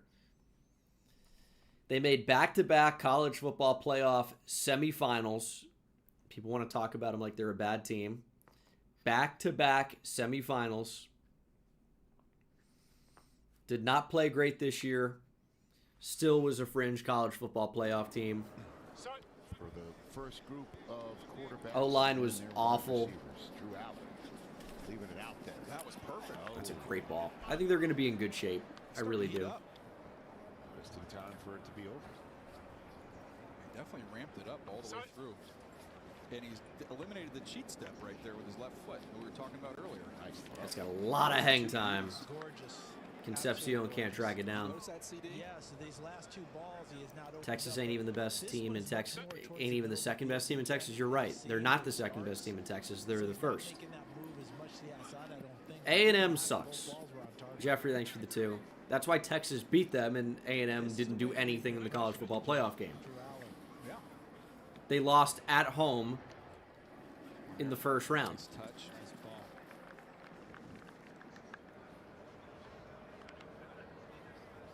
Texas Tech shouldn't be very good. They lose Lee Hunter, David Bailey, Romello Height, Jacob Rodriguez. Oh, what a catch. Good throw, too. Texas is the best team in Texas. Malachi Fields with a great catch on a beautiful throw. Another one. Right on the money. He's had a solid day. You're right, his lower half is a little thicker. I went back and checked. 220 at Georgia, 225 at Miami listed, 233 in the weigh-ins here. I think the biggest thing for Texas is they improved their offensive line a lot, which was absolutely horrendous. Their O-line was so bad. The receivers were consistently dropping the ball. Cam Coleman's got some drop issues, but it's a really exciting team next year. And they lost Anthony Hill. I don't like that. Oh, here we go. Here's a couple Drew Aller throws. Look at this ball. That's a beautiful trajectory. Dropped it right in the bucket. But you return Colin Simmons, of course. Losing Malik Muhammad's not amazing. Like I've maybe got some questions about the Texas secondary, which I don't love. And losing Pete Kwiatkowski, I don't love either. But you do bring in Will Muschamp, who's been an elite defensive coordinator in the past. We'll see what happens with that. A couple nice throws for him, too. Nice firm base. Can't throw better than that. Well, it doesn't matter if Art stands around for 6 years and gets sacked. Yeah, okay. That wasn't really happening last year. So that's just kind of like a random sentence. Similarities to Palmer. You see the frame, same size. But yeah, I guess that would be true. O-line doesn't matter if Arch throws a pick every throw. Well, yeah. Of course. Yeah, Arch was so good this year. First couple games took him a bit to get going. Yeah, the offensive line was so bad. But he was really awesome, especially down the stretch. Still want him to make strides as a passer, but he's going to be like the clear and obvious favorite to go 1-1 next year. We'll see what the season has in store, though, of course. Corn Pop, thanks for the 5. Rip Texas Tech U defense. They wasted that unit. Broken heart emoji. Thank you, Corn Pop. That is true. Texas Tech does have so much money, though.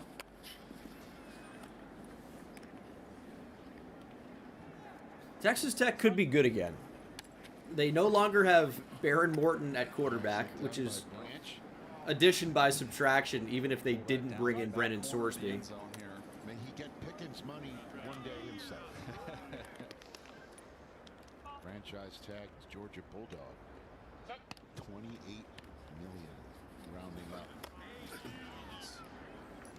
Who's all in Tech's portal class? Concepcion. You'll see him in these goal line situations like this. He's going to be running slants and quick outs and making people try and cover him there. Who do you think makes the Big Ten championship game? Oregon,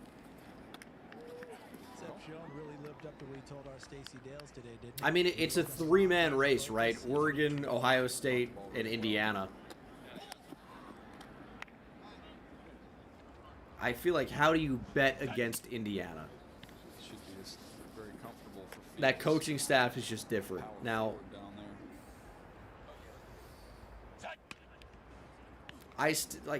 they did well in the portal too. Nicely done. He caught it low and tried to extend it up in the air after he caught it. Just to make Indiana got Josh Hoover in the portal, I believe. I fell for it. I think they're all trying to get that nice little twist. Shades next to the two best draft scenarios for the Saints. I think you'd like to get Jeremiah Love at 8. Arvell Reese if he fell a little bit. Happy for the young man there. Jordan Hudson from SMU. Gonna make a name for himself. Baylor got Lagway, right? DJ Lagway is still super talented. Nice. I'd love to see him put it all together, even though I don't like Baylor. I guess I don't really care about it much anymore either way. And it is a grab. All right. So we've got one more group to go. Yeah, I mean, Michigan State lost a lot of talent, man. Aiden Childs transferred away, right? Where did Aiden Childs end up? There's one. There's two. The back handsprings scare the hell out of me every time. They're crazy. Another. Let's see what else we got. Oregon State. No, Northwestern. Aiden Childs went to Northwestern. That's interesting. There were rumors to Oregon State. One more, hold on. And then they lost Nick Marsh. There it is. Technically, it's a Winter Olympic year, though. I'd like to see some luge out there. Nice. Interesting that no quarterbacks were part. Aiden Childs is underrated.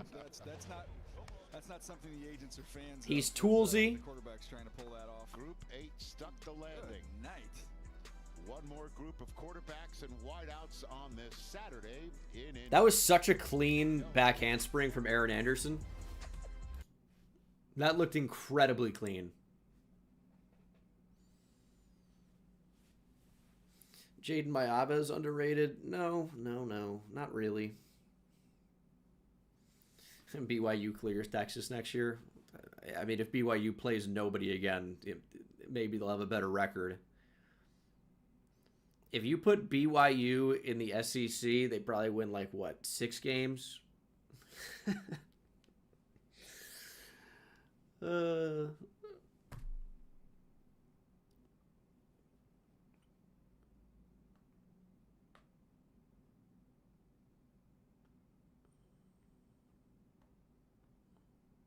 Yeah, J. Michael Sturdivant should be in the next group here. We're about to get the next receivers running. Wheels may still not be awake.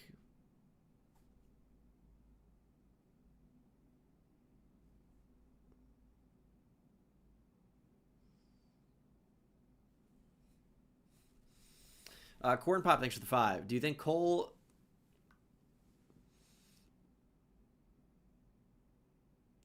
Wizeniski? I don't know that name. From Tech could be a second-round pick above guys like Zakee Wheatley and AJ Halsey. Get a third-round mock. Is it Wisniewski or is it... Man, I did not think it was spelled like that.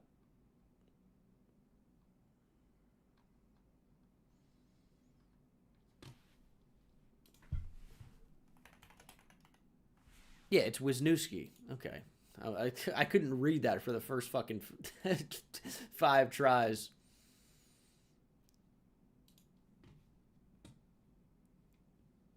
No combine invite, unfortunately. But, yeah, probably not a day 2 guy.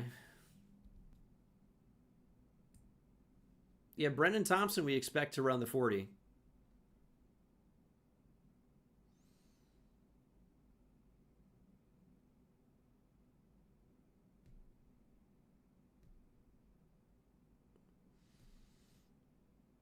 It's day 3 running back. Would I prefer for the Giants, Singleton or Randall? Well, I haven't watched Randall yet.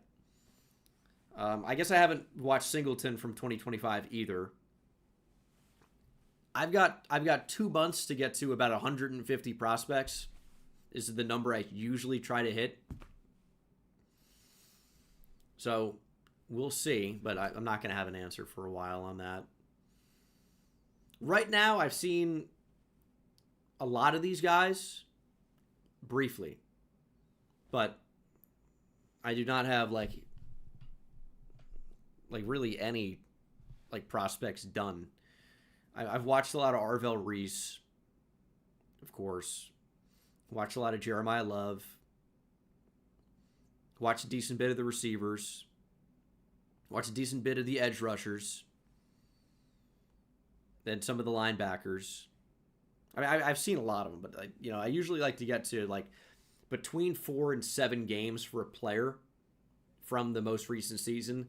Sometimes I'll go back the year previous if there's missing context or something like that, but it's tough to find the time. Jeffrey with the 2. Odds of us getting a season 3 of the YouTube Dynasty. 0, I think. Carson Beck, he made a nice case for himself. Yeah, we'll see if Bryce Underwood takes a step up. Really good athlete. Really young. He really did, because playing University of Miami against Indiana in the national championship game. Now he's back in Indianapolis with nothing but Hoosiers here. I forgot Arthur Smith took the OC job at Ohio State. Yeah, that's interesting. That is interesting. Here's Drew Aller coming off injury. Remember, he had the broken foot and other injuries at the end of the season. I mean, near the end of the season. This is his first time back, live audience throwing the football. And I thought he got more comfortable, Chris. No, I've not watched Jacoby Thomas. And with that comfort came confidence. I mean, of course, I've seen guys from that defense. I'm high on Keontae Scott, even though he's old. I think Mesidor's really good. I think Bain's really good. Especially. Watch him turn this one loose. Bam.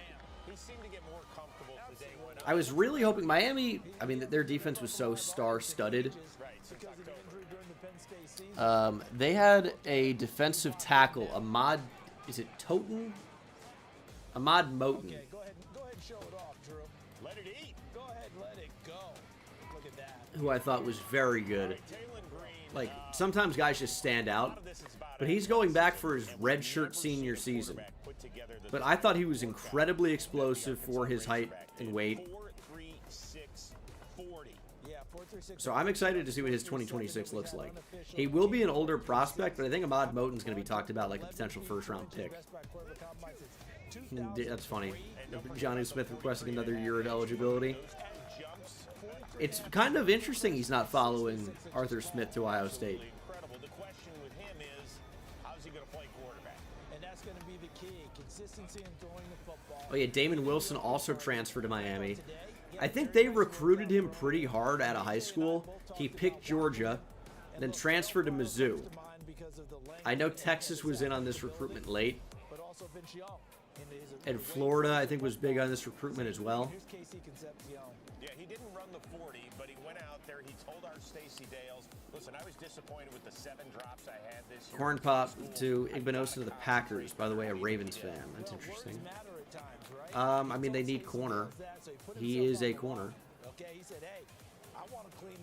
But I don't know what their new defense is going to look like. I think he would have been a decent fit, actually, for Jeff Hafley's defense. But Hafley takes a head coach job in Miami.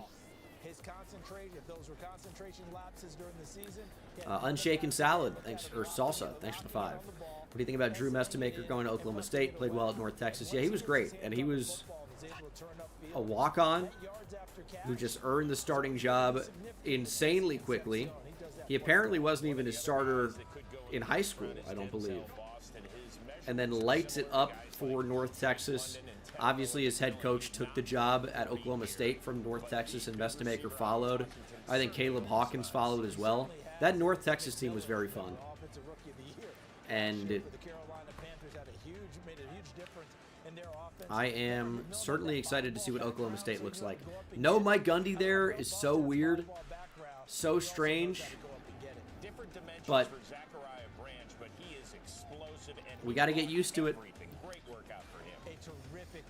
Because they were really, really, really bad. Let's see what the rest of it that comes along with it. No problem for him at all. Look how compact and muscled up he is. So when he starts to run routes and he's working out in the slot. I'm a big Bryce Lance guy. Trey Lance's brother plays receiver at North Dakota State, or did, I guess. He'll be a fun day 3 prospect, I believe. Sure did. Owen with the 2. How is Denzel Boston first round projection? People love the size and overall catching ability. Receivers in this first group to run a sub 4.44. Austin Jameson with the 2. Record for a receiver group is 10. Retzlaff. We still have half the field to go. I know Jake Retzlaff. I don't know a Reggie. That number's gone. Yeah. But we'll just have to confirm it when we go into this next batch. They'll go ahead and give it to us. But what I was really impressed with Branch, the way he caught the football, that was all hands. Bryce Lance or Ted Hurst? Probably Ted Hurst. But I like both. And I really like Ted Hurst. Colton with the 2. Does Sadiq even get to the Niners? My ideal pick. I don't think so. Look, you could get on a run, especially if some of those guys go maybe even a tad earlier. I think he's a top 25 selection. Get our guy while we've got an opportunity Comfortably. though, And the Niners are what, 27? And by the way, folks, if you ever watch a scouting combine between now and 3000s, it's still going to say it's a deep wide receiver class because that's just the way the game has gone. Well done. All right, let's check out Agreed. some more of the workout. The broads and the Jeremiah's got Zach Branch as his 50th overall player. Group 9 is ready to do that.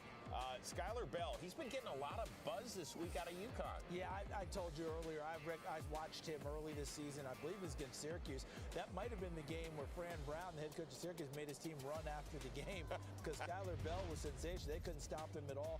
I've called him a power slot, even though he's not a big guy, but he's strong and physical in there. Deion Burke's another slot. Can he fly? Could be a fun player. Absolutely.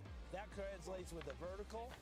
And it translated to the broad jump, 42.5-inch vertical. He may be short in stature. Jeff Caldwell's a freak. Yeah, not to mention a 4.340. This guy was incredible. He's over 6'5", Jeff Caldwell. Look at the jumps. And with guys who are sick, that height and that length, how many times, Chris, have we talked about guys like that we say they have build-up speed? That we see them once they get Well, let's see the 10-yard split.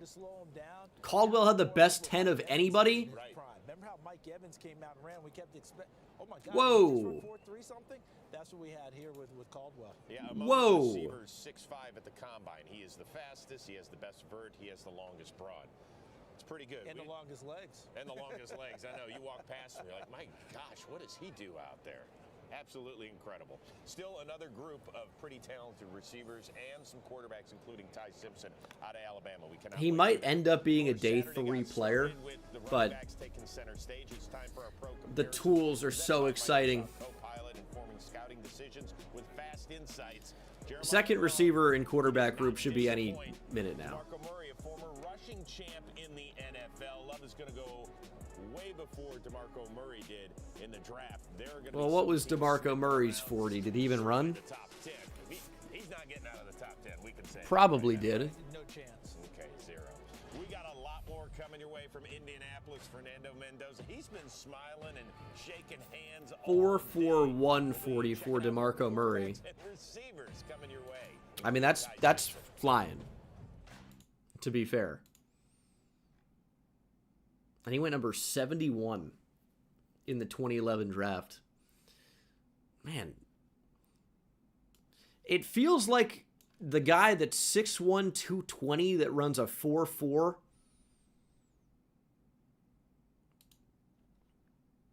probably could have gone higher. Like, obviously the tape is going to matter a lot. I'm not saying it doesn't. But just that package of like height, weight, traits, 4.43 is still incredible.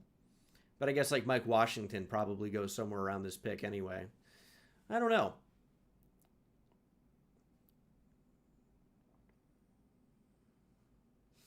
Murray is an explosive athlete that has a chance to develop into a featured back in the NFL, but he has a lot of miles on his tires.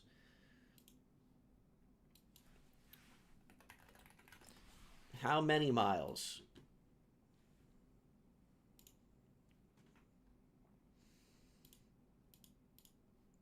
That is 759 attempts. Wow. I mean, of course I remember him at Oklahoma very well. That's a lot of attempts. He also caught 157 passes.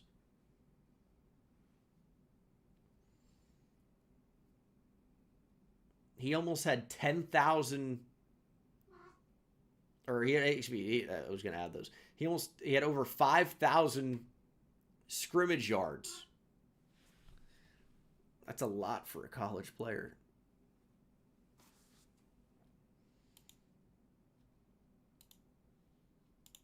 And then in the NFL, he was still very good, but out of the league by 29. That's so many attempts. 392 attempts. And he also got 57 balls. He had 449 touches in 2014.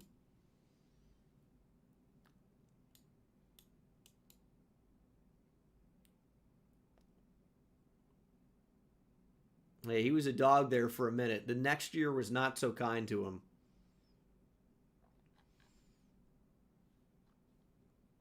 Can I do a little comparison here? Let me check this out. I want to see a year by year.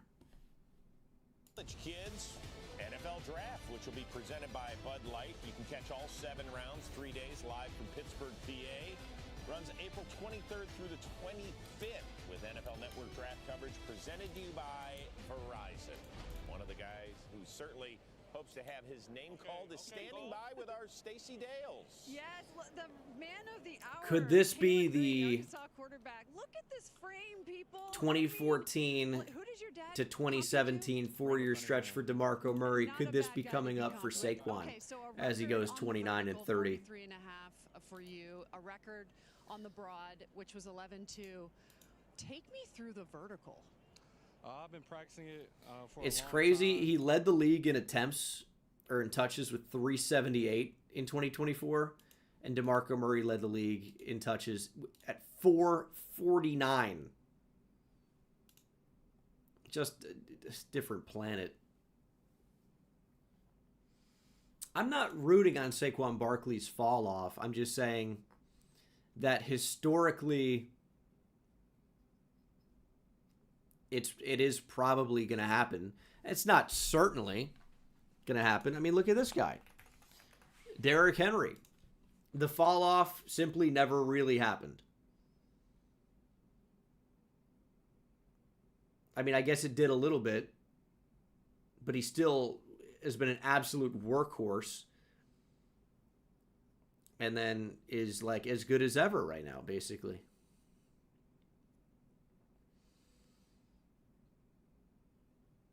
Like, Derrick Henry's an animal. 2,600 attempts. Where does that rank all time?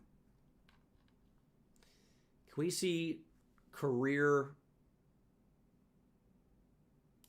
rush attempts?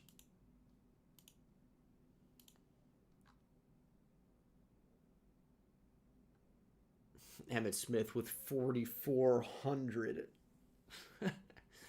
Obviously, it was going to go to a lot of these older players. But Henry's going to be probably where? Top 15 after this season? And where could he feasibly get to? Well, he's 32 right now. Can he play for another 3 seasons, maybe? Maybe he could.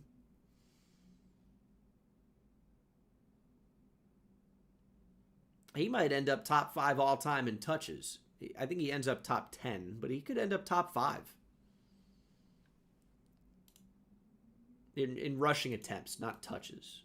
In rushing attempts. In terms of touchdowns, he is top 5 all-time. Has recently passed Adrian Peterson, who had an insanely long career. And Derrick Henry's not far behind. He will almost certainly pass Marcus Allen. And there's a pretty good chance he could chase down LaDainian Tomlinson. Will he catch Emmitt Smith?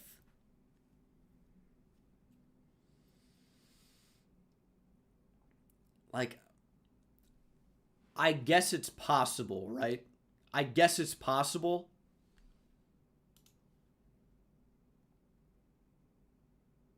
But surely at some point, he's not just going to go 15 touchdowns a year. He needs like, what, 40 more? He's at 122. Smith is at 164. So really, he needs 3 more seasons of this. Not quite, right? But like,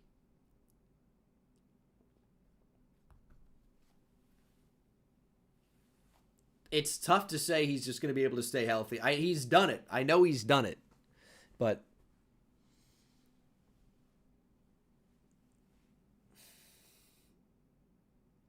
that'll be interesting. The interesting thing about Henry as well is if you look at his game logs here, they took it a little bit easier with him to start the year, right? I mean, he had a lot of stretches in here where he wasn't even touching the ball 15 times a game. And then at the end of the year, they're like, we need to make the playoffs. Derrick Henry, 36 attempts. Just crazy.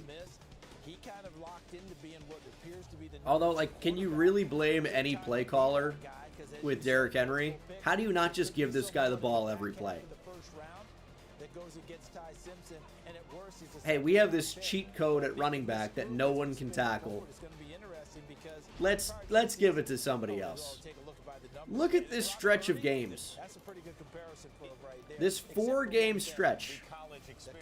Also, his career 150 to 153rd game. 85 attempts in 4 games for 570 yards and 6 touchdowns. That's over 140 yards a game, averaging close to 7 per carry. What's Coach Parcells say? He wants a 3-year starter, captain, all that.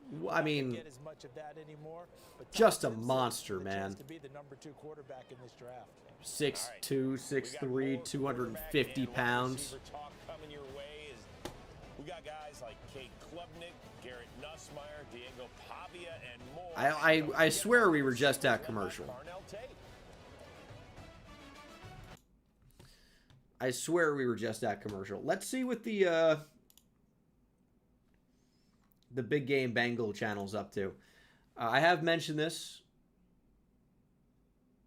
We have 3 in 2026 to get 2 third-round 24/7 rebuilds on the big game Bengal channel. Now, are we jumping the gun a little bit? I'm in at the bathroom. It's possible because, you know, we're not competing next year. Like, that's not necessarily the goal, even though we'd like to. It's about being good long term, but at the same time, when you see talent, you know, down the board a little bit, it's hard not to try and take advantage of that at the time. Brett Wall seems to be a very good run blocker with awareness, good athlete, seems like really great value, and he does have hidden dev. 89 strength, great acceleration, speed's pretty good. I think that was definitely worth the trade up, but I got 2 third-round picks. So, need to hit on the other one. There goes Jeremy McGee. Was he on the draft board? I think he might have been the linebacker that I had watched. Oh, there is another one, though. Keon Baptiste from Tech. He's good. I'm going to draft the quarterback here. Deron Hood. Very close to Dorian Hood from Riverside Royals Dynasty at NCAA 14, a.k.a. College Football Revamped. Accuracy looks good. Speed is apparently elite. Quarterback controversy in Tampa Bay? Maybe so. He's got hidden dev with 91 throw power and 90 speed. 89 acceleration, 87 agility, 86 change of direction. Oh my goodness. Okay. We might have a little bit of a controversy brewing. You know what? A zone safety with B hit power and great speed. Definitely something here for a day 3 pick. Looks like a good athlete, too. I'm happy with that. Okay, draft is over. I don't know. This is going to be interesting to see. And Carroll is a 79 overall, so a very good start. 91 speed only, but that's pretty good at receiver. It's not terrible. It's not amazing, but it's pretty good. Route running's good. Agility is obviously incredible. I think he was absolutely worth the trade up. Is he going to be a guaranteed superstar X Factor? No, probably not, but he could be. 76 overall for the rookie QB is good. Very accurate. He's going to be the starter. He's just going to be. Now, the QB we drafted in the 3rd round is a 70. He is very interesting. The accuracy is coming along. He's got a ways to go, but is obviously a freak athlete. We're going to try and develop him. And then there could be QB controversy year 2 or 3. We'll have to see. Brett Walls is 73. That's eventual starting center. Donnie Brooks is not his name, but Danny Brooks is 73. That's going to be good enough to end up getting starting reps. Very good athlete, obviously. Tackling's already good. And then the corners is 74 overall. I think that's going to be good enough to be a CB3. Man and zone is both 78. So what's bringing down his overall? Just play rec and awareness? Really, that awareness is pretty low. But I think despite getting some normal devs in there, that was a really solid draft class overall. And I'm pretty stoked about this next season. And this is probably going to be the first time I ever do 2 quarterback drills here in training camp. Because, yeah, Terrell easily getting upgraded is going to be really important. But we actually have a QB2 to develop. And if you look at the Commanders when they drafted RG3, and I've never seen this angle just stay like this, but okay. When you draft RG3 and then Kirk Cousins, you know, Kirk Cousins ends up being the better quarterback of the 2 long term. Obviously, RG3 dealt with some injuries.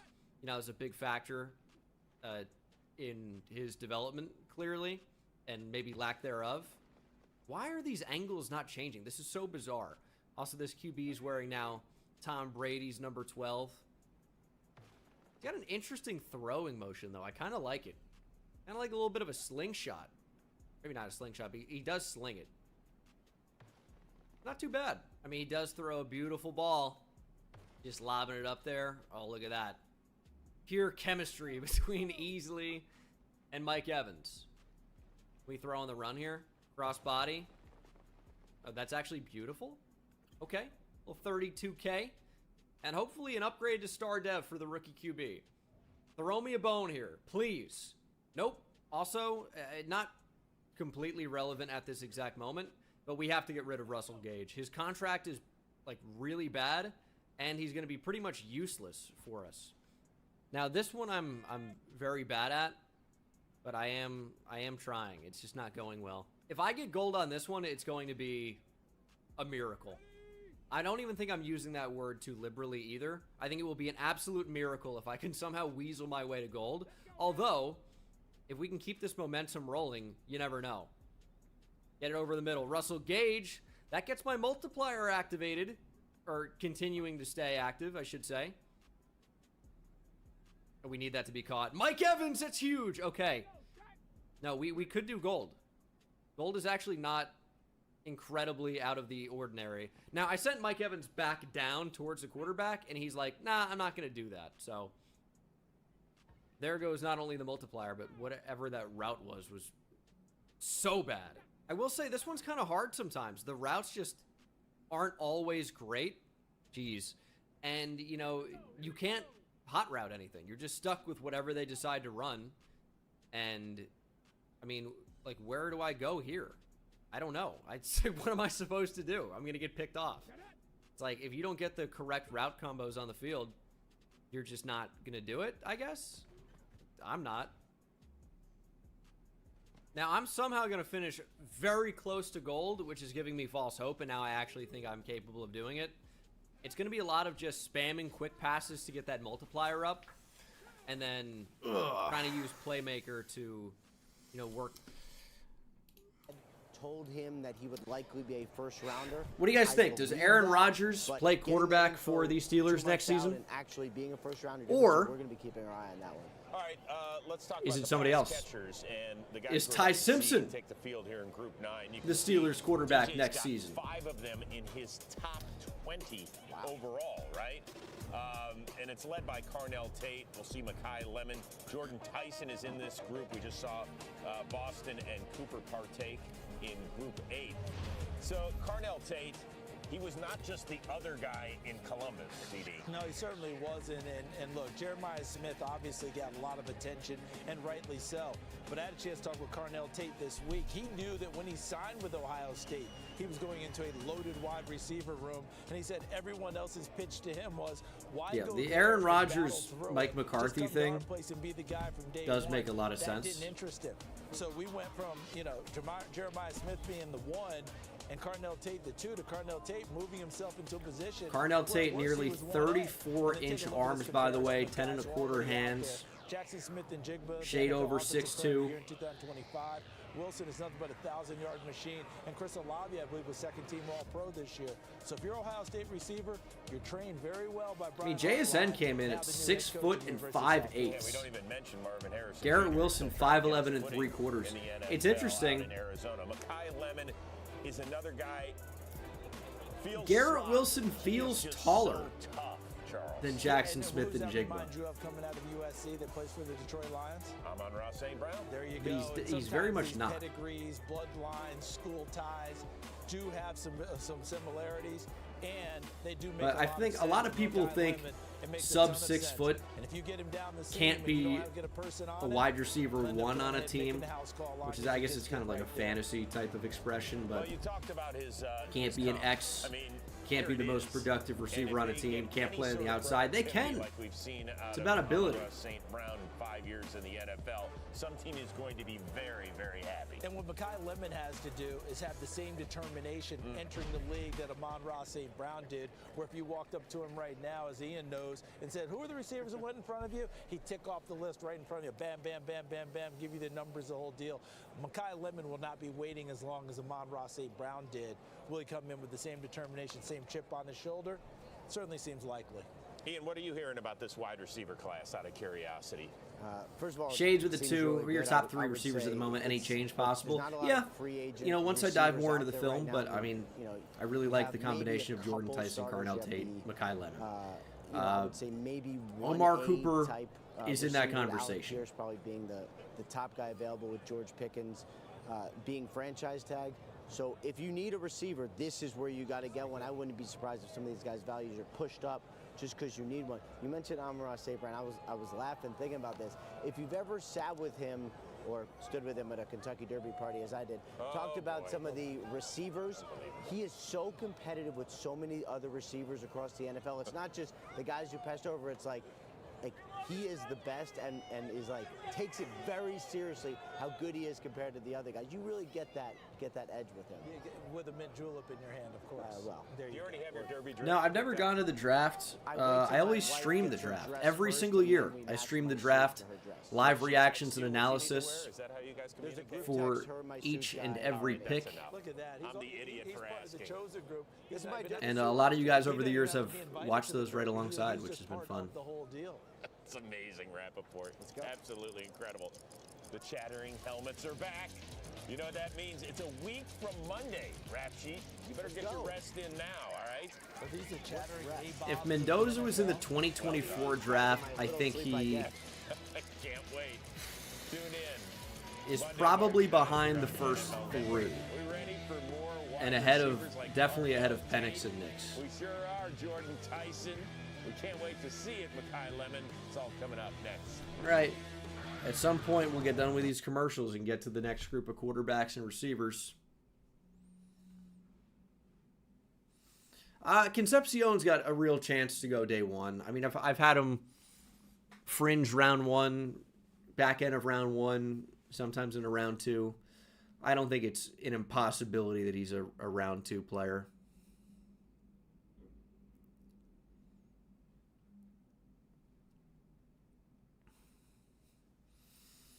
That's the thing, is we could go on for days talking about, well, this guy's going to go in the first round. Oh, no, well, this guy's also going to go. And then by the time we get to it, we're going to name about 40 different players.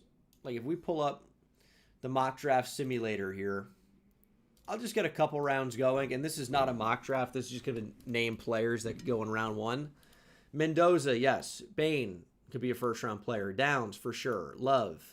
Styles. Bailey. Reese. The first ones are going to be obvious, right? Lemon, I think, is certainly a first-round pick. Delane is certainly a first-round pick. Jermod McCoy is one that's interesting because of the injury. We expect to be a first-round guy. I wouldn't say he's a lock. Banks, I expect to go in the first round. I would not say that he's a lock. CJ Allen, I expect to go in the first round. He's not a lock. Dylan Thieneman, same deal. Mesidor, I think, is a first-round player. But the age and injury history kind of clouds that a little bit. I think Keldrick Falk will be. Howell is not a guarantee. Tyson is not a guarantee. I think Fano will be. I think tomorrow when Monroe Freeling tests, if he does, Freeling will end up being a first-rounder. Vega Ioane is a first-round player. Caden McDonald is not a guarantee because he's a nose tackle. Denzel Boston's not a guarantee. TJ Parker's not a guarantee. I think Kenyon Sadiq is pretty much a guarantee. He'll be a first-round player. Peter Woods is not a guarantee. Proctor's not even a guarantee. Concepcion, Lomu, Hunter, Young, all not guarantees. I really think Omar Cooper will end up being a first-round player. Is it a guarantee? I wouldn't call it a guarantee. But I firmly think he will be. And then maybe it gets to like, okay, Jermod McCoy. I think he very likely will be a first-round pick because he's so talented. He should be healthy.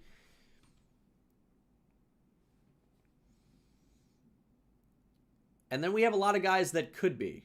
So what is that? 18 players that I think are definitely going to be first-round picks?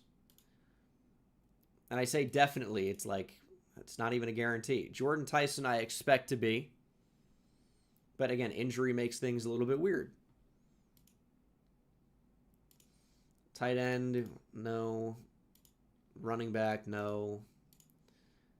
Again, I expect these guys to. I'm pretty sure Proctor will be a first rounder.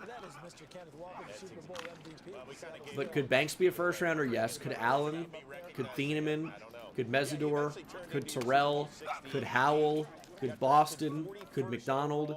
Like, all these guys could be. Could Emmanuel McNeil-Warren be? Yes, but not positive.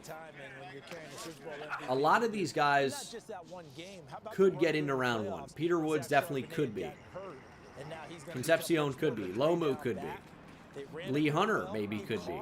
Although I don't think so at this point. Hood certainly could be. Blake Miller could be.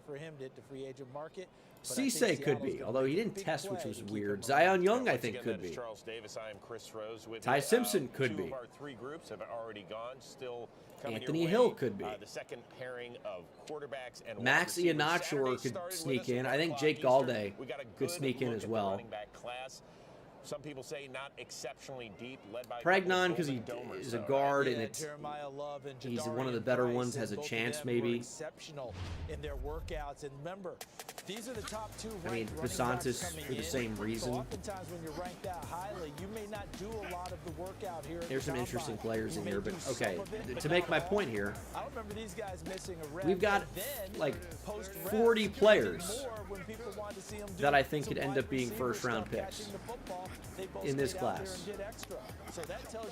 And there are even more that could be that I'm not throwing in there.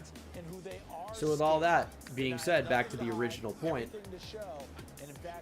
like somebody's got to fall out, right? Somebody's got to go. Yeah, it's interesting that we could have guys from the same program be the first 2 running I feel pretty good about the top 20, but that's pretty good. They're not locks. And I feel pretty good about the next 5 or so. Or next 4 or so, maybe. By the way, Keep your foot But in. they're not guarantees either. Look at his ability to slide there. If it wasn't for a towel, he stays on his feet. Incredible. By the way, he's just fine. Jadarian Price, what does he bring to the table at the next level? I think he brings the ability to run inside, break tackles. Look at that body.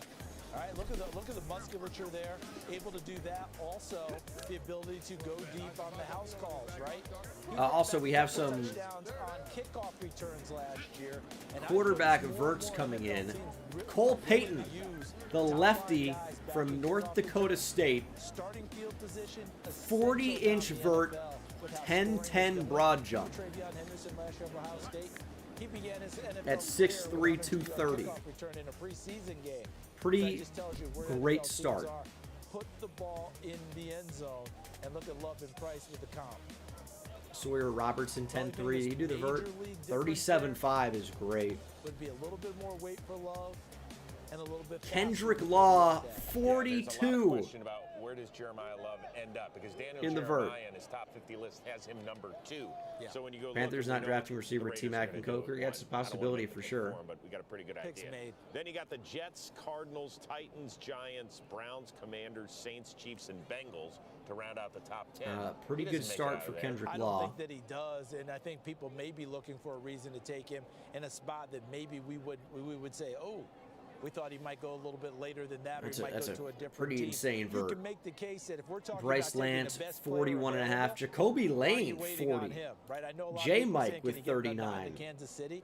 I think that he goes before that. Eric Rivers, Yeah, I know I said 37. it Chase throughout the day Roberts, that 8 of the the top same. 10 Ted Hurst, rushers not in too the far NFL behind. season ago were taken There's either in Deshaun the first Stribling. or the I mean, these second round. 36-inch verts are still One running quite back we good. cannot wait to see this year. Run the 40. Our very own Rich Eisen, and you can lend a helping hand. Just scan the code to join the challenge. stjude.org. Run, Whoa. Rich, run. It'll Ted be on Hurst, day 3 of the 11-3 broad jump. 2026 NFL Draft. And reminder, all the proceeds go to St. Jude Children's Research Hospital.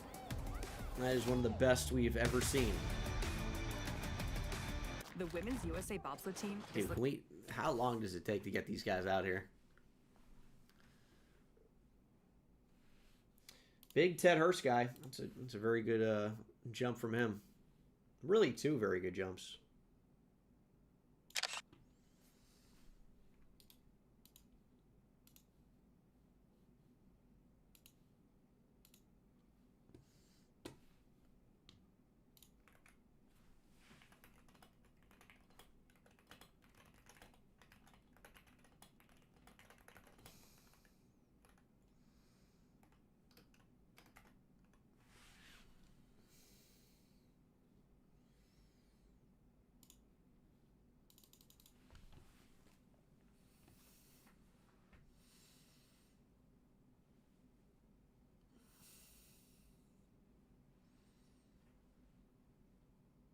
I mean, I'm a big Chris Bell guy, so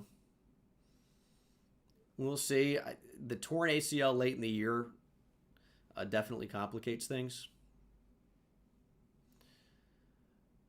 I mean, I'll do positional rankings in the form of a top 50, but the individual position ranking videos have historically not performed that well, and you got to remember that YouTube's my job, and I can't really afford to put out too many bad videos. It hurts the rest of the channel.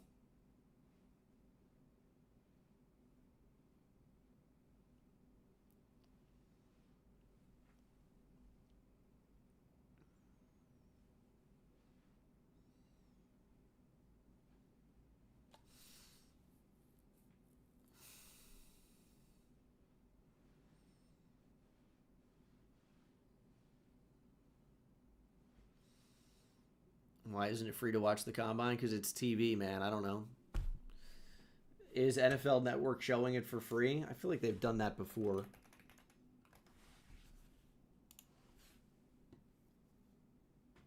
I guess you can watch it with NFL Plus.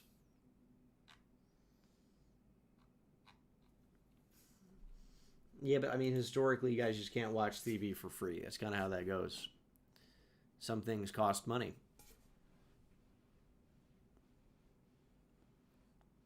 I'm sure somebody's streaming it illegally somewhere if you were wanting to go down that route.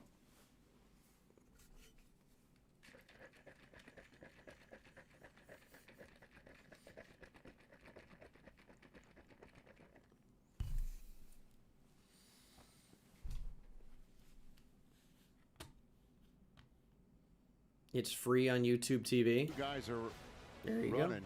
but one guy is listening. There's Fernando Mendoza just listening to the instructions. Flunked out of Kel, that's why you go in the end. Your back foot cannot be on He's part of this line. whole process. Thrilled to have here in the booth, getting set for his 10th draft here in Indianapolis. The general manager of the Colts. Good to see Chris Ballard. How are you, sir? I appreciate y'all having me. Good to see you. Yeah, neighbors. Yeah, right next door, huh? Yeah. Chris Ballard, yearly appearance. Great guest. You're a great guest. And it's clean easy up to hear. a little bit after. Yeah, we try to be quiet. Yeah. We don't disturb everything going on next door. Thanks for coming here. The fastest groups ever, one after another, or 5 for 5. The first 5 groups, the fastest ever. Clearly, we've never seen anything like this. How's it been hitting you? I don't Chris? know why everybody wouldn't run here. I thought you saw it last year too. Right. We had a bunch of fast times, and Jeremiah, you'll remember this, but remember we used to add for wherever the surface is, we would add time to a 40, which has really gone away because field turf is, you know, when field turf came into play. But no, those kids last night were getting it.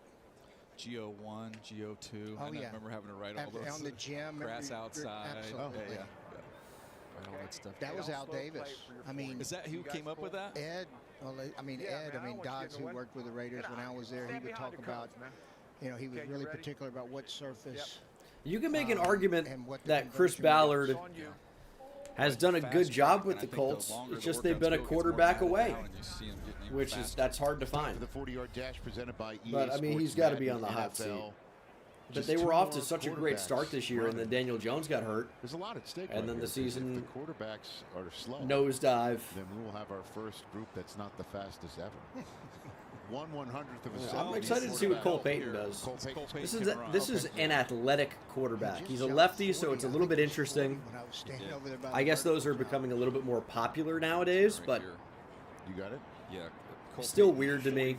10-10 broad. Okay, so that translates. He can run. He should be pretty fast. What do you think? 448, Rich? I'll sure. Why not? I mean, those numbers at vert and broad usually translate, right? Let's go. Go 52, Chris. Okay. Not a great start. Run is 40. 4, 5, 6. See if we can get that start a bit better, run a bit better. Who is it going to spit out for us here with the numbers? Tebow. Oh, there we go. No, not the Tim Tebow comp. Tebow jumped 38.5. Cole's significantly faster. Two lefties. They actually do look pretty similar height weight. That's why we call it a comp. Vert. Big hands. Big guys. There we go. Oh, here we go. Baylor Bear. Sick him, Chris. Let's go. Oh, yeah. I got to pull up the Tim Tebow Bengal Instagram post for the people who don't believe him as tall as I My son graduated in claimed to December, be. and I saw he was on the list. I was going to go say hi to him, but he was training, so he didn't make it back for his own graduation. I thought otherwise that's a red flag, right? No, it's about the work. Here we go. 4.65 for Sawyer. You should be my cap and gown. I'm getting ready to run 4.65. Okay. Here I am. You guys can't see it unless I do here. You want to make some news up here? It's me towering above Tim Tebow. We're about the same height, bro. You know questions I'm going to You know just for how to ask them, too. Just to get me going. Your quarterback. What's your quarterback situation looking like? Well, I mean, looks good. Okay. All right. We've got to get, we're working Favorite on NFL player right ever is actually an Oklahoma guy, excited weirdly about where enough. he's going. Adrian Shane, Peterson. it ended the That way was it did unreal. for him, but couldn't have been more happy with how he came in Tebow's as a probably kneeling. professional, handled That's the comment of the day. Handled the competition, connected with the locker room, and then performed. I mean, we thought he played pretty good in New York, and then, you look at circumstances around the league. Guys, sometimes it takes their second, third team before they hit their stride. And we thought he was hitting his stride. Word of advice, backers: when you're trying to say so like we're working through it you right now, are, but, it's we look forward to apostrophe having re. him The back. other one Do is you feel possessive. he could be ready for week 1? Everything works out with you guys contractually? Do you think he's It's a physically good going tip to for be you ready? guys. Well, I'm not a doctor, but saying that, it's positive. It's a positive outlook. He's doing everything he's supposed to be doing. That's the one thing you don't worry about Daniel. like he is going to exhaust himself with the rehab. We've had some other Achilles, on our team in the last few years, and they've all came back, and I think that'll be around the 9-month mark. So, we think he's got a good shot.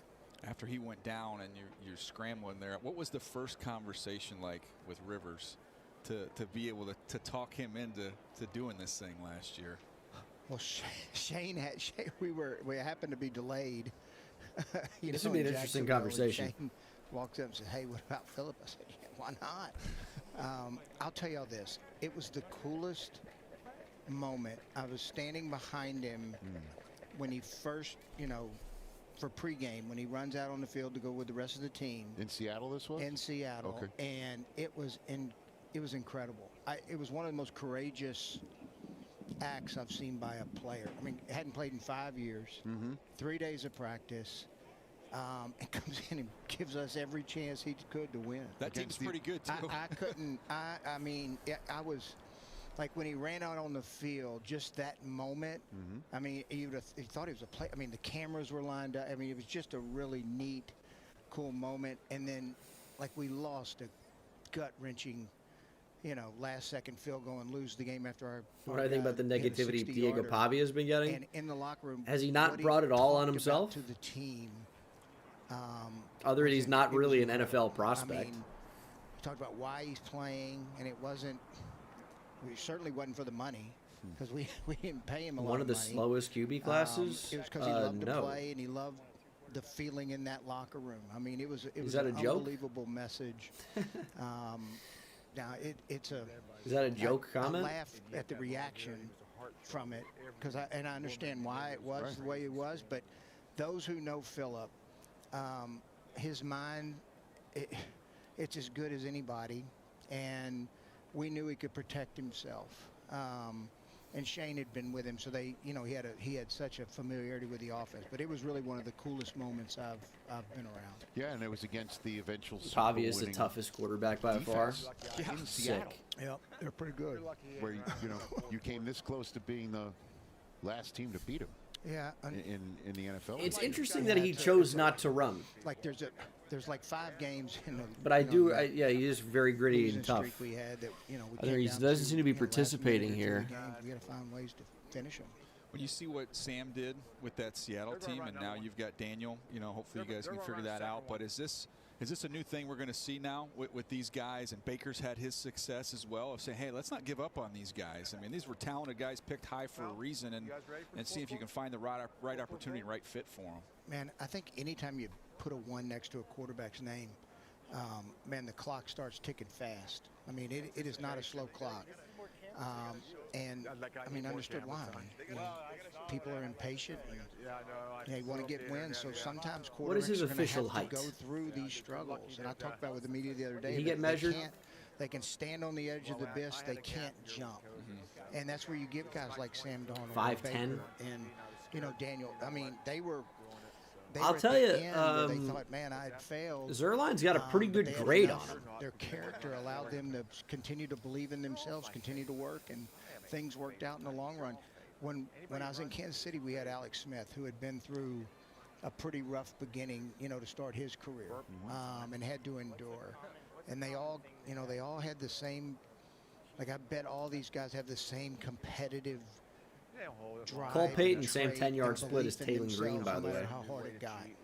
It's the hardest thing for a scout to figure out. Where do you put Anthony Richardson in this category? Well, we had a good talk with his agent, who I'm close with, and we think, look, I'm proud of Anthony. He's still a young player that we think still has upside. And how he handled last year, like, he had tremendous growth. That's what people kind of got lost in the sauce, but he had tremendous growth, during the preseason, then being the number 2 quarterback, behind Daniel and watching Daniel work. And then the unfortunate accident with his eye, and, we ended up missing him. I mean, he definitely would have helped us down the stretch. So we'll see. I've given his permission, his agent, to look around. I mean, we want to do the right thing for Anthony too. But we do think he has a future in this league. Just not with us. With us is the delay subtext. was essentially let these guys catch their breath. Because there's only 2 of them running. So just give him a couple of seconds to exhale and give it one more run here. So there's Mendoza in the background talking to Matthew Hasselbeck, who had some nice run here too. No question. You know, he had some nice run here towards the end of his career. Yeah, you might see a day 3 pick swap or something for AR. Like, the tools are still incredible. Dakota State's turned out a few. Carson Wentz, Trey Lance. And if you look back to Florida, Anthony Richardson, yeah, it was only 1 year starting. 5-6 first time. Let's stick with it. But he did look pretty good in the pocket.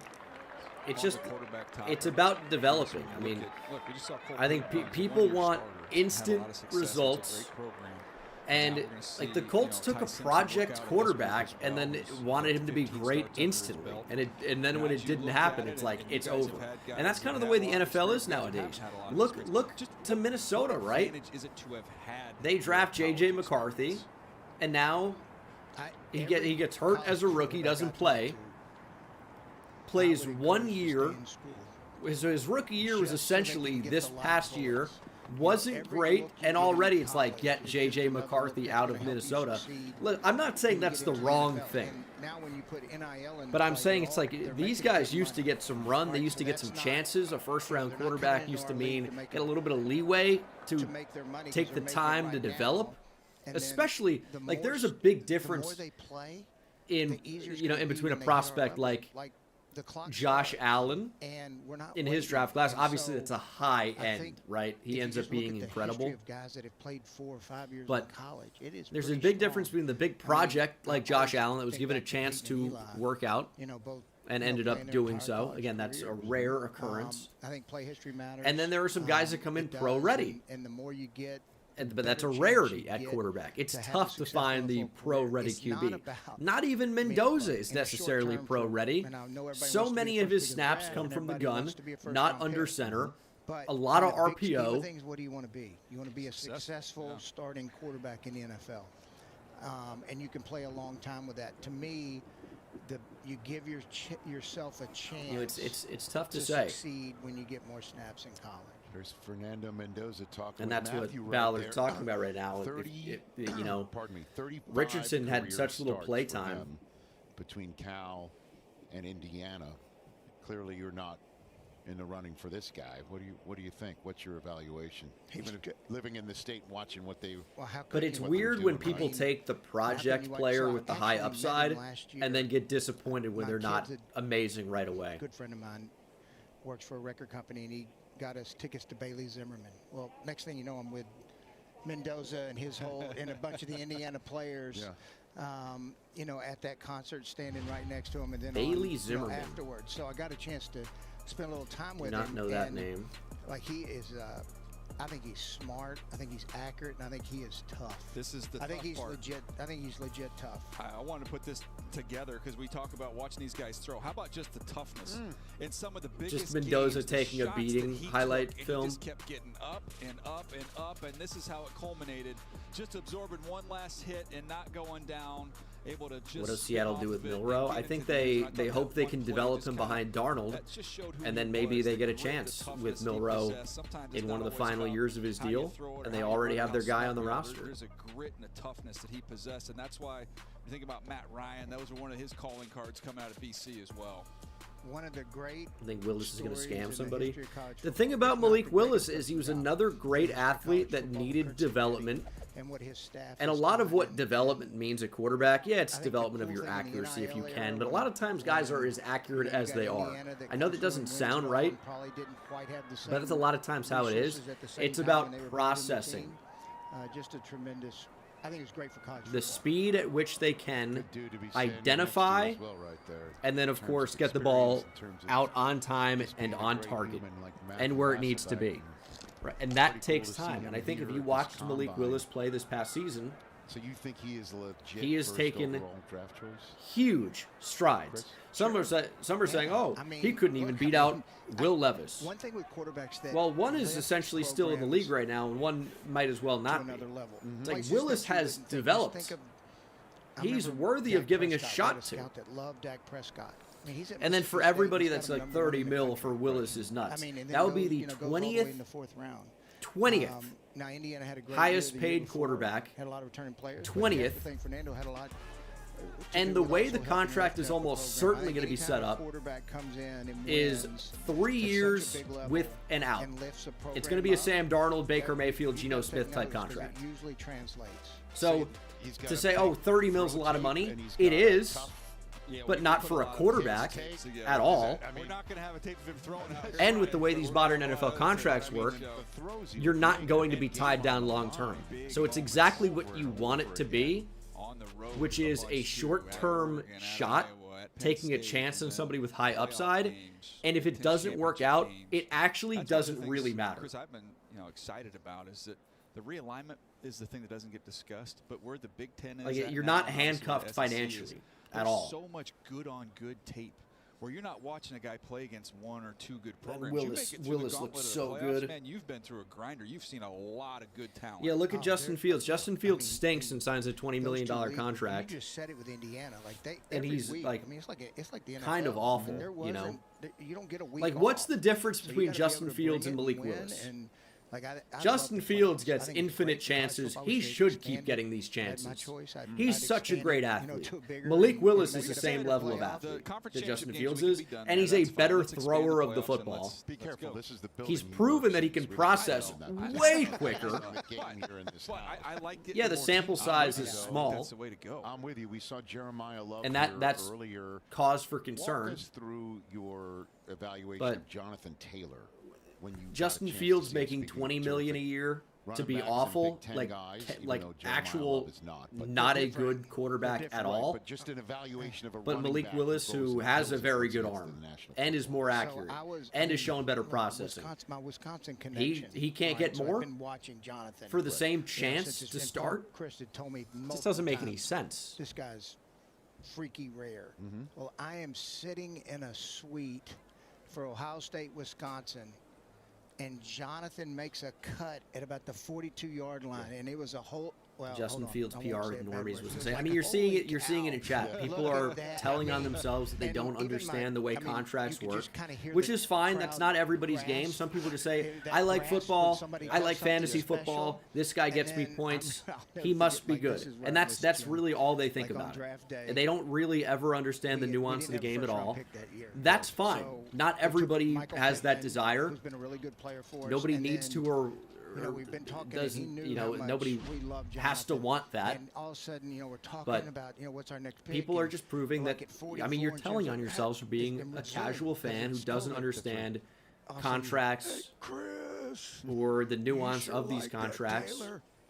Or anything really about quarterback play, which is tough. I get it. It's tough for the pros, let alone casual viewers of the game. That's a good call. But it's like, this is the way the league works. I mean, he's just been dynamite. Let's even pull up quarterback contracts on. How about the tape room? We get to Jonathan Taylor. Boom. We got Jonathan Taylor combine highlights. Just Track here. Been at it a while. Wow, great team. We're in a little bit of a lull here. Wait for and you can see, like, what is Malik Willis going to get? Probably something like 3 years, 90 mil. It's really going to be a fascinating conversation because of the limited starts we discussed among quarterbacks. Starts, but man, he started out the and year. That's a guess. He was on fire. His first 7-8 games of the year, you could see everything. Mechanically, you could see son of a coach. Maybe about what Geno Smith clean and compact. He's going to get. The AAV is going to be somewhere around here. So in between Geno, Sam Darnold, Baker Mayfield, below those guys, but above Justin Fields, Daniel Jones, Russell Wilson. Obviously, it's a lot more than that, but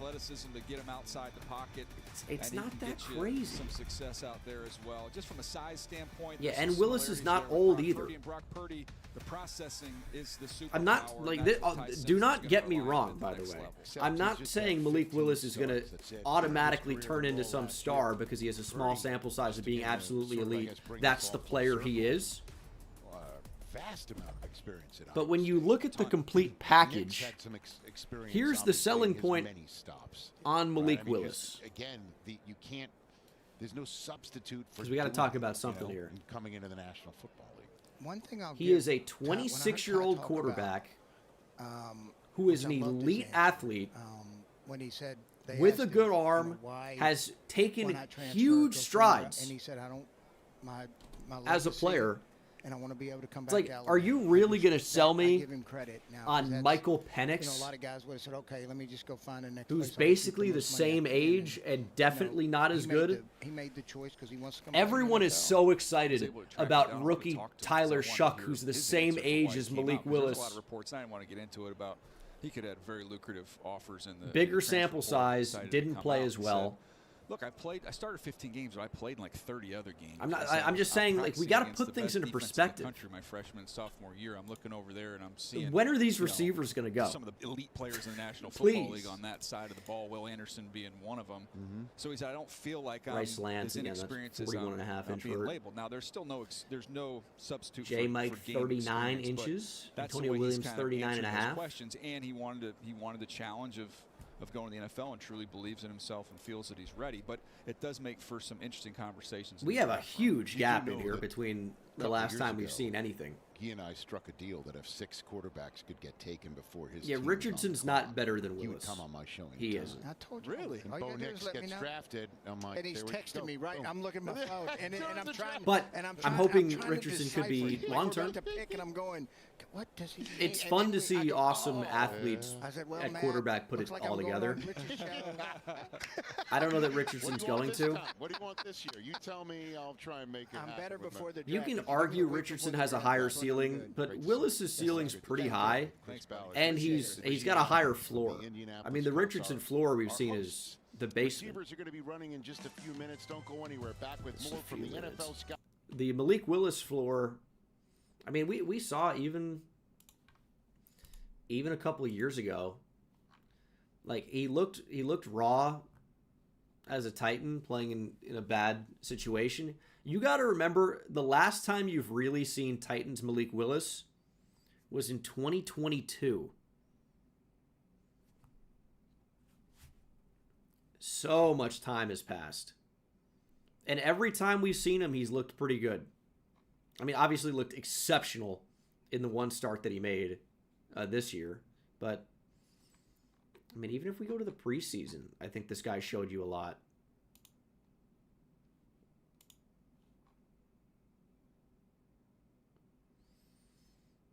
And as I figure out how to try to find that,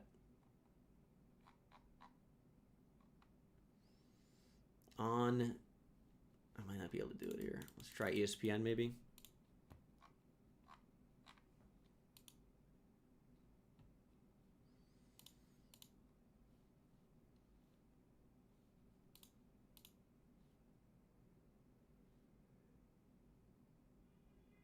I don't know.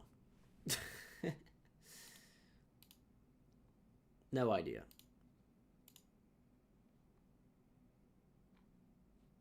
But anyway, every time he's had to come in and play, the guy's been awesome. He's deserving of a chance. Like, the reason why I don't think this is a Matt Flynn situation, because people are going to point to Matt Flynn. Matt Flynn was not, like, even close to the same level of athlete. Didn't even have close to the same level of pre-draft hype even. And then comes in. It was in this 2011 game and goes absolutely ballistic against the 2011 Detroit Lions. Man, Jim Schwartz. He had these guys going. Has a great game. Gets paid off the great game. Wasn't good. Is this a possibility for Malik Willis? Yeah, for sure. Again, nobody's saying that Malik Willis is like a bona fide can't miss signing. But for the price, with the potential, it's 100% worth the shot. I mean, there's no question to me. And that doesn't mean it's going to work out, but it's certainly worth the chance. Can we see the actual contract here?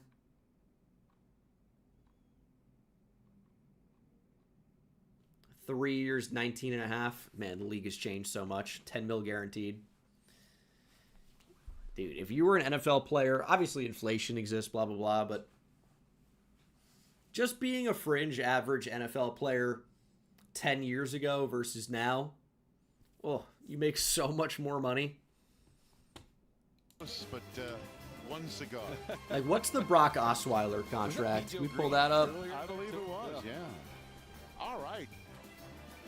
Daniel Jeremiah, we've already seen Boston and Cooper. Brock Osweiler got 4 years, 72. Groupings were Tate, Lemon, and Tyson. That was a pretty decent deal. That was a pretty good deal for Brock Osweiler. Wide receivers. And there is Carnell Tate. Man, he was really not good. You see the He had that dimensions there, playoff the run speed with of the Denver, production, right? Which is excellent considering how many talented receivers. Was he's that why he delivered got for Ohio paid? State.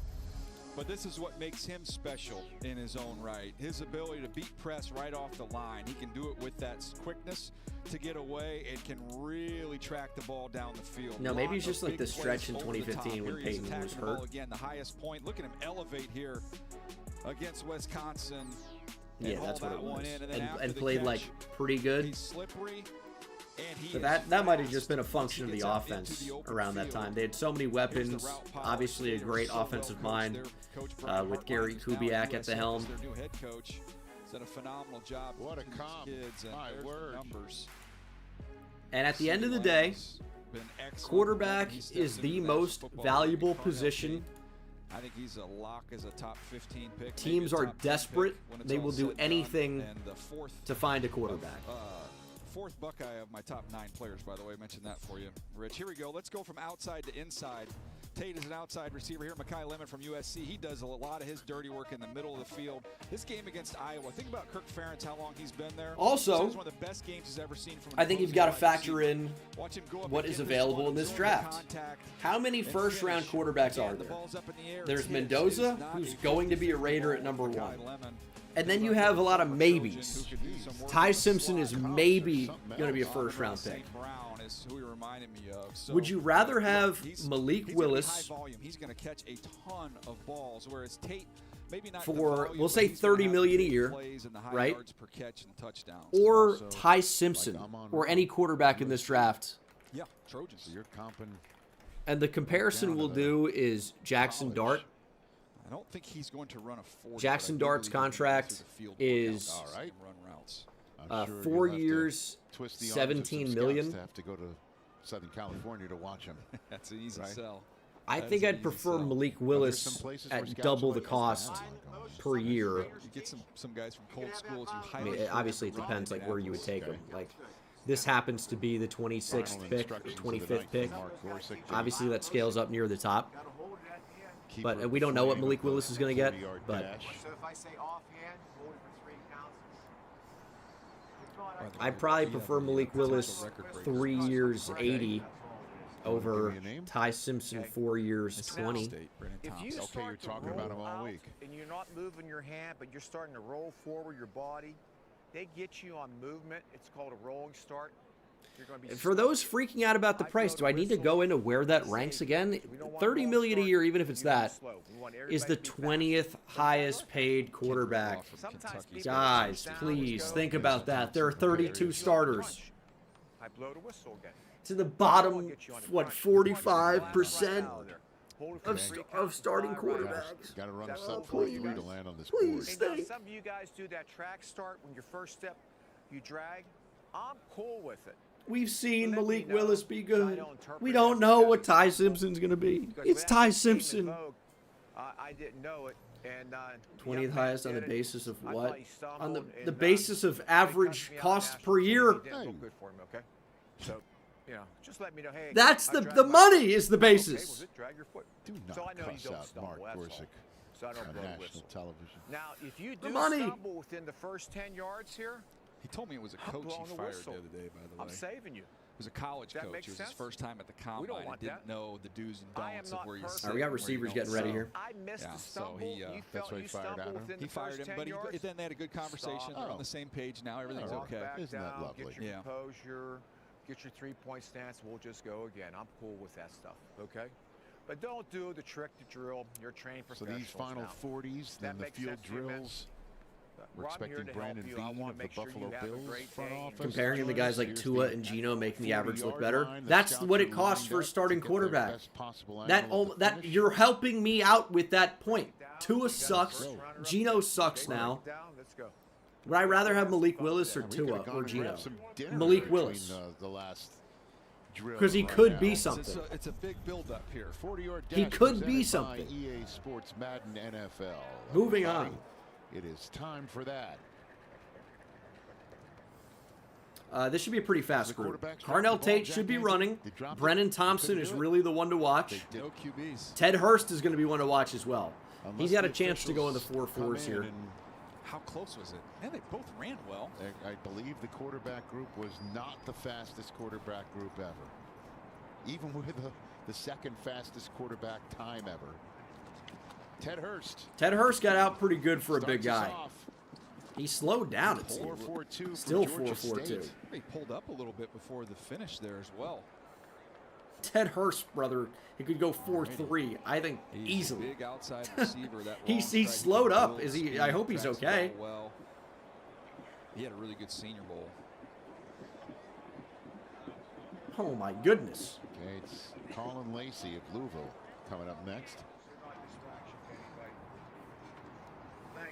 A lot of guys like Colin Lacey. He's had some big moments. Catches a lot of bubbles. He's got quick, really quick feet, breaks tackles. He'll use them on some jet sweeps as well.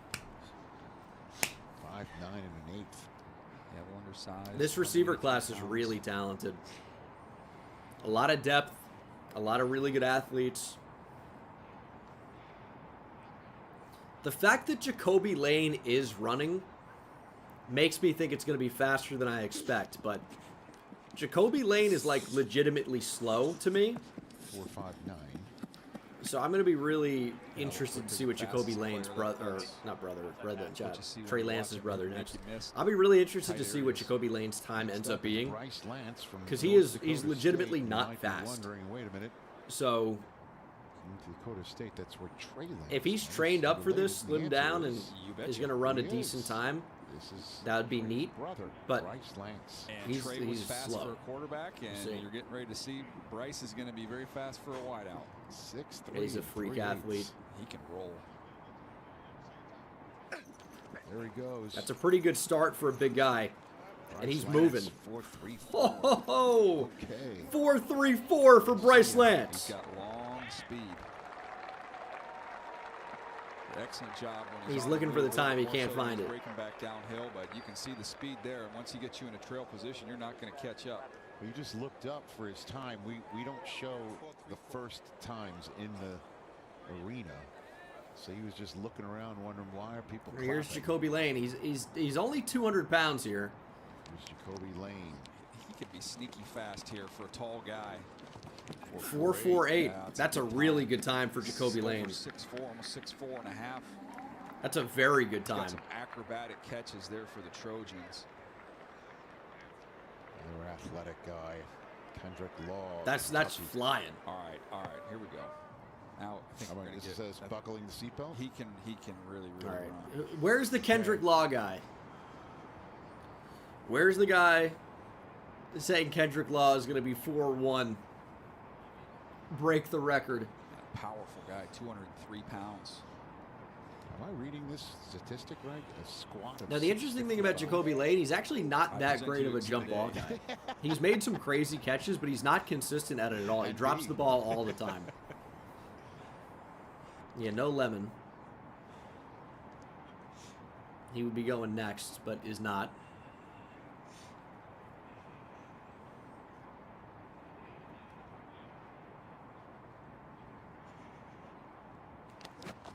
He exploded out.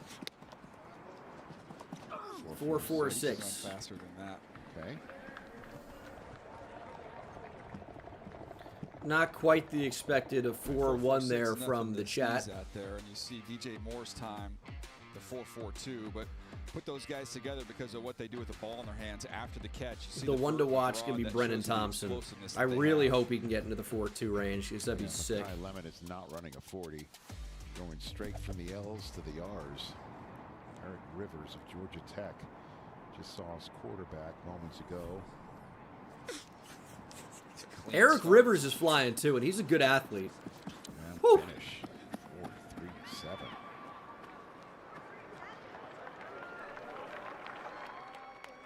That's coming here next. All right, Chase Roberts. I know. I got. See what he's looking. I'll give you guys a guess as to what he looks like if you have not. Because we got 95 monitors. That's true. Didn't have that when we were scouting. If you're not watching along. By the way, our ham timer, Mark Ross, just hand timed Rivers at 4-3 flat. Okay, so we'll have to see what's up. Chase Roberts. You can see the hair hanging down a little bit. That gives you a good idea. Use him inside and outside. The super soaker. Old school Jake Bobo vibes from when he was coming out of UCLA. Careful, yeah, you whistle that one. Very careful. Almost took out a camera. That would have been very funny. Austin Ford here.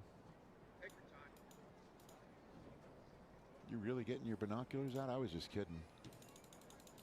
I packed them. Get ready for Brennan Thompson. All right. That was my pick to run the fastest 40 of any player at the Combine this year. That sounds like a... Nearly impossible to live up to the height. J. Mike is one to watch as well. Not that he's going to run 4.2 or anything like that, but J. Michael Sturdivant could be low 4.4. I don't think that's impossible. I could put him away. Yeah, they work. They work. Big receiver, but fast. Track background as well. That always plays here. Try it again here.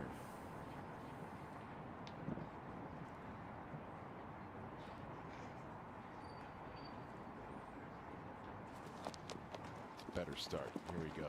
Chase Roberts. Yeah, it's going to be a decent time for Chase Roberts. 6'5". You'll take that. You'll take that. Deshaun Stribling now coming up next. Ole Miss. So Surratt not going to run. That's a real sneaky athlete. What a season Ole Miss had, huh? And then it went off the rails with everything. Lose their coach and didn't. They just kept going. Goodness gracious. I'm a big DeJon Stribling guy. This dude caught a 5-yard hitch and took it like 60 to 70 yards for a touchdown. I think he's a really good player. First eye opener when you pop on his tape. He's not going to go very high in the draft, I don't think, but I like him. I always like an Ole Miss receiver. Laquan Treadwell, A.J. Brown, DK Metcalf, DeMarcus Lodge, Elijah Moore. I could go on and on about the Ole Miss receivers over the year. He almost got halfway through before he's turned around. Yeah. Hey, KZ, you got to hold your off hand longer, okay? The hand off the ground. You're rolling a little bit, okay? You're cool. You could do this easily.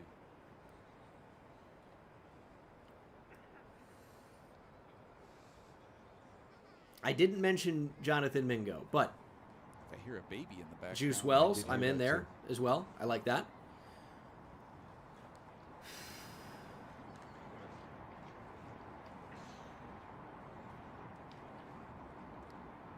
Started the last group. She was in the first trimester. Nice. Let's see if we can catch up here.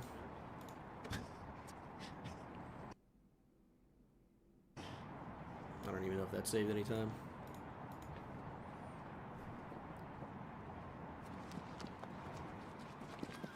He's moving pretty well. Oh, man. Take your time right there. Take your time. Let's go. As Mark Gorsuch said, you can do this easy, and that looked easy. Our first sub 4.4 that we've seen in a bit. There you go. Charles. Hey guys, as we get ready for Carnell Tate. Here's J. Mike, UCLA transfer everything we're seeing in this combine to Florida. Is embodied by Carnell Tate. He's got a track background. He's a long strider with pretty good long speed. Before you went to Ohio State, you knew you had a loaded receiver room. What led you to go anyway? Did everyone recruit you? Hitting 4.3 would be awesome. You'll be the guy right away. Why go compete? He said, I'm just not built that way. 4.41. I told you it could be in the low 4.4s. And it honestly looks like he might even be able to run faster than that. What a time for J Mike. Around to a couple different schools, but hopefully that's official. I have him faster for 4-1 or 4-4-2. So I'd like to see that. Like that. Convened in Indianapolis. All right, here's Carnell Tate. The top wide receiver on. He really should be around 4.45 or better. There he goes. A little bit of a trip. I thought they would blow it. Little bit of a trip there. Let's see, maybe he'll do it again. I thought he probably been better off just kind of stop on that. Should have stopped. He might be able to improve that by a lot. I don't know why they didn't blow it. Out here. Yeah, right there. Just that one step 8 yards in, maybe. Got off track. You even heard some in the background go, whoa, whoa, whoa. Got another run at it. Xavier Thomas of LSU. But Brennan Thompson's close. One away. No disrespect to Xavier Thomas. This one could be pretty decent too. But Brennan Thompson, as I've said, this kid can run too. Was my pick for fastest 40 at the Combine this year. He's got a real track background. I'm interested to see. There you go. Whoa! Whoa! Again, no disrespect to Xavier Thomas. 4.28? I said he could run. I didn't know he was going to do that. We've broken into the 4.2s. The next guy goes even lower potentially, right? He's got the capability. He was trained in the same facility. Brennan Thompson, where Xavier Worthy was training, and he holds the record. Only 164 pounds, by the way, today. Trained in the same spot. That's so light. The all-time record holder for the 40. All right, we shall see. Thompson. I think he should be in the same range, but we shall see. It's tough to come out here and run 4.3, and he stumbled. Again, you got to break a 4.3 40 to crack the fastest wide receiver group now, offhand goes back, we've ever recorded. And Xavier Thomas has done that. Right there with Tyquan Thornton. Former Longhorn. Jacoby Ford. Brennan Thompson.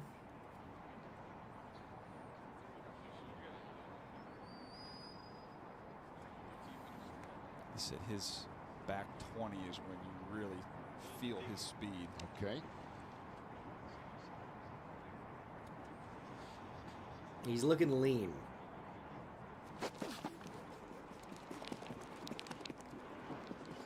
.426. Okay. 4.26. We got a new clubhouse leader and a new member of the top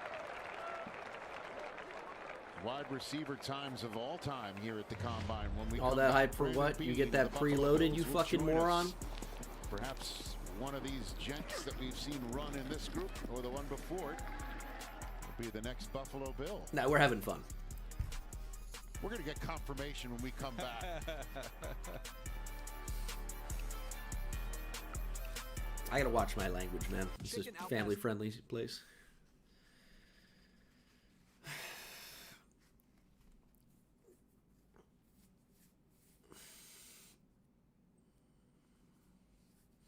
That's pretty good.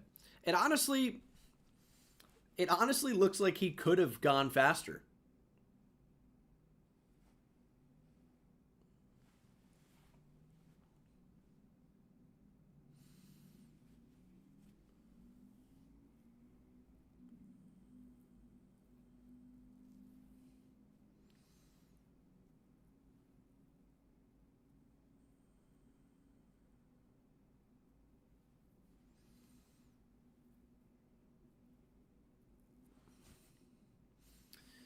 Jeff Caldwell, an unofficial 10 RAS. Whew.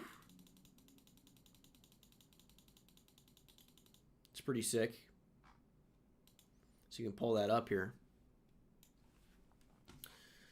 I mean, the RAS scores that we're seeing nowadays are just absurd. Now, Jeff Caldwell, it can't be a 10. He's not going to do agilities probably at this height and weight.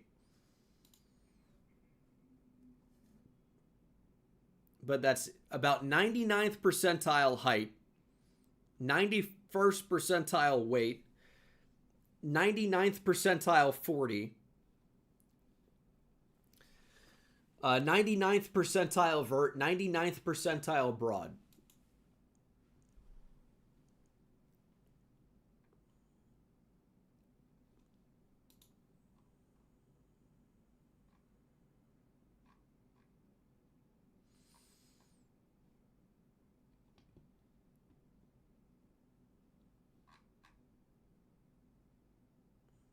Xavier Thomas was moving too.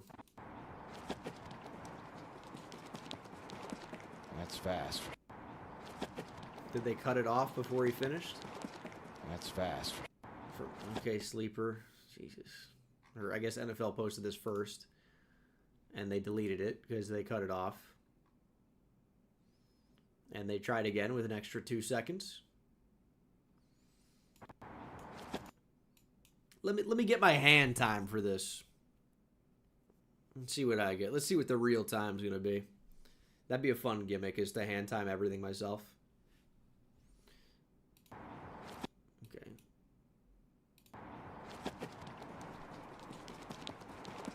That's fast for sure. 4.28. I've got him at 4.26 on that. They might be selling him short. 4.58. All right, let me get Harrison Wallace here. Let's test Harrison Wallace. Another running reb, running.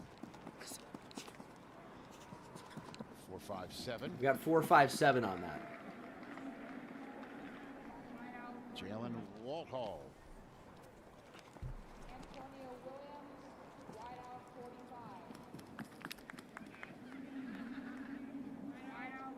Caden Weegan, everybody, from... Oh, he's moving a little bit. Here we go. He can run. I was going to say we got a little Tim Dwight, little Iowa old school Tim Dwight action right there. There you go. Returner. And Antonio Williams. Here's Antonio Williams. This could be a pretty good time, too. He's a good player. You're going through and doing all the corners. And I think he'll be in the 4.4s. More and more. These guys having a tough time with him. We'll see if he can get down any lower than that. I mean, this is just an exceptionally fast group.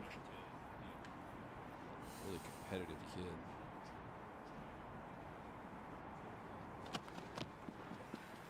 That looks pretty good. 4.42. Good time. Perhaps we have seen in this group one of the next Buffalo. He's shaking his head. I think he thought he could go a little bit faster. Maybe you don't know right now, but he's Brandon Bean. Good to see, man. Good to see you, Rich. Are you bringing in Brandon Bean for the receivers is fun? Been locked in on the wide receiver group tonight, taking notes, ready to pass them along to you. Or they sure are. Okay, I get plenty of wide receiver advice. I'm sure you get a lot of advice as well. What do you think of the group that we've seen today? So obviously there's some speed. I mean, when I walked in here, the Brandon Thompson kid took off. You could feel it from over here. You guys got to. Well, it's in here. He said, "Wow, that's a lot of speed." Where's your seat? Yeah, I'm across the way over there, about the goal line. Oh, okay. Yeah, so binoculars out, trying to see all these. But no, it's been good. I tell you, it feels like yesterday was fast too. You know he loves Boston. Yeah, he's stronger, faster every year. He's about a little bit less self-control away from saying Denzel Boston, the best receiver, is not even running. That's why if I was some of these agents, I'd be that aren't running. I know. It's not going to get faster than this. This seems like a fast track. I would be telling my dude, get out there and run. If you're healthy, run. If it doesn't go well, you still got your pro day. Yeah, you can make an exception for Penn State in the downhill track. That's the only one that you'd say, okay, you might even run faster there. You said it, I did. Ted Hurst was rolling the first time through. 4.42.40. Now he's whistled right here. Ted Hurst is a big dude, man. How's it going with the new staff? It's been good. You know, Joe Brady, he's a walking ball of energy. Dude literally drinks Fast Twitch every morning and gets himself rolling. I don't think he needs it, but he adds it, and he's got a contagious energy. You feel it in the building. Just adding the staff, you could tell kind of the people he was choosing. Obviously, he wants highly qualified coaches, but at the same time, guys. Did Malachi Fields get down to like 4, 5, 6 or something like that? There's a new feel to it, obviously. 4, 6, 1. You know, we're not blowing the team up or anything like that. Yeah. But you know, he's going to bring his own and put his own stamp on it. And his goal is to try and Come on, pretend Ted like he's got something other out. team. And just, we're not just passing the time. 4-4-8, there's no way. This is kind of the new iteration, of the Buffalo It's such Bills, a but clean excited start. about Jim Leonard and kind of he obviously played in Such a Buffalo, big played receiver, some other too. places. First time being around here, super sharp. He's kind of got like a little Like, it's stealth still at attitude to 6'4", it's been fun. 206 pounds to run to the Again, we're watching the 4-4s wide is receiver just... group here. These guys get Joe bigger Brady and said stronger multiple and times that he's faster told Keon Coleman, I'm the best coach that every year. I don't know how they keep doing What's it. your perspective of that relationship and what he Ted has Hurst is such a fun player. told I think he's got a I chance think to it's go been- around too. it's I been really good. do. We got a new wide receiver. I coach think he as will well. end up on day Drew 2. Terrell, that's very excited. Pete Carmichael, Maybe our new sneak OC, into the 4th. Those guys all watched him and they were like, "Man, I'm looking forward to." But to he's working an with him." awesome so I think player. There's a new energy and it's year 3 and we're going to hit the full reset with. I mean, if you Keon. think it's Keon had a very good 6'4", offseason last 440 year. is impressive. It's really just check out the making- fastest and 10-yard honestly, a split very at good the training combine camp. It's among just- wide and receivers. we played the Ravens that first From game. He had 100 whatever 6'5", yards and just some 216 things, pound Jeff Caldwell. From a maturity standpoint, after that, What a But monster. Keon has said all the right things. I give him this. He's been very accountable. He's never made excuses, and so we're all hands on deck. We're all going to do our part, and I know Joe and those new coaches are very excited for Bryce Lance what is too. in store for year A 3. 4.39 is just crazy. Running another We'll keep sub the first one. 40 as we're watching the wide receiver group. What needs to happen with this defense, Coach, to get the defense? Bryce where you Lance want it is to not be? small. What's missing right now? What are you looking to add 6'3", free agency 204. coming up as well as with the draft. I can't believe Jacoby Lane was 4.48. This is a guy who's like verified GPS times are some of the worst you've seen from a Power 5 receiver. You can have it's gonna we've been a 4-3 He's forever. 4.47. I've been in the league 28 years. Pretty much always been a 4-3, but flipping more to a 3-4. Jacoby Lane with a nice run there. Brandon Bean's with us. We go to break with Simulcam. Just how far off of Xavier Worthy is Brendan Thompson? Have you ever seen a sub 4.340 look this slow in your entire life? That's what Xavier Worthy can do. Brendan Thompson was chasing down Worthy at the end there, though. It's just about that start. I will say, I'm doing pretty well on underdog. I have Arvell Reese, faster 4.51. He's 4.46. Jeremiah Love, faster 4.4. He was 4.36. Brendan Thompson, faster 4.3. He was 4.26. And then Mekhi Lemon, slower 4.47. He did not run. When it fits you. Which is unfortunate for me. When it thrills you. When it connects and protects. But that is pretty good. This is 140 years of Mercedes-Benz innovation. Just need Carnell Tate to get his down on my It's more than a feeling. my other entry, and I'll be in good shape. Experience everything a Mercedes-Benz SUV has to offer. Is Boston going to run it as pro days? Pro day? I don't know. Hey, my treat today. I don't think they'll take Guys Discover. often Of do. course they take Discover. You're stuck in the past. Tate second run predictions. I think he can get sub 4.5. I really do. At 99% of places nationwide. Totally. He's a good athlete. He's a big time vertical threat receiver. Of course, like his calling card is winning with the ball in the air. So it's not necessarily all about running by people. Only pay for what But you need. this was a bad run. Not just because the time is not amazing, but he, at like 8 yards in, kind of like tripped a bit, didn't stay straight. I think there's reason to believe he can be 4.5 or better, which would be completely fine. I mean, he's a great player. Tape's very good. His ball skills are incredible. But you'd like to see a cleaner run. No, I know. That's the thing. You want to see the best run these guys can deliver. Advantage of running at the pro day is no laser time. So you can get, everyone's going to have their own stopwatch, right? Their own times. That's how you get these reports of, oh my goodness.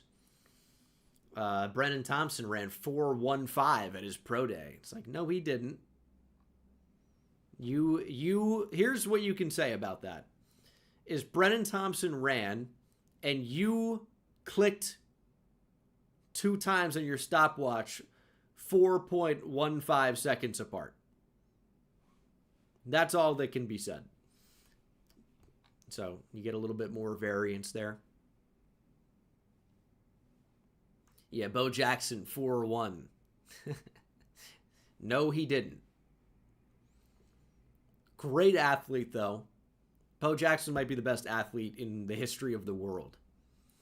But was he running significantly faster than the best 40 we've ever seen at the Combine? When guys get faster every year? You're telling me like 160-pound Xavier Worthy 4.6 was slower than like 230-pound Bo Jackson? Just no way. Those are not bad times, but I thought he would really, really roll. Eric Rivers with a nice 4.37 first run, second run. All right, better. Some fast turnover with his stride. Chase Roberts. He's a real sneaky athlete, man. He'll stick with his first. You know, 4-1 is definitely humanly possible. There's no question about that. 4.39. Definitely humanly possible. Will we ever see it at the Combine? I think eventually we might. Is kind enough to stick around for another segment. Get a little whistle. Like, could Usain Bolt even right now run a 4-1 something? It's a possibility. These track guys are just different. It's just tough to have with Josh Allen right here, like a football body and still have track speed. I would say it was. There are some guys that are exceptionally fast, but could the best track guys in the world run sub 4.2? Absolutely, they could. I love it that he wanted not to really compete at even a question to me. You know, even back to the Senior Bowl, he was supposed to not play in the second half. You know, just talking to his agents, and could the best he didn't finish the half the way he or wanted fastest to, track guy of all time run 3.9 something? I don't think that's impossible either. He comes here. There's so many people now that don't want to, you know, compete. I Which know there's sounds insane, but it's just a different level. But I love it. You know, going back to the days Megatron wasn't going to do it. That's right. Laces his shoes up and runs it. Says I've done. You know, I just every. And also, it's like Usain Bolt, because of his size. He wasn't the best starter in the world. They didn't want him to play in that. You are somewhat limited by your body type. He went out there and ripped it up. We were already in love with him. I didn't want to see him do that anymore. Great second time there by Stribling. 4.37. Got a nice round of applause here. How about the fans here? They were giving Carson Beck the business, huh? Is that a metric? Bolt's pace of 9.58 on the 100 meter equates to a 3.540. We were talking about it. We were like, is that good or bad? But that's the pace of 100 meters, which is significantly longer than 40 yards. People here today, basically to watch Fernando Mendoza stand around. So you get to take him at full speed, just striding it out, versus half of the 40 is getting going. The first 10, you're just in the drive phase, and you're trying to keep that up through about 20, and then you're really letting it go. All these analytics stuff. Yeah. And so you're trying to. Another great time from J. Mike. The data now to say what you believe their speed to so you can't take 100 meters and then take the time and divide by whatever to get 40, because the pace is different. It's one piece, but you love to through see the first 40. Carnell Tate. Now, could we time it? A lot faster than 4.54. Through 40 yards? Probably time it. Might be inexact, though. Start there, right? He didn't weave. Same 4.54 again. All right. He's pretty slow. Probably wouldn't take him early.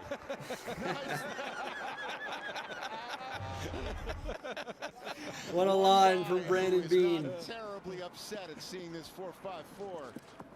You can't see up. They're not showing us in the booth right now, Rich, but he's got his burner count and he's tweeting. I thought the fact that he was running. How slow he was out of the gate. The corner's going to lock him down. He was going to be a bit faster than that. But he's still so good. Thoughts about it? That's funny. 4.54. He's. Oh, here we go. All right. Let's go, Brennan Thompson. Can we get lower? Just a little better start. He's in business. Half a tenth away from taking down Xavier. He's a little bit all over on the first. He's a little bit. Yeah, he stumbled. Yeah. 4.26. I think he can still.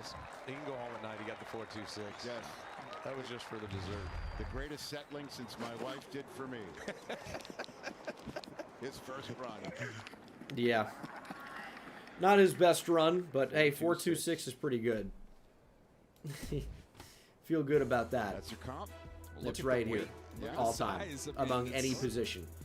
Eerily similar. I'm going to ask the question. If the Chiefs call you for a trade, you going to do it? You know, you hear That's this a all the horrendous time. question. Western New York. I got no issue with the Chiefs or whatever. We'll, all right. If it's best for the Bills, right? It's best for the Bills. You got to do it. Very good. Reggie Virgil of Texas Tech. How's the new stadium? It's unbelievable. It's done. It's exciting. We were talking about it in the break. Yeah, I think it's going to be done. Should be in June. It isn't a great question because what can Brandon Bean say to that? No, we'll never trade with Kansas City. Grass. Yeah. we're going to grass. That's cool. Yeah. So we're very excited. The players are excited. I think it's going to. He asked a question that there's one answer to, which isn't a good question. You know, been in Buffalo now 9+ years, and it's exciting. No, Tyson's not doing anything. Tate was only going to do the 40. Which now I'm perplexed. Not that 4.54 is awful. It's not just, one of you those know. things where it's just set up for. I mean, it's going to be really nice. He's I think might as well do the seats drills, man. are covered, you know, and it's, you know, help hold in some noise, keep the snow. You know, it's not going to end all the snow, but I like that it's still going to have. When you watch it on TV, you're still going to see the Buffalo Bills playing in cold, snowy weather. I think Buffalonians are proud of that, and I think that's important. This has to be. Yeah. Now I understand when you want to get a Super Bowl or something like that, having an indoor spot might be better, but gotta have it outdoors. Grass, Western New York. Feels right.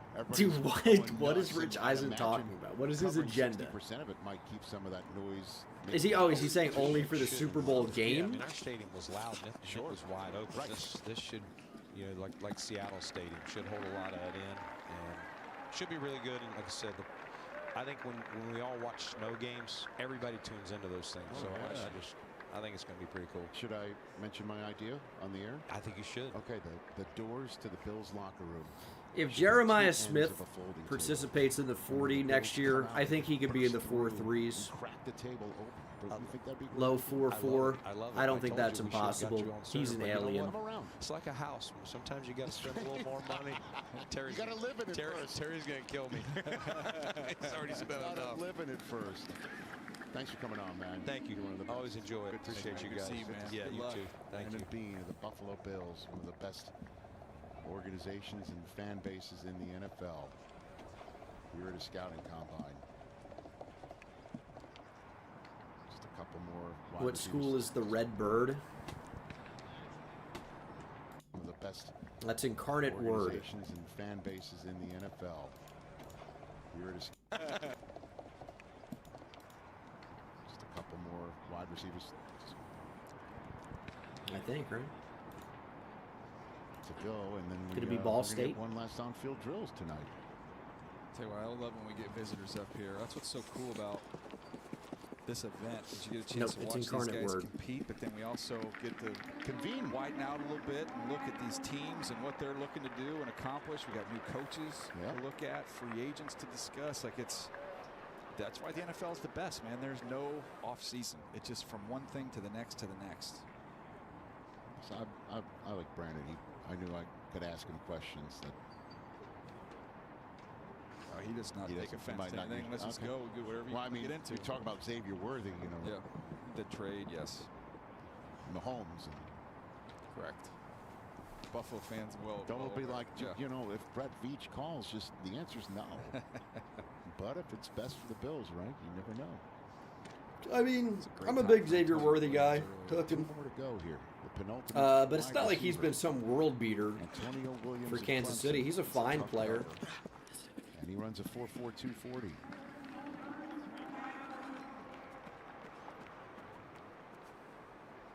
Got a couple 4.2s in this group. Yeah.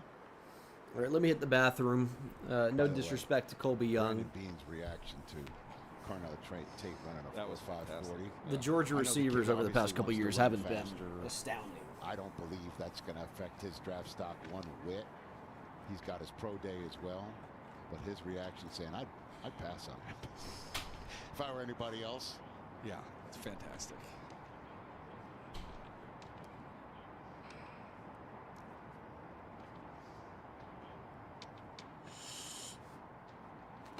Colby Young. Okay, he'll stick with his first run. And the wide receiver 40s for the 2026 Combine has concluded. One last on-field drill. Come on, kid. Here we go. Nice. Buzz Lightyear's all fired up. Oh, that's fantastic. That's it. That's a measurable I can relate to right there. Yeah, it's been great. I saved hundreds when I switched to Progressive. Molly Burke is passive progressive. That's so great. Maybe you can buy a bigger sun hat. Molly doesn't have Progressive and takes it out on those who do. You know, if they make one. I can handle my claim online or on the phone, whatever's easiest. Tiana, she can be laid back. Let's eat, girls. I'm so happy you didn't blow all your savings upgrading to a better room.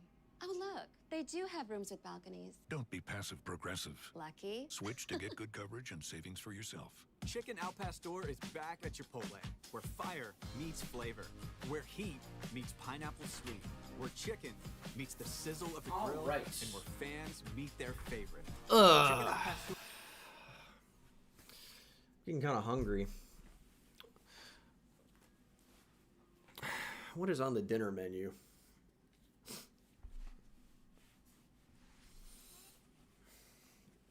Gotta eat something. What am I in the mood for? Could be a wings type of night. Could be a wing stop type of night, potentially.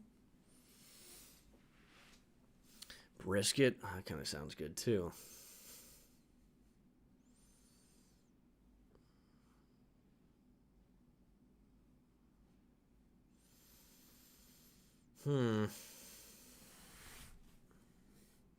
You know, I don't know.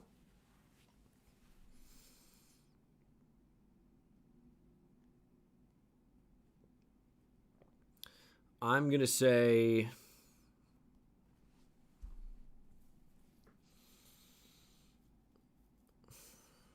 everything kind of sounds good. Maybe that's just what being hungry is. I've been getting a lot of chicken lately. Maybe I do want barbecue. Yeah, I think so. That's a good suggestion.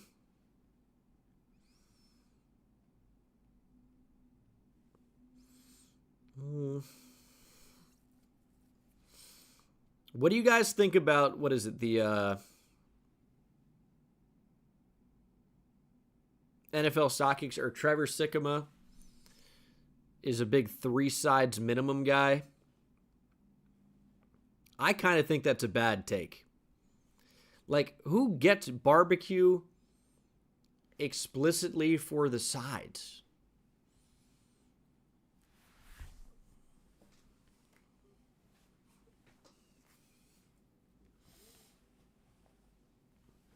Feels like a bad take.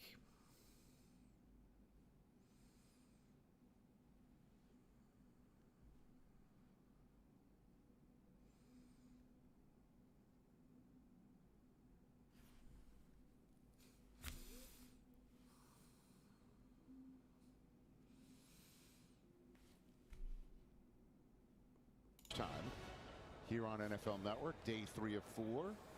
One last group of I'm down with quarterbacks 2 and sides, wide probably. receivers. Tell me about this kid from Arizona State that's in your top 15. I know Jordan Tyson he's sucks. An excellent player and someone who I have as the 3rd wide receiver in this draft class. Has battled some. I think it's a lot of injuries, Chinese when you see him barbecue. on the Like, field, you can make a case this one is Chinese. A lot of Asian barbecue. In this draft. I kind of just want like vertically, he can do that really, really smooth. Barbecue, Get on barbecue. Top, stride it out. You want to watch him just kind of hang and levitate in the air. He does this all the time. He just kind of floats up there and makes plays. The strong hands to finish. All right, well, I'm not going to order a fucking pound of He's brisket. got excellent hands, and I think he admired his own work there. I believe he was looking at it. That and he got caught. Description generated by AI, tender, perfectly seasoned, and slow smoked over hickory wood. It's pretty awesome. Why are we doing AI generated descriptions? Just type what the food is.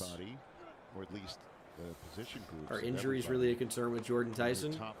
I mean, does a torn ACL, broken collarbone, lingering hamstring injury. Does any of that bother That's you? our final day of our coverage. Starts at 1 Eastern, just like today. And as soon as these kids here are done tonight, we turn off the lights, turn them back on just after lunch tomorrow. Workouts. I just checked in for my flight home during the commercial break. Technology is amazing. You got your track shoes on for that one? Oh my gosh. I'm going to be white knuckling to that airport, sir. Okay, we can do a 3-meat dinner. That might be the move. You're grinding. Brisket, pulled off. pork. You know, it's okay. Hey, listen, a couple things. First of all, Let's get some instructions. You're supposed to enjoy this. You guys have worked your tails off. Jalapeno sausage, maybe? Todd Downing down there. It's a decent combo. Mac and cheese sides, and also got to be mashed taters, I think. We'll get you back in line. You'll get another opportunity at it, okay? I want bread. I want pickles, man. You're gonna Where the start pickles this at? cone here with your outside foot up, the inside part of the cone. We want you to run 3/4 speed to the other cone, hugging the inside edge of the numbers. The reason we got you 3/4 speed is because when you look up, not back, look up for the football at the 30-yard line, we want you to be able to track it over your outside There we go. shoulder. That might There, we got pickles on you there. need to adjust your speed. Little pecan pie action. You guys say pecan or pecan? I don't like pecan. I like Kyle Williams. I'm out on He's that. excited about what he's going to do. How about Keyshawn Booty? How about that one-handed grab that May popped over Derek Stingley Jr.? Why is the combine always in Indy? No. How about that one?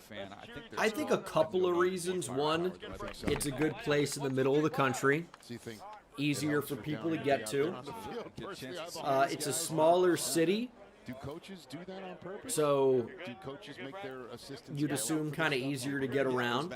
Yeah, absolutely. You have Not deal with maybe a ton of traffic like some of the bigger cities. Everybody's got to contribute. And also maybe most importantly, it's in a dome. So they don't want to deal with any weather components in February. So, Kate Klubnik throwing the ball here. So you already eliminate a lot of potential options. Full speed. This is a tracking drill, not a speed drill. Like they used to do it at the RCA Dome here, or I say in Indianapolis. So you can see him track it over that. That was probably one of the only dome options at the time. Makai Lemon, our first look at him. Oh, give him a chance. Makai Lemon is in the on-field workouts at least. Would have been nice if the throw was anywhere close to him. Donovan McCauley did not run a 40. Tall receiver. Eric Rivers. But this is just the, if you guys are not seeing what's happening, this is just the warm-up. Diego Pavia did not run the 40, but is throwing, and that is a great ball. Hey, Charles, you down there? Here's Cole Payton.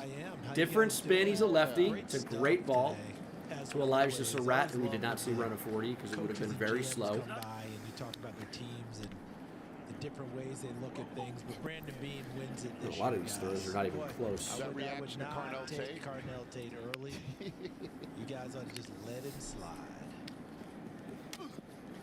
This really should just be pitch and catch. For Tate to land at 26. I think maybe even more than that, Rich. You know, real quick. My stream's a little everything behind. Really kicks into high gear. Is that What so? I like that they're doing this year, you guys probably noticed it, was how they warmed up quarterbacks. But then when you saw DJ, they go to quarterback Does appear to be. rolls, things of that nature to get them going and get their motors sped up before they go in and start these throwing sessions. They're not just starting completely cold. Well, CD, my takeaway from this combine is that getting loose and warmed up has not been an issue. You know, somehow I knew you would slide one in It was there. way You know, behind. on the third and fourth rib. Just come out and say it. You know? Just say it. Just off the floor. Stiletto right there. What are we doing? Waiting half an hour between. I like to get All right, Nussmeier throwing. I hear you. That just looks so clean. I'm not against what you're saying. I'm just saying it was a different option. It's a pro's I pro. haven't seen that type of a warm-up for the quarterbacks. Because every single, I shouldn't say every single, most of Like our this guests, is for receiver ball tracking. See how naturally they track the ball over their shoulder. Makai Lemon should look easy. It's a TV thing or whatever. But also seeing what these these quarterbacks can do in terms of just throwing the ball out there, who looks natural. The gauntlets are coming, and you Oh, that's my favorite. Absolutely. Catch and drop, catch and drop, catch and drop, catch and drop. Or just drop. Oh, I like it. This is our age-old yearly debate here. I like the gauntlet. Get a chance I to like see the these guys gauntlet as run well. right You get to down see the these line. guys run down the line. We got quarterbacks I on don't each love side the of you. turning each Get your time eyes there. and then Stay dropping the full ball. speed. I Don't do gear agree with down. that part of it. Pluck the ball with your hands and get to the But next one. Puka Nacua. You get to see, you know, Case right at the tippy top is the best in the league. whose mind works through as this fast drill. as their legs Full do, who's speed, confident in their doesn't gear down, hands, everything smooth even with while his trying to hands. run at 100 miles You per put him hour. on the run, running down the line in a real game again. Look at the yellow line, right? Like right the guys down that don't run at flat, full and speed then or pluck close it to and it, transition up the field it once kind you of get to tells the you who last trusts ball. their hands and who does not, and who has awareness of where they are. Coach for the Chargers is going to explain the drill. I'm definitely more pro gauntlet than anti gauntlet. Hit it down the line. Your first catch comes from the right. guy. Okay, what are we looking for? My Straight goodness. line speed, no weaving. Worked out pretty well. You think? And then clean catches. Once you get to the end, drop He your wasn't hips, a freaky bang tester. a left, and run He through didn't those have two cones. massive production Okay, at that's your BYU. transition. It was I'll good, but it re-explain wasn't the drill off the charts. when we come back the But other way, everything okay? he did well Okay, who's up is what first? the NFL game is about. In Ted terms Hurst. of play strength, Let's the see it, Ted. intelligence, the strong hands, the instincts and awareness. He was built more for the NFL game even than the college game. Ted Hurst. Nice. Ted Hurst just looks the part, man. Good start. Oh, He drops it kind of on his back hip, but you got to catch it. I had Ted just above Bruce on my Hurst power rankings, by the way. Too much weaving, right? We want to stay in a straight line and go Yeah, fast. Colin Lacey's kind of all over the place. He has not had a great day so Tell you far. what's a little tricky in that they've got the lefty throwing him the first ball, so you see the different spin on the very first throw, and then turn I like around that, and immediately though. you get a righty. Go. Good speed. He's got good hands. This should be good for him. Jacoby Lane is looking natural. Got big Woo. hands. He had some drop issues at USC. Here's Lemon. That looks super clean. Lemon drops the first one. That's the Good lefty. adjustment on the second, or I guess the third throw. First one on the second one on the line. Nice job running down the line. Slide over and back Yeah, up a Brendan little bit. Thompson guys will be coming up here. So I this guess week that for was the almost issue of 60 catching off a yards. lefty That from last Makai game Lemon. was disappointing. But that He looked said he really moved good a other little than the bit, initial which drop. was why we saw the decline. But in terms of his speed, as we get ready to see him, he's acknowledged this week to us. Donovan DJ, McCulley he's actually had to practice needs to speed it up a little bit. speed because it is so fast for quarterbacks to adjust to. That's interesting. One of the things This is that's hard when great you're that from fast Eric is the Rivers. ability to gear down and change direction. That It's looked just- awesome. When you're moving like that, that's a tough to stop. Roberts. Chase Roberts, we need you to be a natural here, buddy. Yes, sir. Roberts, it was a two-part comp This is for looking me. It great. was a equal mix He's of catching the Big ball Bobo, outside his frame as Brownie, well. Towel guy.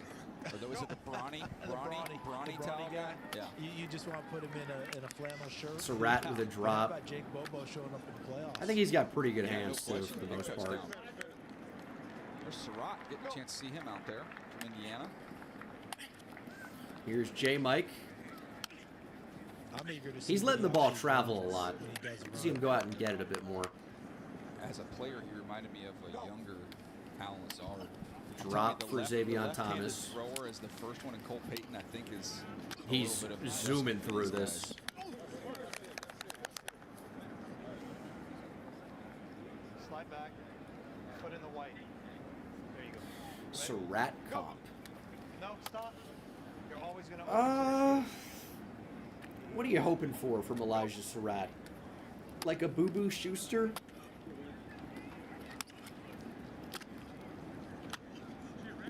Am I doing a post-combine mock draft?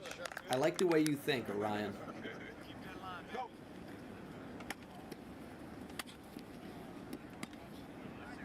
Nice catch. Whoa, heads up. He started to weave too once that you get a little bit behind with that throw. Impacts you on the next one. Here's Walthall.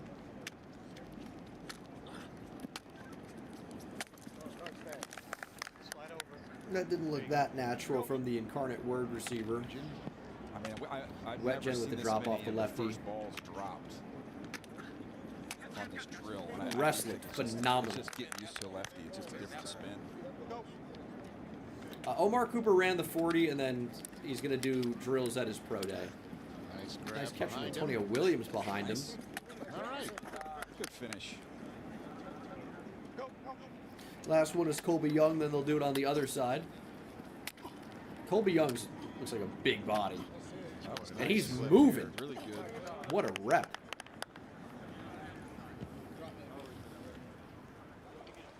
All right, we can run through the highlights. Yeah, I'm a of big some of those Skylar guys. Bell Let's guy. I go think he's to going to be a USC's day one Kobe starting Lane. nickel. Great job. Watch him Nickel, staying right slot down the receiver. line. Running full speed. Everything's out in front of him. Doesn't let the ball cross his face. Nicely done. Here's Makai Lemon. Do we have some agilities out? Whoa. Jeremy Bernard with by far the best 3-cone of anybody at the Combine so far. And probably will be. That's going to be a tough one to beat. Why would you fucking zoom me up, dude? Somebody pointed this out in the chat earlier. Just said Jeremy Bernard 3-cone. Yeah, pretty good. Pretty good. What's the short shuttle? Not quite as good. Where are we at all-time 3-cone among receiver? I mean, he's up there. It's the best of anyone at the Combine.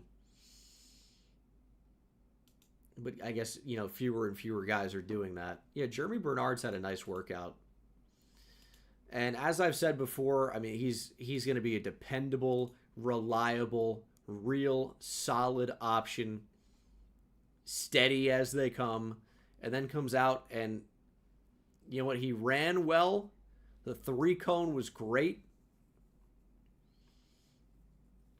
I don't know if he's going to end up making my video for true Combine standouts, but yeah, he looked really nice. And that's not, I mean, I didn't know if he would be exactly this fast, but he's had a good day for sure. I'm still not going to be high on Jacoby Lane. Jacoby Lane came out and tested better than I thought he would. I still don't think the tape is very good, unfortunately. But he's tested mostly pretty great. The 10-yard split is, like, not good. And that kind of, I guess, points to the explosiveness and the, like, lack of, again, explosiveness, I guess. But, I mean, the tape for Carnell Tate is just so significantly better. I'm not going to worry too much about a 40 and a 10-yard split. Like, you know, Carnell Tate's still going to probably go top 10, you know? Like, it doesn't change that much.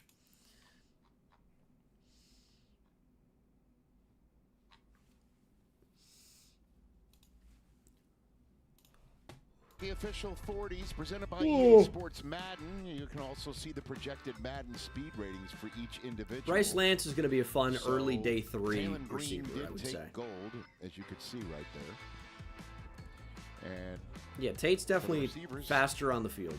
I was kind of surprised at his 40, to be honest, especially that he would run. I would have had him somewhere around 4.5, so I guess 4.54 is not insane. But the fact that he was choosing to run the 40, I'm like, this is going to be in the 4.4s. Didn't quite get there. Sub 4.40s from the wide receiver group. Wingstop was not the play. I decided on barbecue. Daniel Jeremiah so far. We got one more on-field drill session going on right now. Yeah, it just continues to be a fast combine overall, and I'm looking forward to not only seeing these wide receivers get out here and run around, run some routes. We got some guys participating that didn't necessarily run the 40s, but looking forward to Ty Simpson throwing the ball. Okay. As well. We talked about Beckenauer in that first group. Brazel tested great, like not really a big surprise. Fernando Mendoza out there rooting on his group mates. Stacy Dales, you're on the Or at least floor as ran. well. Did Yeah, not Rich, I asked Fernando Mendoza this week. do any of the what is your explosiveness plan testing. over the next 6 to But 8 ran weeks? great. Because it's Not really a generally consensus. surprise. We know, in all likelihood, he's getting drafted to the Raiders. And he said, well, that would be great. It'd be great wherever I was drafted. But his plan is interesting. He said, I'm going to focus a little bit on the pro day. However, I don't want to be the best quarterback in the nation in April. I want to try to be the best quarterback I can be in September. So right now, he said, I'm not just prepping for my pro day, I'm prepping to hopefully one day be a great NFL quarterback. And I said, well, what do you think you need to get better at? Of course, you guys know what he told me, a bunch of things. I could get better at a ton of things, the whole nature of the game. But DJ, he said, I haven't really even been under center a lot in college, which I found interesting. Yeah, and Yeah, he's we not talked alone about there. that A lot of very these guys rarely. haven't spent much time under center. I tend to Baron look at Morton. that, not get too Here's carried away Nussmeier. with that. I don't think it's Throwing a quick slant. the most That ball is difficult thing low. in the world Good once you get some adjustment reps from and get Bryce some Lance. experience with it. He's got a lot of time to rep it, you know, between now and when he would be Behind, asked to step onto the NFL field. So he's got Jacoby time Lane. to work it out. Here's Diego Pavia. Garrett Nussmeier and now Diego Pavia. Getting booed. It's a great throw to Mekhi Lemon, though, on the slant. Maybe a touch high. You don't want to leave a slant high at all. Right in the chest. That's a good ball. I think he was taller here. That was from the Senior Bowl, Rich. So taller here. What did he check in? Yeah, he got over 5'10". I remember noticing that. He was 5'10" once, so 5'10" and an eighth. How does one grow between now, the Senior Bowl, and now? How do we do that? You There are either, ways. Get Stretching. out, or you have a scout that gave you a good grade that's got the height. Get measured early in the morning. Here's Sawyer Robertson. You're at your tallest when you just wake up. I don't know if you guys knew that. Hey, 3-4 again. You're going to let Surratt get another shot at it.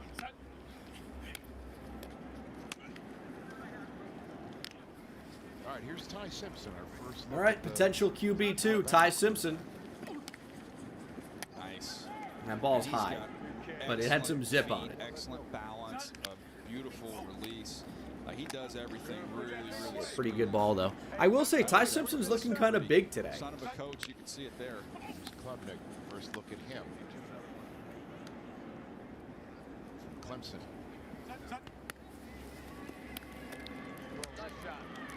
CD down there right now. Hello. Hey CD, I know it's just a couple throws here, but that was a good start for Ty Simpson. Baron Morton right on the money. As you like to say, teaching tape. I mean, just nice and easy on his feet. Balance. Ball came right up his hand well. It's interesting. Ball's out in front, but it's a nice adjustment to it. Yep. Here's Pavia again. Is Pavia going to have a great day? This could be a big year. And now We'll they're see. back on the radar. I mean, I do appreciate Diego Pavia. Well, here's Cole Payton. We saw him run really fast. He's got a live arm, the lefty. Nice. Smooth. He is tough. Stacy? Yeah, Rich, gives Ty you some Simpson mobility. told me yesterday that he believes, knows, understands he's an elite thrower of the football. Really excited, interestingly, to not know these wideouts coming into this thing, not know how they're going to run, not know sort of the routes they're going to go through. Just go out there and let it rip. But being that elite deep thrower with elite intermediate skill, the deep ball is where he really wants to show out today. He understands that's question mark for a lot of Pavia's people. like 24, probably. With elite intermediate skill, the deep ball is where he really wants to show out today. What's He happening? understands that's question mark for a lot of people. Can he throw the deep ball? And he wants to show everybody, DJ, he can let it rip down the field. Yeah, I think he's got a good arm. To me, it was more when you got a lot of bodies around him, it got really condensed, and you saw some fumbles and saw some issues there. But I think he's plenty of arm, and All right, you're already seeing just through a my couple screen throws just went that black. I The ball don't know. does come out nice. Nothing against that, but I'd prefer to see a little bit more color. Okay, now we're going to throw out there. Nice. Ball from Nuss.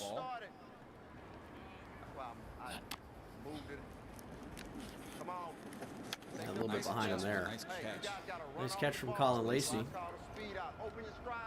Pavia. He's trying to anticipate throw on time there. It's just hard to do that. You almost need to be a little bit patient when you're throwing to these new guys and let them get a little bit out there. Is that Lane? He's had a good day. Jacoby Lane's had a very good day. Ball jump out of Cole Payton's hand. I don't even know if Jonah Coleman is running. Yeah, I think he's about to go. Maybe a couple hours from now.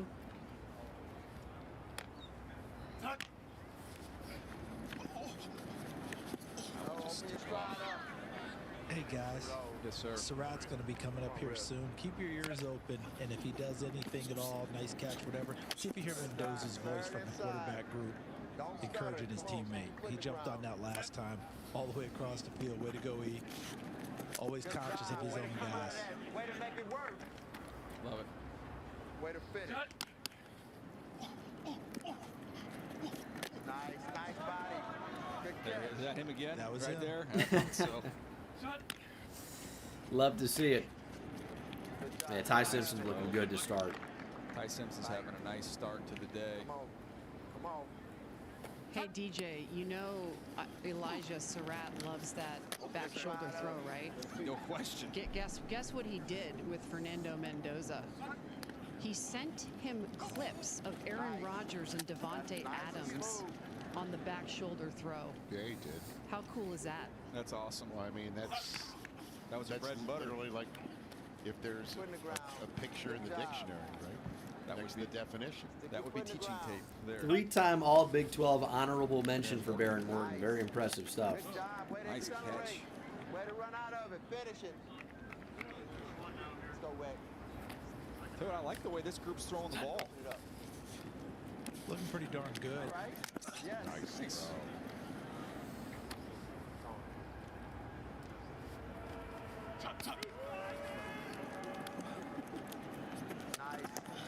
Yeah, they really all are throwing the ball very Is well. that Antonio Williams? It was. looks Cole good. Payton had one sail on him. We'll see if he can get They're this all one very down. controlled in their drops. Very certain in what they're doing. Kind of sailed it again, but that's a nice catch from Young. It's been good. No, Ty Simpson's throwing right now. And he's been looking good, as I've said. Baylor. Nice ball. Last one. All right. Running every 40 is over except for offensive line, which we'll see tomorrow. Ball's out. And specialists, maybe. Here's Ty Simpson. McCulley's from Indianapolis, so maybe there's some people cheering there too. Back with more from the final group of the night. It does include the first overall pick.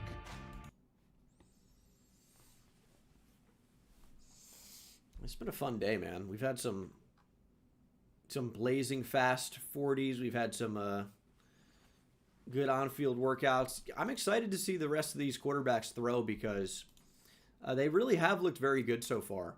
And if Ty Simpson's big focus is the deep ball, I'm interested to see how that looks. I think Diego Pavia has been impressive.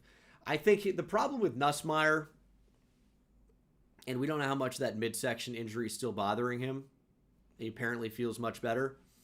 I just don't know he's got the same level of juice on some of these throws. And I think of Nussmeier as someone who, at least in the past, has had a pretty strong arm. Maybe he's just really not letting him fly yet.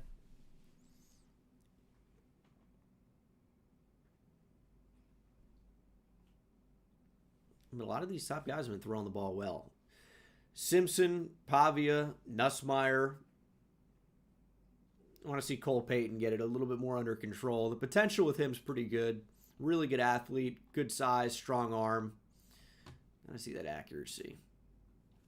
Yeah, I'm not really a big Baron Morton guy because I've seen him play, unfortunately. I think Pavia is a fringe draftable player. I think he probably gets drafted because of his toughness and tenacity. I think that's a factor. Like, I view Diego Pavia higher than Dylan Gabriel.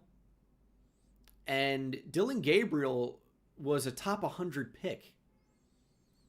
So at the end of the day, which I feel like I say that so much now, but Pavia plays the most important position in football for a league starved of quarterbacks in a way.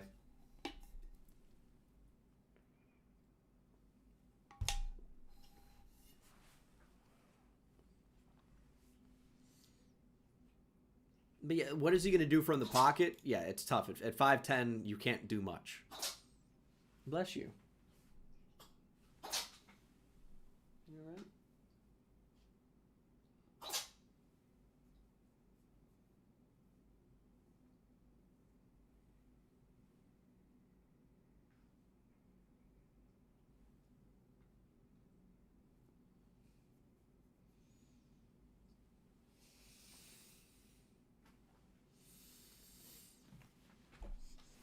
Yeah, I mean, the size is just a problem, man. It just is a quarterback.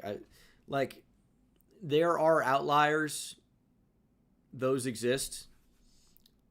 But Pavia brings us in from there's a reason you don't see, record holder in many ways for like Vanderbilt. 6-foot tall tackles who are 290 pounds. There's a certain level of height, weight, speed, and athleticism in general that you need to be able to play. Are you insinuating that might not be the case many times for his career? It might not be the case for any quarterback with a muddy pocket in the NFL. It's a long release from Sawyer Robertson there. But yes. Okay. Ty Simpson. Nice ball. Pretty good ball from Ty Simpson. Jacoby Lane able to haul that one in. Stacy. Rich, I love Who cares if you're a baller or a baller? I mean, Johnny Manziel was a college baller, man. There's a reason that to really define him that he didn't work out. I mean, it's more than just attitude. You can put me on the field, we're going to win. This guy's confidence is through the roof, and he really just wants to show off his You gotta worry about how these guys project one of these 32 and will translate to the NFL. He's won everywhere he's ever been, Stacy. I mean, he's been able to uplift the programs, whether it's junior college and he's competitive and New Mexico State. Then he goes all the way up to Vanderbilt. I think Pavia will be drafted. College football playoff conversation. I mean, Coach Lee's done a wonderful job there. But Pavia really helped elevate. I don't know that it's a guarantee, but I think he's certainly going to get it. If Dylan Gabriel is a top 100 pick, Pavia should be drafted by that logic, right? It's a different draft, so we'll see. But you got to appreciate his toughness, his mobility. But he does not fit the profile of any starting quarterback we've really seen. Excuse me. So it's tough to say what he's going to be. If any of us have had an issue over the last 3 days, the offenses are very different, Xavier. That's the difference. The offenses are very different. The defenses he's playing are going to be very different. It's not just about seeing over the offensive line. That's not the biggest problem with height. We all have our things. We all have our things. We do. So as a Wolverine, could you be happy for the Hoosiers? 1,000,000%. Yeah. I love Cicchetti, man. Yeah. How can you not, by the way? I mean, one of the stories of our sports lifetimes. Incredible. I just didn't know if you're one of those guys who's, everybody else in the Big Ten is the enemy. I feel like Sawyer Robertson, you ever heard the expression, don't aim it, throw it? I feel like Sawyer Robertson's aiming the ball. It's such a long, catapult type of release. Once upon a time, I asked him, I'm like, what about Indiana? And he said that he's sitting in his living room, and the coach of Indiana rings the bell. He opens the door. Ty Simpson not on the same page there with Mekhi Lemon. Texans take over with the 2. Who's your favorite O-line fit for Houston? It's a tough question because in a lot of the mocks that I do, the right offensive lineman is not available to the Texans in the mid-20s. That's cool. That they miss out on one of the greatest Hoosier State so athletes ever. Are they going to potentially reach on a guard as Klubnik Sales, Eric Rivers? Or are they going to take a tackle? Because that's where the value might be. Are they going to take a tackle to potentially move inside to guard? The Texans' O-line is so strange because I feel like there are very few locks. Like, if you're looking at this line, who do you genuinely feel good about that will be a starter in 2 years? You're hoping Ariante Ursary. Outside of that, there are not really a lot of players. Very happy to see Indiana win the Big Ten championship game over Ohio State in this building. Now I get it. You see, I can talk in It's a full good ball from sentences if you Nussmeier. like. Yeah, I like that. Okay. Nice throw by Nussmeier. Because, I mean, Ohio State hasn't won a championship in this building. Again, great timing. Nice throw. Yes, sir. When do you think Nussmeier took Here's his Fabia. first 3- and 5-step drops from under center? Yeah, for his dad, probably about 4. Nice throw there. A little behind, but if he had any not overthrows awful. when he worked out with his dad in the backyard, he got chewed out, and he had to go get the ball himself. Ball came out earlier that time. Really a perfect throw from Pavia there. See Peyton here, lefty. Well, he's put together, isn't he? Yeah, he is. Got that wide base. Yep. He's really missed a lot of these, unfortunately. Has Cole Payton.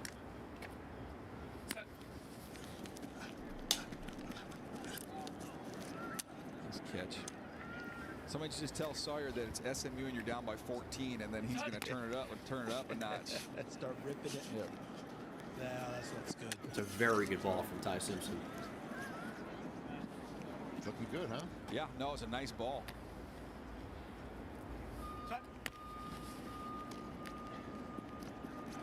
Klubnik is so late on these. Pretty too. Klubnik. I get that it's tough with the timing of receivers you haven't thrown to think ever, so. probably. Yeah, I think that Deshaun Watson's going to get an opportunity. He's healthy. And Morton got the ball out. chance to- Lemon got to bring that in. A little high, but come on. You're Makai Lemon. Make the play. There it is from Nuss. That's perfect. Not dropped by, or not caught by J. Mike. Lucas Oil Stadium, site of the 2026 NFL Scouting Combine, will return with more receiver. As J. Michael sort of hurdles over several barricades to the to the stands.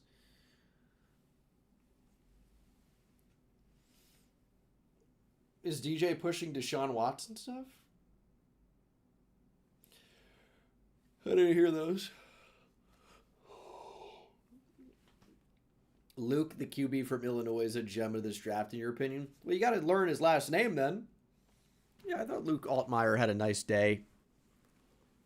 I don't know what his NFL future is. Lemon press conference clips are all over Twitter. He had a weird vibe to him, is kind of the only thing I can say.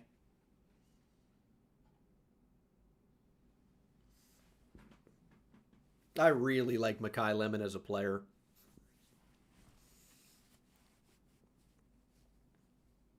He's just so good.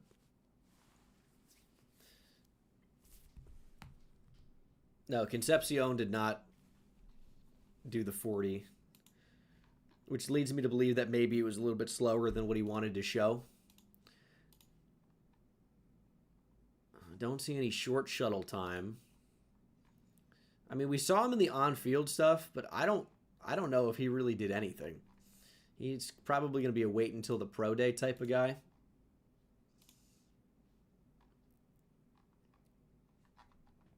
Yeah, he just only did on-field stuff.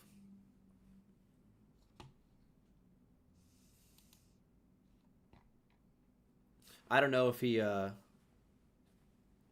ends up doing any of the agility stuff. A lot of times that stuff doesn't get posted until way later, so it could have already happened.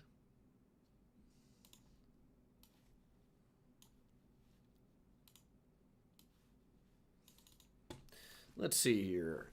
Concepcion.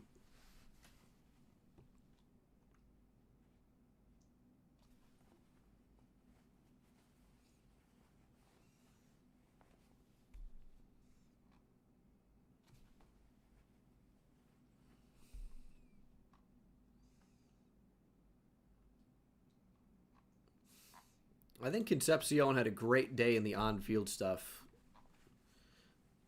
I'm not seeing any testing at all from him, though.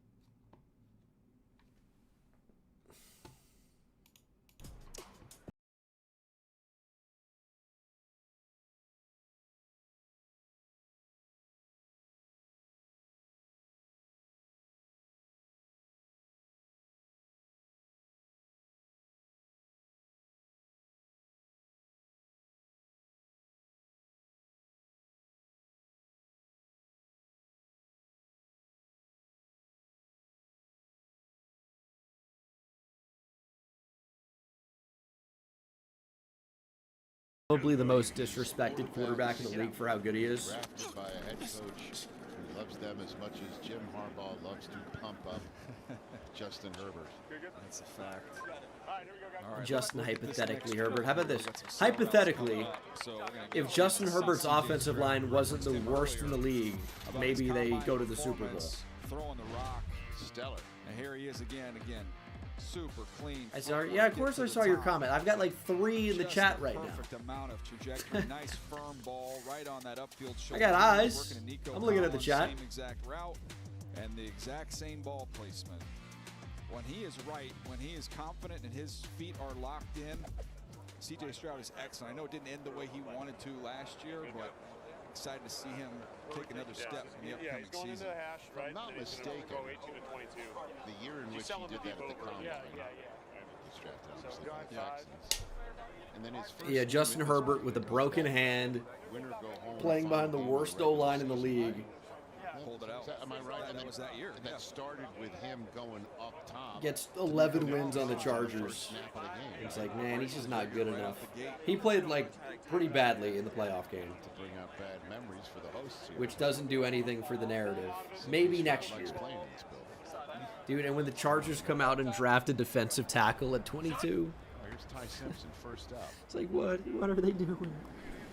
Like, I'm very much a proponent of best player available versus position of need. They got to get an offensive lineman, an interior O-lineman. They've got to add one. Pay Tyler Linderbaum whatever he wants. He's very mechanically sound.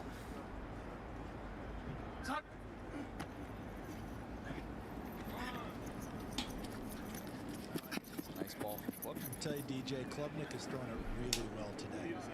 Nice job. Klubnik's had some misses, I've thought. That's a great ball. Nice catch. Jacoby Lane. Yeah, he's done that a bunch. Jacoby Lane. He could put his highlight reel of his best 10 catches in college up with anybody. Here's a nice catch. There's Lemon. From Mekhi Lemon.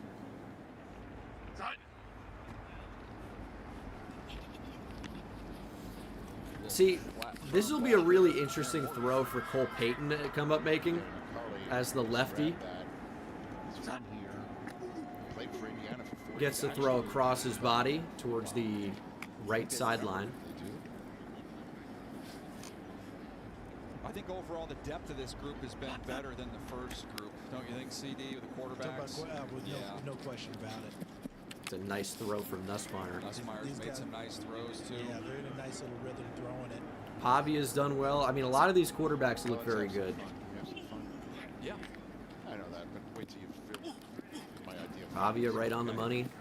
Number of quarterbacks taken in the first 2 days. The first 2 days. First 2 days. So all the way through the third. We're signing off Friday night from Pittsburgh, PA. 4? See you tomorrow. 4 QBs maybe? Joe Clapp leaves us. All right, I'll give you the number right and now. And then we hang out the rest of day 3 for Stump the Truck, Run Rich Run. Oh, gotta catch that. It's a good ball from Peyton, really. What do you got? We got 5. That's your number. After the third round, we have 5 guys. Yes, that's 5 guys will be gone. That's my prediction. But a long time from now. Do you want names? Mendoza, Ty Simpson, Carson Beck, Nussmeier, Aller. That's 5. That gets me to 5 right there.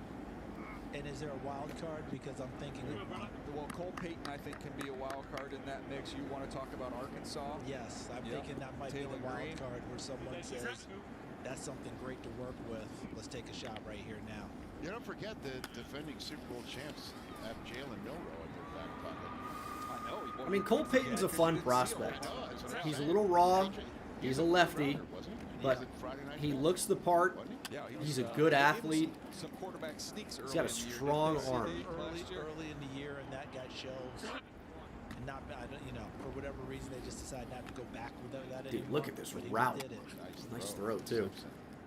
Charles just mentioned. How do you say it? Wagen? Nice throw right there from Ty Simpson. It's spelled Wetjen, the Iowa guy. Focused on his footwork coming into this for efficiency. Did not know him before right today, but he's looked great, man. The guy does not lose a step. 16 touchdowns, 9 picks. He just looks like one of those slot receivers that's going to have a 15-year career. Yeah, no, solid. To me, when I watched him, Wheatgen? He's got quick hands. They used a lot of those. He's had a good day. You know, compact delivery. Just wanted to see him drive the ball outside. Best prospect I've seen in person before they were well known. Well, I talked about the highlights from Lane during the regular I saw season. Noshawn Marino in high school. Growing up in New Jersey, my grandpa was a ref, so I would go to some of those games across New Jersey, and I saw him.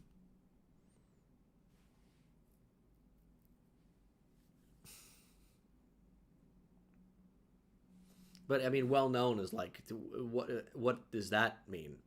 Because he ended up going to Georgia.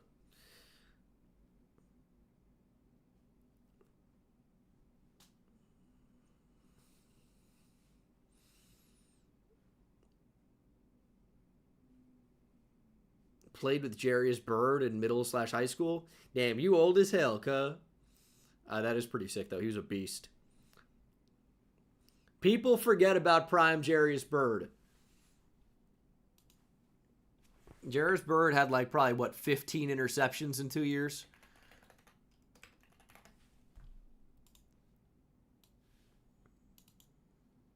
I am humming. Okay. He only had one the next year, but still. 10 interceptions in 2 seasons for Jarius Byrd, still great, but 9 interceptions as a rookie. Doesn't even win Defensive Rookie of the Year. Who won it over him? Brian Cushing. I mean, he did have 86 solo tackles, 4 sacks, and 4 picks. And a safety. That's a very good year. Man, prime Brian Cushing was an animal. Another New Jersey guy. Gotta love it. Who would you pick here? I mean, it's just stats. Interceptions is not the end-all, be-all. But, man, Jarius Byrd, 9 interceptions to lead the league as a rookie. Just looking at the stats, I don't hate the call. Clay Matthews, Brian Arakpo. What a year for Defensive Rookie of the Year voting, by the way. And the worst thing they ever did was make Clay Matthews an off-ball linebacker. Why did they do that?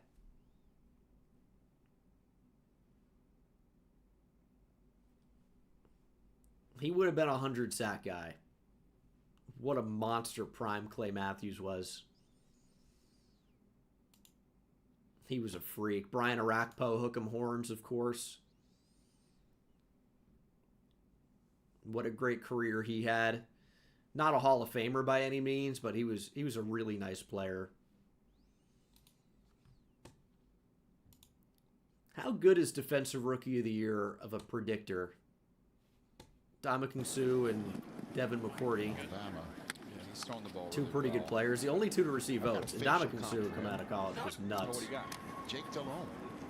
Oh, okay. Does he look like him? I don't think he talks. I don't think he talks like Jake, but he definitely got a little face.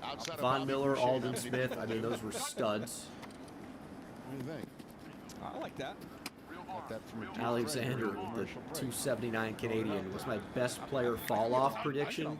Saquon. Yeah, Quentin Nelson's another New Jersey guy.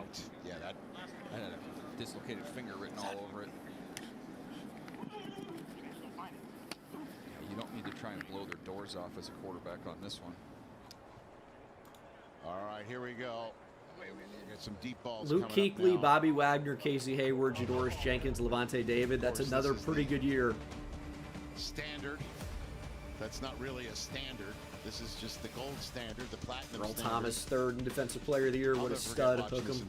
I'm like, oh. Sheldon Richardson, Defensive Rookie of the Year. He didn't end up being great.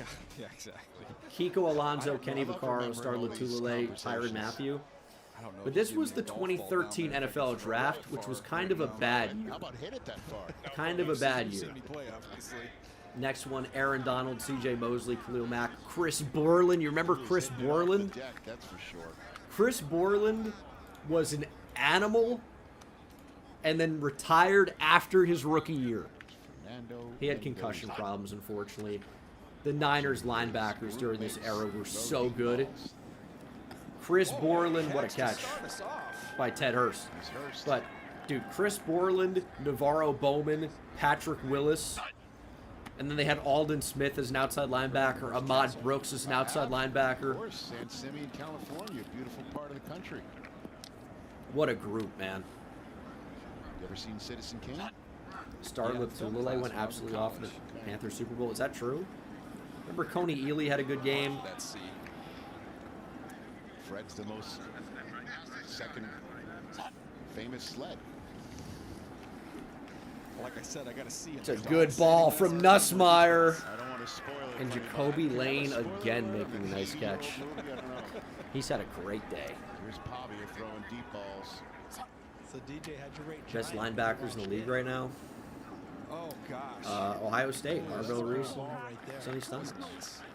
Refresh my memory, CD. That's okay. I just wanted to see how much of that.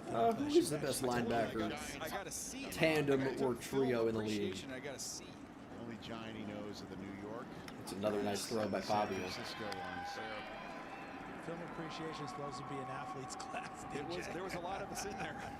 Here's Cole Payton trying to. I don't really. Is there a standout group? Peyton under throws that. I'm trying to think of like a really good linebacker combo. Can adjust their speed to the ball. That's better. There you go.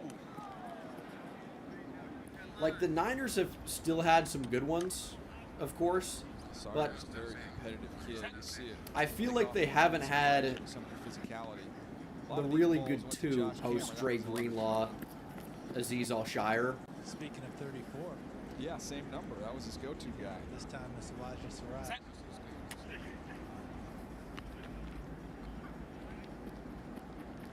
Like who else? They've had Tatum Bethune play a little bit right. Simpson. They've had and there's another one I'm missing. I'm forgetting about. Stacey Dales talked about. Yeah, D Winters from TCU. I'm like TCU linebacker. Yeah, D Winters I think has played well. Nice.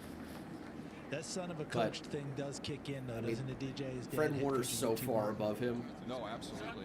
And I'm trying to think of like to me, it just a good combo of guys that are just really solid. Just a little further along. Not really coming up with anybody. Very nice. Like honestly, the answer might be I saw it in chat from Boston Creamy.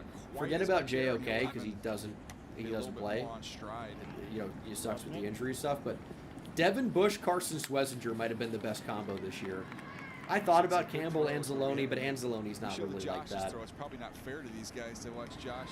He's fine, you know, but Devin Bush was so good this year, and Carson Schwesinger was so good. That might be the answer. White is elevated. That was a nice trajectory on that ball. A really good duo or trio. Aaron Morton. Colin Cowherd, he's saying, hey, take that. I don't know about the Packers. Lid on backwards.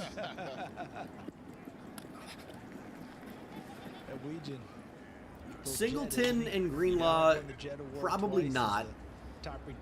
Because Alex Singleton has had his moments, but punts and kicks, 1 kickoff return and 3 punt returns for touchdowns. I think playing through cancer is obviously insanely tough.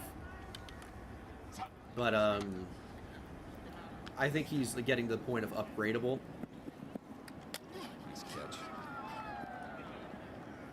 Yeah, Bond and Campbell's in the conversation, to be honest.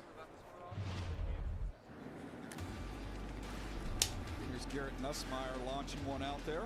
Started it N'Kobe Dean is good downhill. Nice catch by Lane. Here's Ty Simpson. Hung up just a little bit. Get that one out of there a little bit. Yeah, I mean, I like Edgerrin Cooper. Quay Walker's sometimes maybe good, sometimes maybe shit. You know, that old meme. Yeah, the unfortunate thing on some of these deep throws you're seeing for Pavia is he's got to put everything into it. Everything. And that's tough. Herbig, Queen, Highsmith have to be there. Not really what we're talking about. I mean, Herbig and Highsmith are edge rushers, and Queen's I don't know if you're putting Patrick Queen in a top linebacker in the league conversation at all. I think it might be the Browns right now.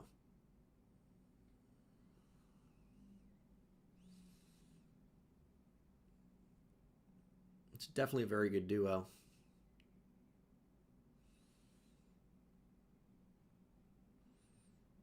Jags, you know, with the Jags, actually a decent shout with Foye Oluokun and Devin Lloyd, who's great.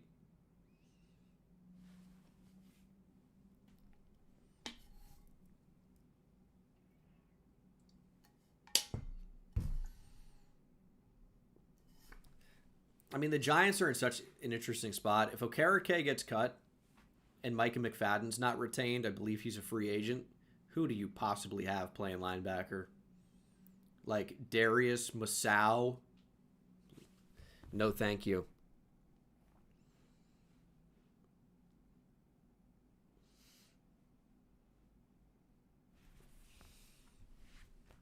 I saw something else that was interesting to me. Oh yeah, Bolton and Chanel. Chanel's a free agent, so, and I think he still has untapped potential.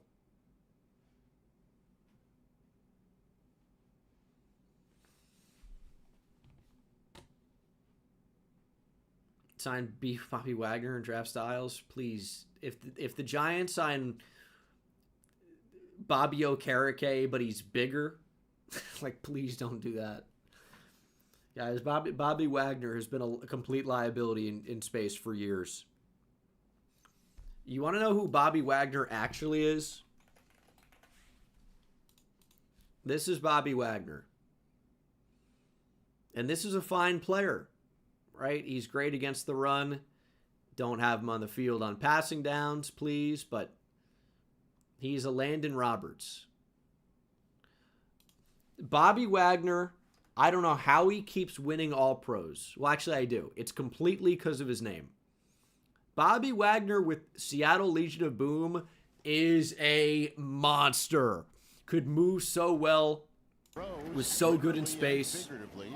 Could do it all. I mean, a great player, Hall of Famer. End of Seattle run Bobby Wagner, despite continuing to win All-Pros. And then with the Rams and then back to Seattle. A completely one-dimensional run stopper that was awful in space. And still, it's like, fuck it, Bobby Wagner, All-Pro again. I used to love Bobby Wagner. But he just is not the same all-around player they used to be. And other players, I think, have been more deserving of All-Pro nods.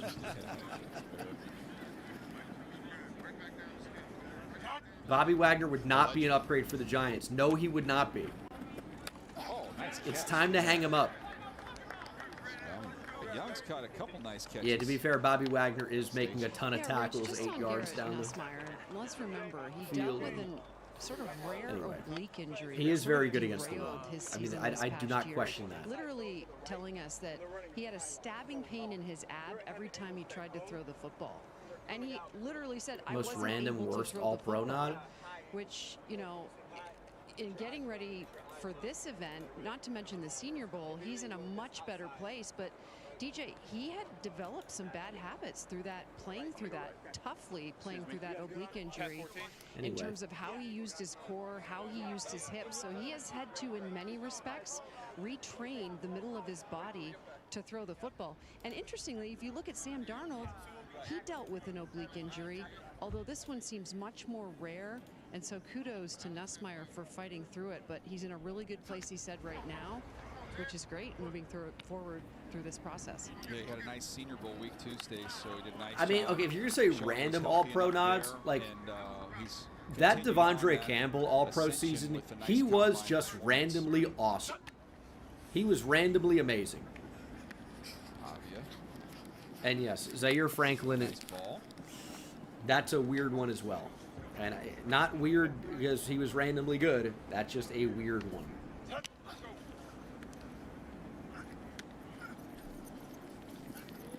Here's a good ball from Peyton. His best throw of the day. Nice throw. He's got Jacoby Lane out there. pick for the 49ers at 27. See, that's a good way of getting me to answer a mock draft question without looking at the mock draft videos I posted. With Lane CD, Who would I draft for the On Niners? his frame, he's going to go get it. You got to give him a chance. Absolutely. I think Kenyon Sadiq would be very fun there. I don't think he makes it. Lance's speed earlier. I don't know. I kind of think that the 49ers should upgrade their pass rush. But, I mean, ideally, like maybe Monroe Freeling gets there at left tackle. Balls haven't given him a chance throughout the workout. I think a tackle should definitely be in heavy consideration. Nice hands catch there. I swear Roberts is just so elongated. Is that you right down there, huh? You know, I thought I positioned myself well. I failed geometry. That's a great perfect throw. from Ty Simpson. He's had a really nice throwing The session. only thing you'd like to see on a throw like that from Ty I just Simpson love his footwork. I think is it's maybe so even just a crisp and little bit clean. more air. When we showed the CJ And that's Stroud stuff there it earlier, is. the Oh my God. The footwork is really What a ball from Ty Simpson. That was a hell of a throw. nice job. You know what's so crazy? I don't think he spins it quite as well. My only as feedback CJ on that Stroud, throw not is a little bit quite more that air on-strength under it. CD, but I just think everything then it's what he is does real on the second. technically proficient and It's a easy. very good throw from Klubnik. Beautiful connection there. Like to see I that just think get caught. efficiency of A motion little bit of for a these slower guys receiver has there. been It was Elijah darn good Surratt. today, where they know their speed, their rhythm, and they don't get outside of it. It allows them to be balanced and throw. It's interesting to compare the previous group in this one. You had Aller and Beck with big, strong, physical-looking guys, and then here we have more of that 6'1" quarterback crowd.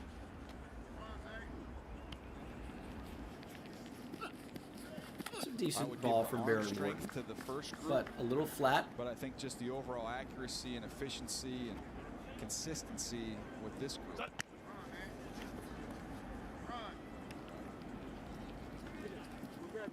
That's a Nice catch. Is that Morton? Yeah, it's Morton's best ball.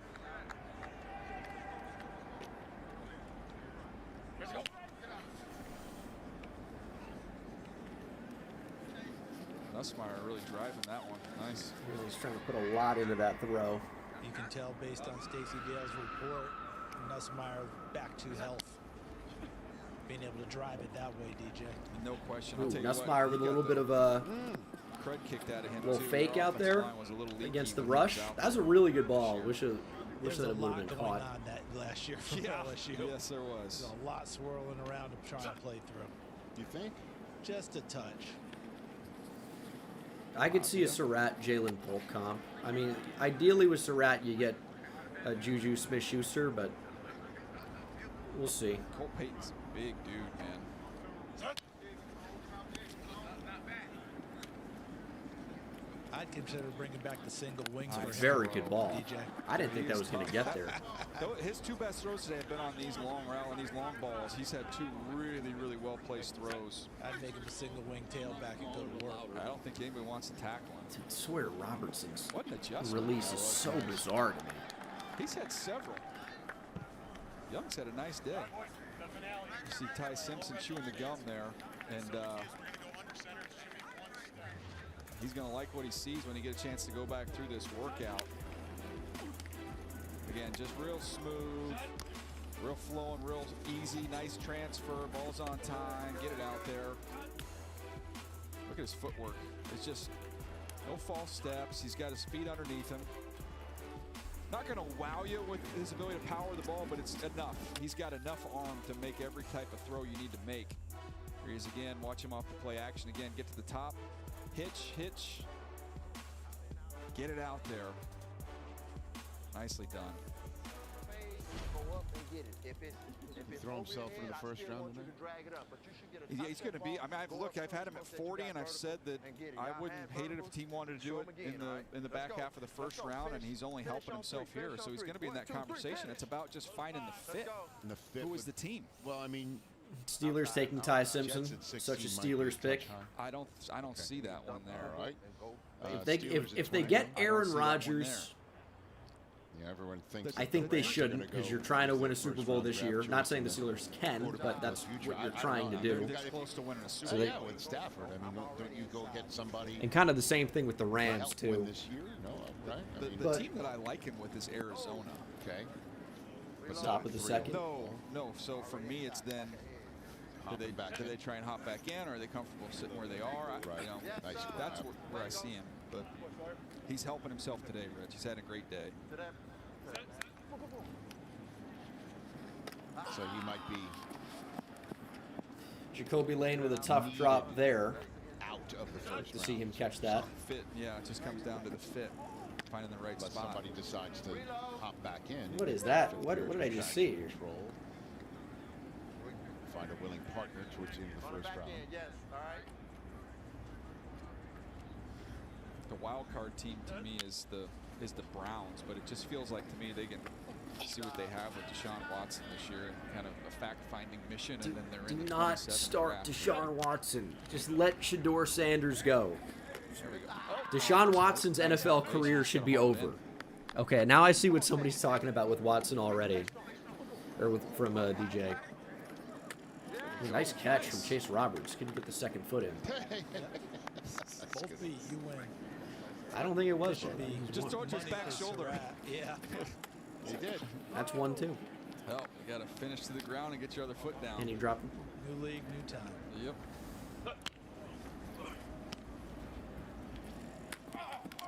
Another way, Stu. DJ, I think Lance has been pretty good at receiver today, too. Yeah. No, if you're into big and fast and catching the ball well, that's a nice day at the office. Xavier Thomas, unfortunately, has not caught the ball well today at all. Pass on, right. Despite the blazing 40. What's his hand size? 9 flat. He does not appear to be a natural catcher of the football. Good job. Good job, Tank guy. Get him down. Get him down. Know where you at. Shedeur sucks. Oh yeah, Deshaun Watson's so good that Shedeur shouldn't be the guy. What am I thinking about? Yeah, dude. We should see more Deshaun Watson. Pavia throwing one up there. And There's 2. Gave him a good ball to Wheatgen. right there. He's had a nice day. Antonio Williams. I think he's going to be an awesome slot receiver.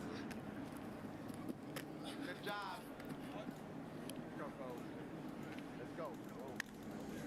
Colby Young's put together a nice collection of highlight reel catches. Yeah, I'm not saying we know Shedeur is the guy. I would not say that. But I prefer to give him the look over Deshaun Watson for an extended amount of time. Although it's probably gonna look bad. The Browns' offensive line is horrendous, and they've got no receiver talent really. I got you. Okay. Let's not shortchange the big guys.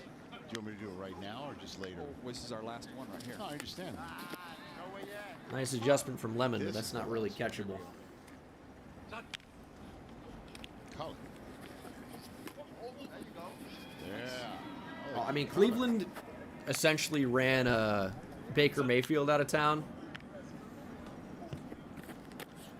I never stopped believing in Baker. You can do a lot worse. You can do so much worse at quarterback. Baker had 4 head coaches in 3 years, if you include interim head coaches, I believe. There was no stability at all. I won't let you down. And they're like, let's roll the dice on Deshaun Watson down the line. That's all I did. Just wanted to get him. Let's give him the biggest guaranteed contract of all time. Draft a guard in the first round and move people like Gray Zabel. You don't have to play Watson because of the contract. Cut his ass. We're like his height man, CD.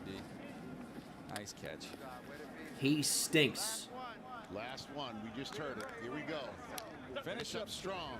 Come on, Antonio. And No, I said the Browns do not have receiving talent. I don't know if somebody disagreed in the chat. Jerry Jeudy's not very good. Getting ready. Unfortunately, he's okay. Cedric Tillman's okay. Isaiah Bond, it might be okay. yeah, they're going to run 85 yards. All the way down. But guys, that is going to do it Previous wide receiver group, I think, for was a 4 to 5 flip group. my coverage of the 2026 NFL Scouting Combine, quarterbacks, running backs, and receivers. Will I be live for the offensive line, though? Here we go. Here's the first one. First. Nice. I do know that people do not care about that. Okay. Ooh, So I am slightly more hesitant. Here we go. We're in the red zone now. I think Club just faked it. He just gave it a fake. But we'll see. I'm going to, maybe I'll be live on Twitch. Maybe I'll be live on Twitch. So check out the Twitch. Twitch.tv/Bengal. I'm going to link it in the chat. I'm also going to send you guys over to 24/7 Rebuilds right now. So thank you so much for watching. I appreciate you guys, and I'll see you in the next one, whenever that is. Take care.